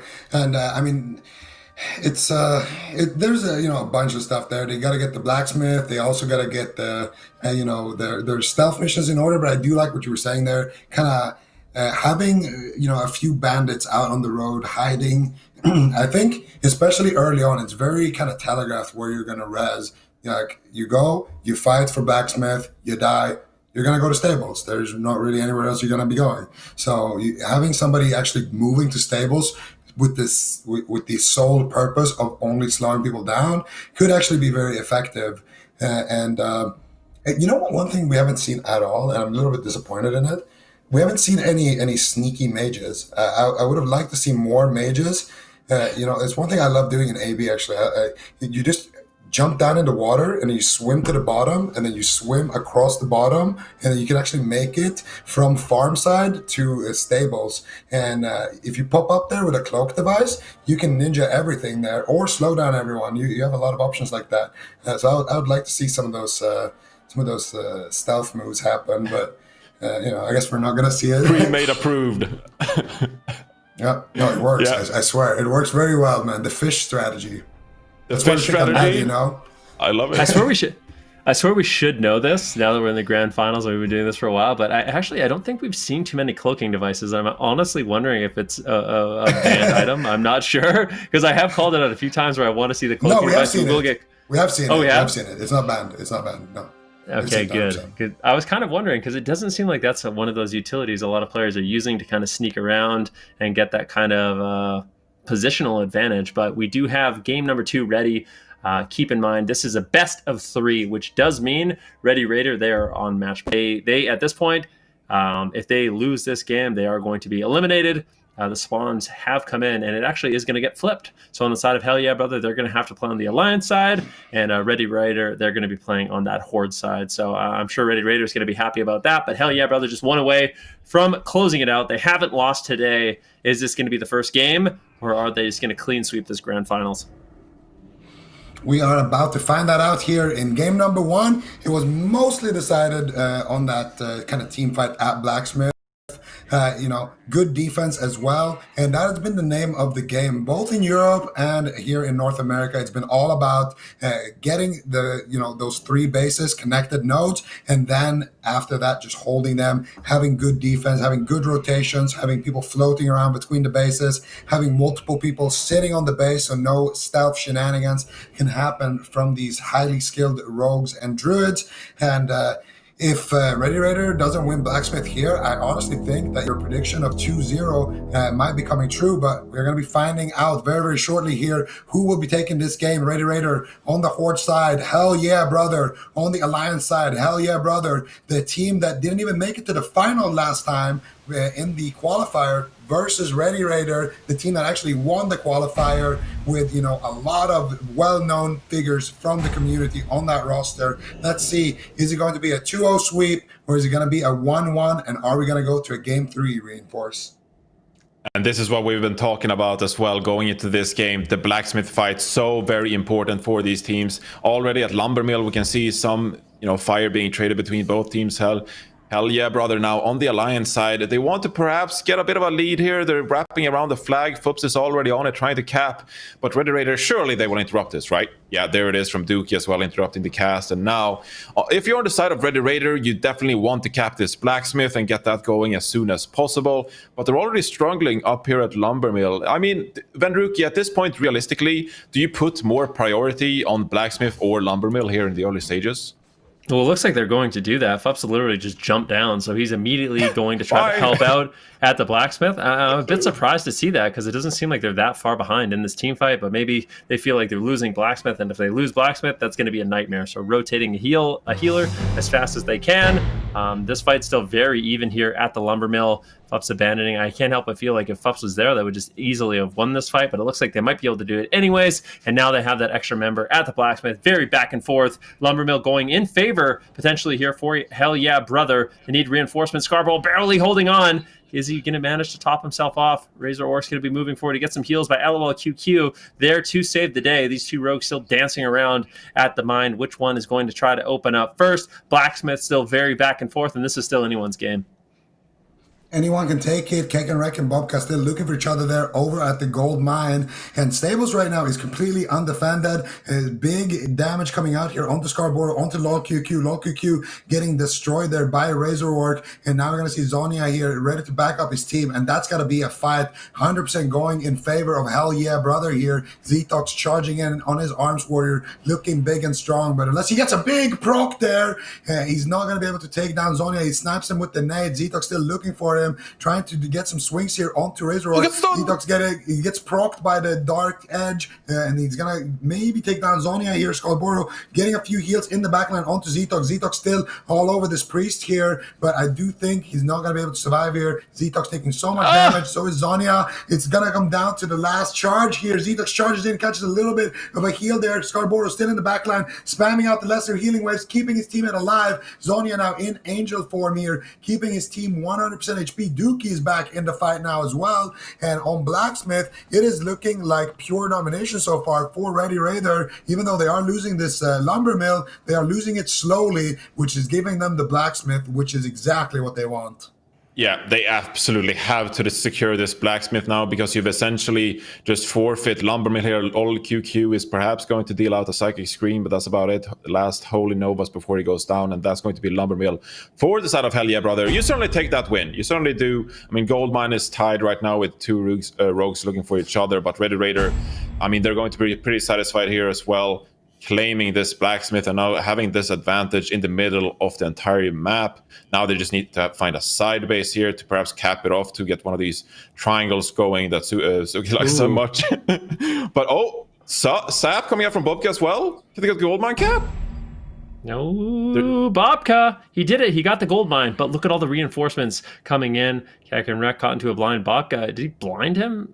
I don't even know how he got blind. He was in a sap, and then he was in a blind, and then Bobka's in stealth. What's going on right now? I'm not sure, but it looks like the Alliance are going to trickle in, and it looks like Hell Yeah Brother is going to fully commit to capturing this base. Bobka just going in. He gets a blind. He gets caught into a blind. It breaks! Oh, no! The Flame Shock, the miscommunication there. They're just going for the killing blow onto Bobka, but that blind was essentially wasted, and Bobka still just running around with evasion, buying as much time as he can for his team, but it looks like his time has run out. My question is it going to convert? It might. We'll see what happens at the mine. Blacksmith going to be going in favor of the Horde, and Lumbermill in favor of the Alliance. And right now, although we do have Ready Raider with that central node, that Blacksmith, which is very advantageous, they might actually be able to pick up Lumbermill as well. They have to hold on to Lumbermill. Doesn't look like Hell Yeah Brothers is going to be able to, and we have almost a golden triangle available here for the side of Ready Raider, and that's going to be looking extremely good for them.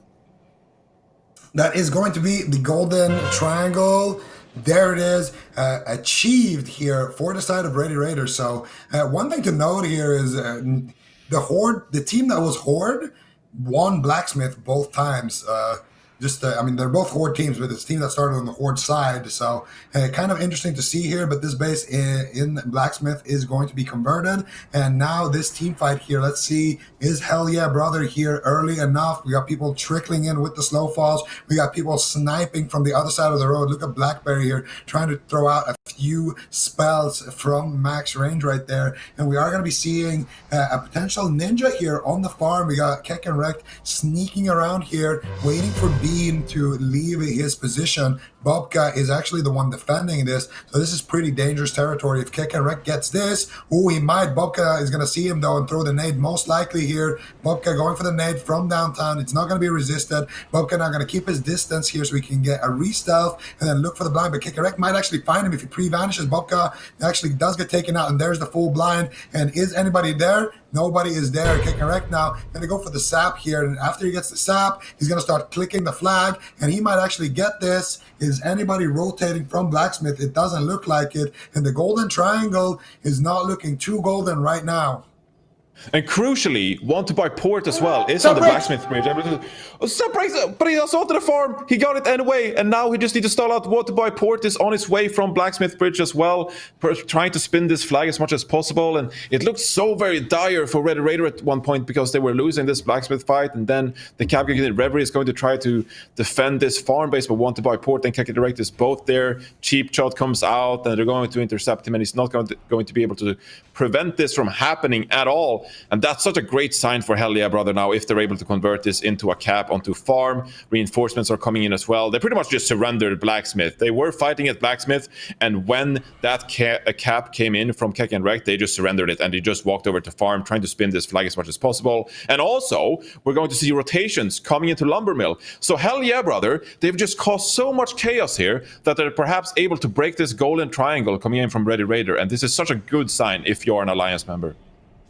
Yeah, if you're on the Alliance, things aren't looking too bad here. You have 3 bases, but these are not ideally positioned, and you have to really be afraid right now. It does look like this battle is going in favor of Ready Raider, and they could easily defend the farm. It does get converted into the Alliance, so wanting to buy Pord, Zanya need to keep him alive just a little bit longer, but he's going to get absolutely decimated, and I don't know if they're going to be able to actually spin this flag. It doesn't look like they're going to be able to. Reinforcements have been cut off, and the side of Ready Raider on the Horde should be able to defend this node and hold on. Unfortunately for Hell Yeah Brother, although they got that flag, there was just no reinforcements that were easily available. At the same time, we do have Scarborough. It's going to be going for a Ninja Cap, but Little Scrappy and Fups, both going to be available there, and not really going to be able to accomplish too much as that Shaman now on the run, but will be met with more Alliance and ultimately taken down. So really back and forth, but you have to feel good for the side of Ready Raider. They now have their golden triangle once again. And finally, things have stabilized in terms of positioning. They have all their members in the proper place. Lots of defenders, lots of rotators, and that's exactly what you want to see if you are on the side of Ready Raider.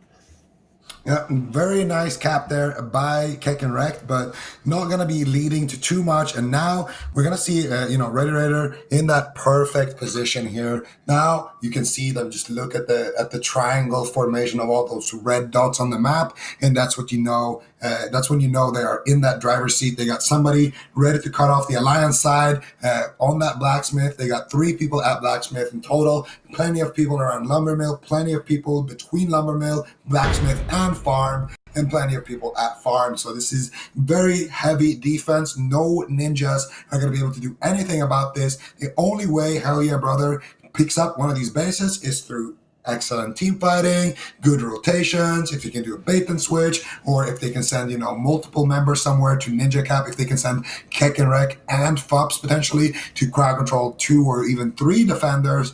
Those are the kind of situations that they have to find themselves in, and it's risky, and it's all about when you want to be taking those risks. Right now, Fups just being perfectly happy, holding stables, so he's not going to be able to do any ninja stuff just yet, and they're going to have to rely on the team actually to pull ahead in these fights. And I mean, that's going to be so difficult as well because of those graveyards that are going to be in favor of Ready Raider, and because of the fact that Ready Raider, I mean, they're going to be already in perfect position. They're going to be having that defensive long range position. Totems are down. Everybody's fully buffed up. Everyone is well fed and have been drinking, and they're all, chilling there. So I feel like for Hell Yeah Brother to win one of these fights, it's nothing short of a miracle is going to be required. And you can see Keck and Wrecked here completely shut down just by the fact that there's a Shaman that he can't sap if he's in Ghost Wolf, as well as a Hunter and a Hunter pet. So Keck and Wrecked going to be leaving that base and trying his luck maybe on the farm.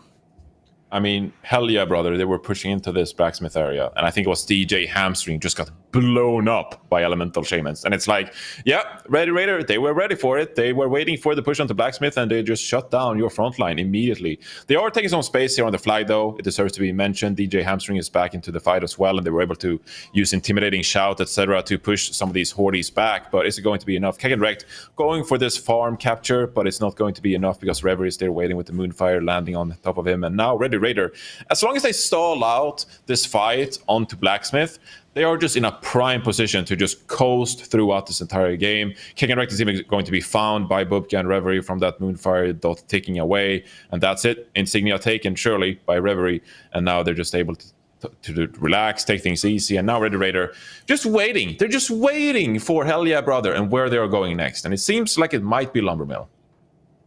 Yeah, you kind of get that feeling right now. Sweaty Fingers going to be moving forward, kind of behind right now, maybe going for some sort of like cheeky mind control plays, just really pincering them, cutting off some of these reinforcements. Actually goes for a fear on a Bobka, but he gets caught into a cheap shot, and Bobka does insane damage. I think Sweaty Fingers has basically just forfeit his life turning into an angel in that position. So a little bit unfortunate. You almost would have liked to see that priest kind of just charge forward and try to get to his team, because if you do get caught like that, you are going to get taken down really, really quickly. And now they're behind a healer in these team fights. And if I was Ready Raider, you drop a priest, you're going to be feeling good right away. You already have the defender's advantage. Definitely not the position you want for Hell Yeah Brother. Unfortunately for them, it looks like they are going to lose Omnisides as well. So very back and forth fight, but Ready Raider still getting those early kills, taking down Omnicide, taking down the Priest. This fight is looking extremely good for them, and it doesn't really look like Ready Raider is, or it doesn't really look like Hell Yeah Brother is setting anything else up. They got a few members ready to rotate back to the Lumbermill fight, but I don't know if those reinforcements are really going to matter. They're still just getting picked off. Razor Orc goes down. Looks like they might want to try to go for some sort of ninja play here at Blacksmith, but more than enough defenders and rotators available. I think it should be okay for them.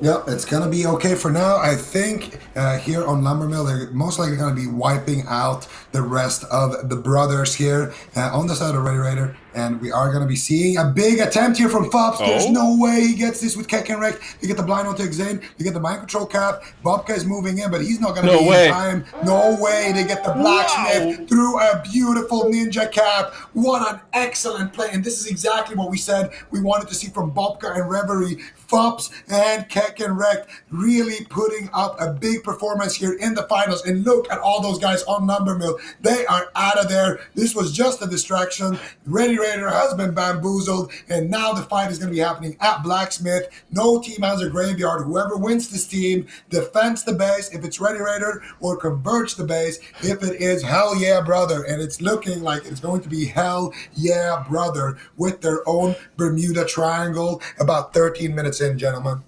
But the slow fall comes in from Ready Raider. This is their last attempt to maybe try to hold on to this Blacksmith area. You can just see how important they think this is.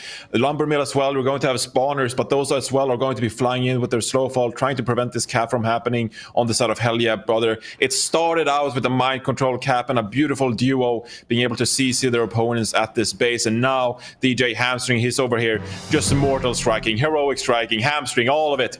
And the Alliance is taking the Blacksmith. This is a great sign now for Hell Yeah Brother. They are a bit behind in terms of resources, but they're quickly going to be able to bite into that lead and perhaps take it over if they can hold on to this Bermuda Triangle.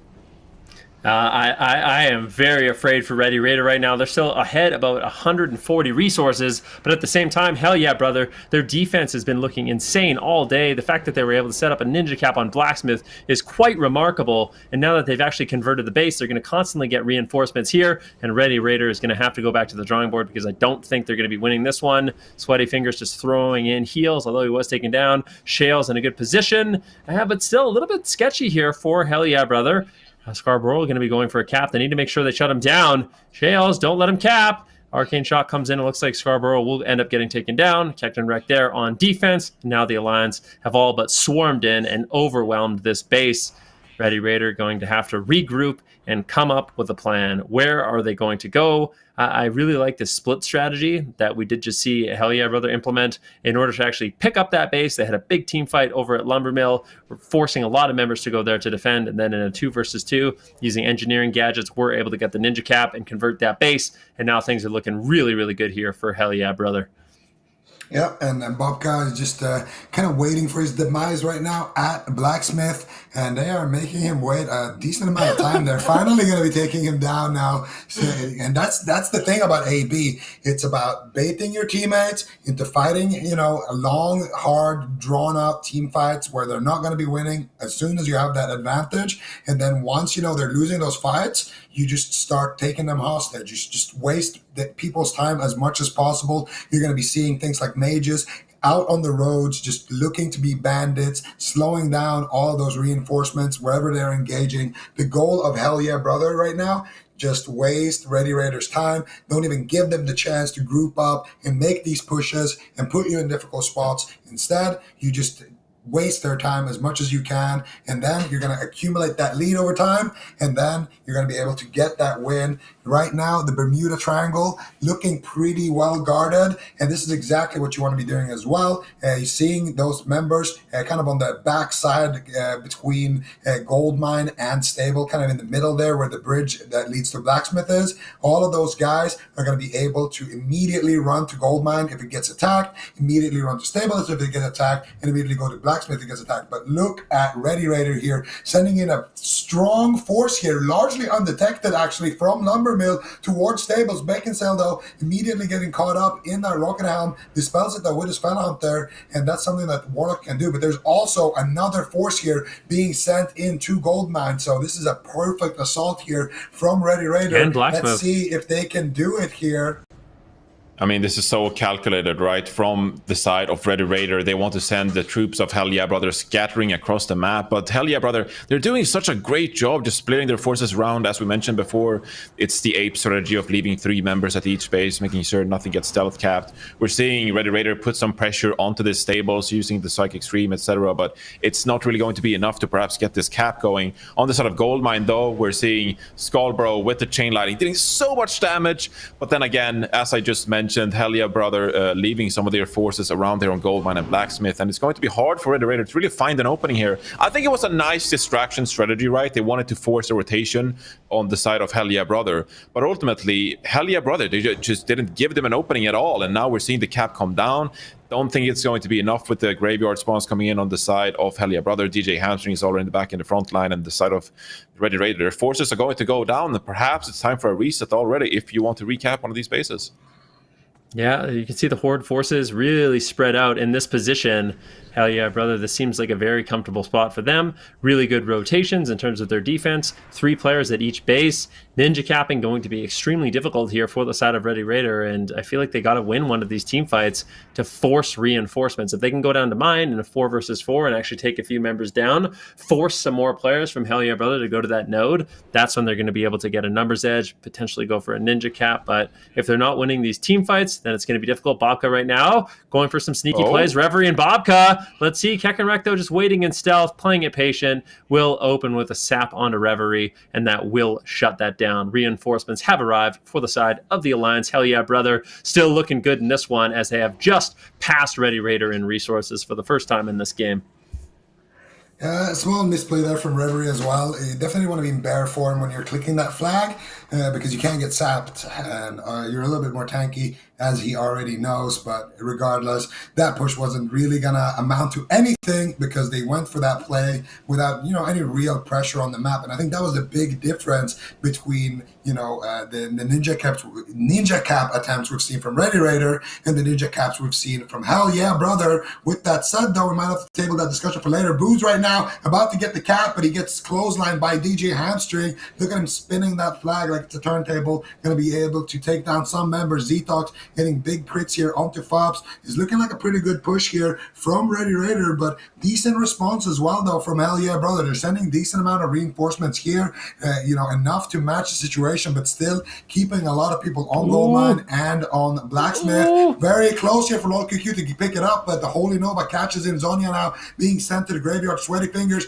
going for one final Holy Nova there before he gets taken down. That's going to be a massive res wave, and that's going to be the fight going most likely in favor of Hell Yeah Brother, unless they literally all die right now, which actually might be the case here. What is the damage coming out from these alley shamans? They actually might be able to take it down. They killed them within 10 seconds of them rezzing. They're not going to be rezzing anytime soon. They might be running to their corpses, though. Actually, Zane resisting the fear right there might be able to take it, but Fops getting the war stomp. Another res should come out any second now. Can they hold them at the graveyard here? This could be big. Zane, the multi-shot. Right there with the multi-shot, and that for sure is going to be the base, staying in Hell Yeah Brothers' possession. But what I was going to say before all of this is that when there is pressure on the map, that's when we see Kekenrek and, Fops go for their big play at Blacksmith, and that works because, they had pressure on Lumbermill. Here, there was no pressure really when Bobka and Reverie went for that same play at Blacksmith. Immediately got countered by multiple members, and then as a result here as well, their stables push didn't work out super nice because there wasn't a bunch of people, having to deal with that node. So good defense from Hell Yeah Brother and a good stables push from Ready Raider, but Hell Yeah Brother will stay in the lead. I mean, where is Rockman when you need him, right? Like, to reiterate what he's been harping on when he's been on the cast as well, you need to get that Frost Nova out at the graveyard or get the Frost Trap out from a Hunter, right, to really stall out. That was so close from the side of Ready Raider. And again, they're pretty close again. I mean, now they're starting to cap the flag. They're so dedicated to this push, but it's so difficult, especially Stables. One of the hardest bases to really capture on Arathi Basin because the spawn is so close to the flag. So, as you mentioned as well, Vendruki, you know, maybe you're able to corpse run if you don't have a spawn timer on that, or just waiting out the timer. You should be able to get like a Moonfire or something out to prevent the flag from being capped. But now, Ready Raider, they're starting to run out of time. 3 bases on the side of Hell Yeah Brother. They're 1-0 up in the series so far in the grand finals, and they're starting to run away with their lead. Yeah, you see Bobka just maneuvering his way from Blacksmith. There's no real opening there. During that whole exchange at the stables, there was a big battle at the Blacksmith as well. A couple close calls, but ultimately the Horde were kind of swept away. Bobka going to be repositioning, but immediately you see Hell Yeah Brother. Look at where the bulk of their players are. It's immediately in the dead center of that triangle, on the bridge, on the Alliance side, outside of Blacksmith. Easy to rotate to all 3 bases, and that's where the bulk of their force is going to be. Bobka maneuvering down right now to the mine. Let's see what they can really make happen. At the same time, we have a bit of an aerial assault. Look at this, a big assault here by the Horde, but look at all the Alliance players just ready to do battle, ready to defend this flag. And it's like you mentioned, we are running out of time here for the side of Ready Raider. Hell Yeah Brother potentially going to be able to walk away in this grand finals up 2-0. Ready Raider's going to have to make a play really, really quickly. Ready Raider looking to make the play right now. Actually, they're going for a straight up kill here, potentially. No, Bobka with the cheap shot into the gouge, into the full kidney shot here. I really like that. He gets the nade into a DR kidney, and Reverie gets the mine. Very nice play there coming out of the squad here, the Rogue Druid duo. And Validos, why did you leave Mustaro by himself here? He wanted to go and reinforce Blacksmith. There was pressure on a different node, and that resulted in a mistake. And now, all of a sudden, does the Horde win when the game is this close? I don't even know. I don't know. It's going to be so close. I mean, we'll have to see the cap get through and see if the timer is updated for the side of Horde here. But you can already see the reinforcements are streaming in. Dookie is just helping out Reverie and Bobka here, trying to solidify this gold mine cap. And now as well, I mean, even the Blacksmith fight, it seems like Hell Yeah Brother is going to clean that up. But still, you're 2 bases now. I don't even think the players know. The players don't even know who's going to win up with 3 bases here on the side of Ready Raider. So now you just gotta wait and see 15 seconds until the gold mine gets capped. And I mean, want to buy port and Valados, they're trying to push some of these Hordes away, but it's not going to be enough. They're just going to be there harassing. And you can see on the minimap as well, now the forces of the Horde rotating over to the gold mine want to solidify that cap. Alliance wins in 3.5 minutes, but the Horde has taken the mine. Will we have our answer here, Rookie? I don't know. I'm excited. Well, we're going to see. It seems like the Alliance are still in a favorable position here, and they're streaming down to the mine as well. They really want to recapture that node, but they don't necessarily have to. They're in a good spot right now where with 2 bases, it looks like they are going to win, but still wanting to put that pressure down. I really feel like for the side of Hell Yeah Brother, they really need to just defend your 2 bases as much as you can. I guess you can go for these offensive plays, but now that it looks like you're still going to win, you just sit back. You can hear the 1800 resource magic flute go off, and that's got to be a good sound here for Hell Yeah Brother. Ready Raider, they're going to have to make an impossible play. I mean, you mentioned it. These are, professional players are playing in a tournament for money in the grand finals. Capping a team like that is not going to be an easy task. I'm not sure. Honestly, we've seen so many games. Well, we saw 2 games to be exact in Europe, end with a 10-point differential. And it could be something as simple as, just holding a base for a few seconds. Look at the points. There is only 120 points right now separating these 2 teams. And I really feel like anything could happen if they can just cap a base, hold it for a little bit. It might just be one of those games that's going to go down to the wire here. Very, very exciting, very, very close. And I mean, this man on your screen right now, Kekken Wrecked, you got to give him some props for what he has been able to do in this game. He is a big reason to why they are standing on the side that potentially looks like they're going to be winning the entire thing. Kekken Wrecked and Fups there with that beautiful ninja cap at Blacksmith has just solidified the grip of the game for their team. But they're leaving it? No! He's going to get it! Dude! They abandoned, they pulled all their defenders. They pulled all their defenders, and Kekken Wrecked is just waiting. He's going to right-click it, and he is going to... I feel like this is some serious insurance to winning the game for their team. Things are looking good here for Hell Yeah Brother. Lumbermill next. See you later. Here we go. Go for the next one. I mean, that's so dominant as well from the side of Hellier Brother. Kick and wrecked. I mean, the patience to just wait for that, it's just phenomenal, and that should be able to secure it unless Ready Raider can conjure up some magic at this point. Is he just going to actually go for the 1v1 Keck and Wreck? He No gets the way. sap. He might just right-click it. He could pick it up. I mean, things are looking really good here up for the side of Hell Yeah, Brother. I don't think they're going to be losing this one. And I don't think many people believed, except me, of course, in Hell Yeah, Brother, making the push all the way through that upper bracket in the grand finals. 2-0 against Ready Raider. Besting VC. I mean, it is not over yet, but 50 resources away. They've got still 2 bases. We've got 40 seconds for the side of Ready Raider to make a huge play, but you look, it looks like Stables is well defended. It looks like Blacksmith is well defended, and Keck and Wreck just waiting in the wings to potentially pick up the Lumber Mill if too many Horde decide to run away. And what a well-played game. What a fantastic performance here from Hell Yeah, Brother. Not dropping a single game on the day.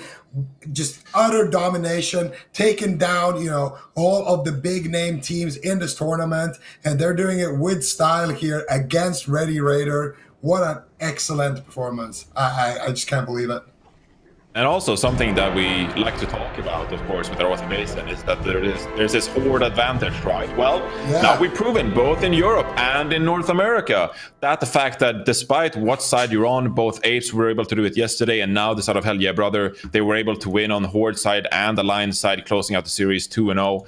So really impressive all around, and like the hero plays coming out as well from Bobcat and Reverie. They tried to, get some of that action going, but for the most part, it was all about Keck and Wrecked and Foops. So very impressive hero plays on the side of Hell Yeah, Brother too. Honestly, I'm just super happy with how these games ended up playing out. Hell Yeah, Brother, a bit of an underdog team. Not many players, like I said, expected them to win this one, but they were able to battle it back, take down Ready Raider. They actually went on, quite a tear in this championship round. You can take a look at the bracket, or I'm just going to take a look at it really, really quickly. They were able to best VC, then they bested Ready Raider, and then they bested Ready Raider again. So just, I guess, 4 quick wins in Arathi Basin for them, and they are going to be the North American champions, and a huge congratulations to them. Just really, really crazy stuff. This team didn't even make the finals in the qualifier, and they showed up big time. They must have been practicing a lot. They came in with very refined strategies. I gotta say, the finals, especially both games being nail-biting, super close ones, especially this last one. But I gotta say, my favorite game from Hell Yeah, Brother has gotta be against VC, when they just you could tell they have been studying the way that Yes Master likes to play these openers, and they just completely bamboozled him. He went for the gold mine, they let him cap it, then he went for the farm, and while he was going there on the farm, they sent somebody back from Blacksmith with perfect timing to interrupt him, sent somebody else from Blacksmith to steal away the gold mine that they just capped, and from that point of view, from that point forward, they're able to win the team fight at Blacksmith, able to win, gold mine, just able to take control of the match and hold on to that golden triangle. And here they're able to battle back against Ready Raider, holding their own golden triangle and break it and take the win. So really nice stuff from them. Yeah, for sure. Absolutely. And we often talk about the big fights going on, especially when you have 3 elemental shamans and you got some priests backing you up as well. It comes down a lot of these big team fights. But at this time, it was some of these hero plays coming out from the rogues and the druids trying to help out, getting the mind control caps and the rocket helmets out to really try to get some of these ninja caps out. And as you mentioned as well, Zico, being able to study your opponent like Yes Master, what are his tendencies, what caps does he like to go for, and then being able to counter that with rotation. I think Hell Yeah, Brother, as Zico loves to just shout out, Hell Yeah, Brother. They really studied their way to this win, and they totally deserve this prize pool awarded to them. I really like that you're shouting out, the level of preparation that they did, the studying as you are in a library, reinforce. But you know what it's all about. But that's one thing we did talk about during the qualifying stages. It was going to be the team that could go back to the drawing board, even though they didn't win in the qualifiers. They had a few weeks to prepare, look up their opponents, see what they do, look at their tendencies, and it is going to be Hell Yeah, Brother that capitalizes on all of that information. They were not the team that made it into the top 2 during the qualifier stages, but they're going to steamroll their way to a victory and become the North American Arathi Basin champions of this classic fall conquest. big congratulations to them. Then, of course, a huge congratulations to our European champions, Apes as well. I mean, both these teams really just put on quite a show. But yeah, that's going to do it for us. Zico, it was an absolute pleasure hanging out with you today, as well as you, Reinforce. Seriously, it was really nice having you on the desk, getting your expertise. Do you guys have any closing thoughts before we close this one out? It was fun. Let's do it again sometime. All right. Now we've done the Arathi Basin and Warzone Goals, okay? I don't know what anyone has planned.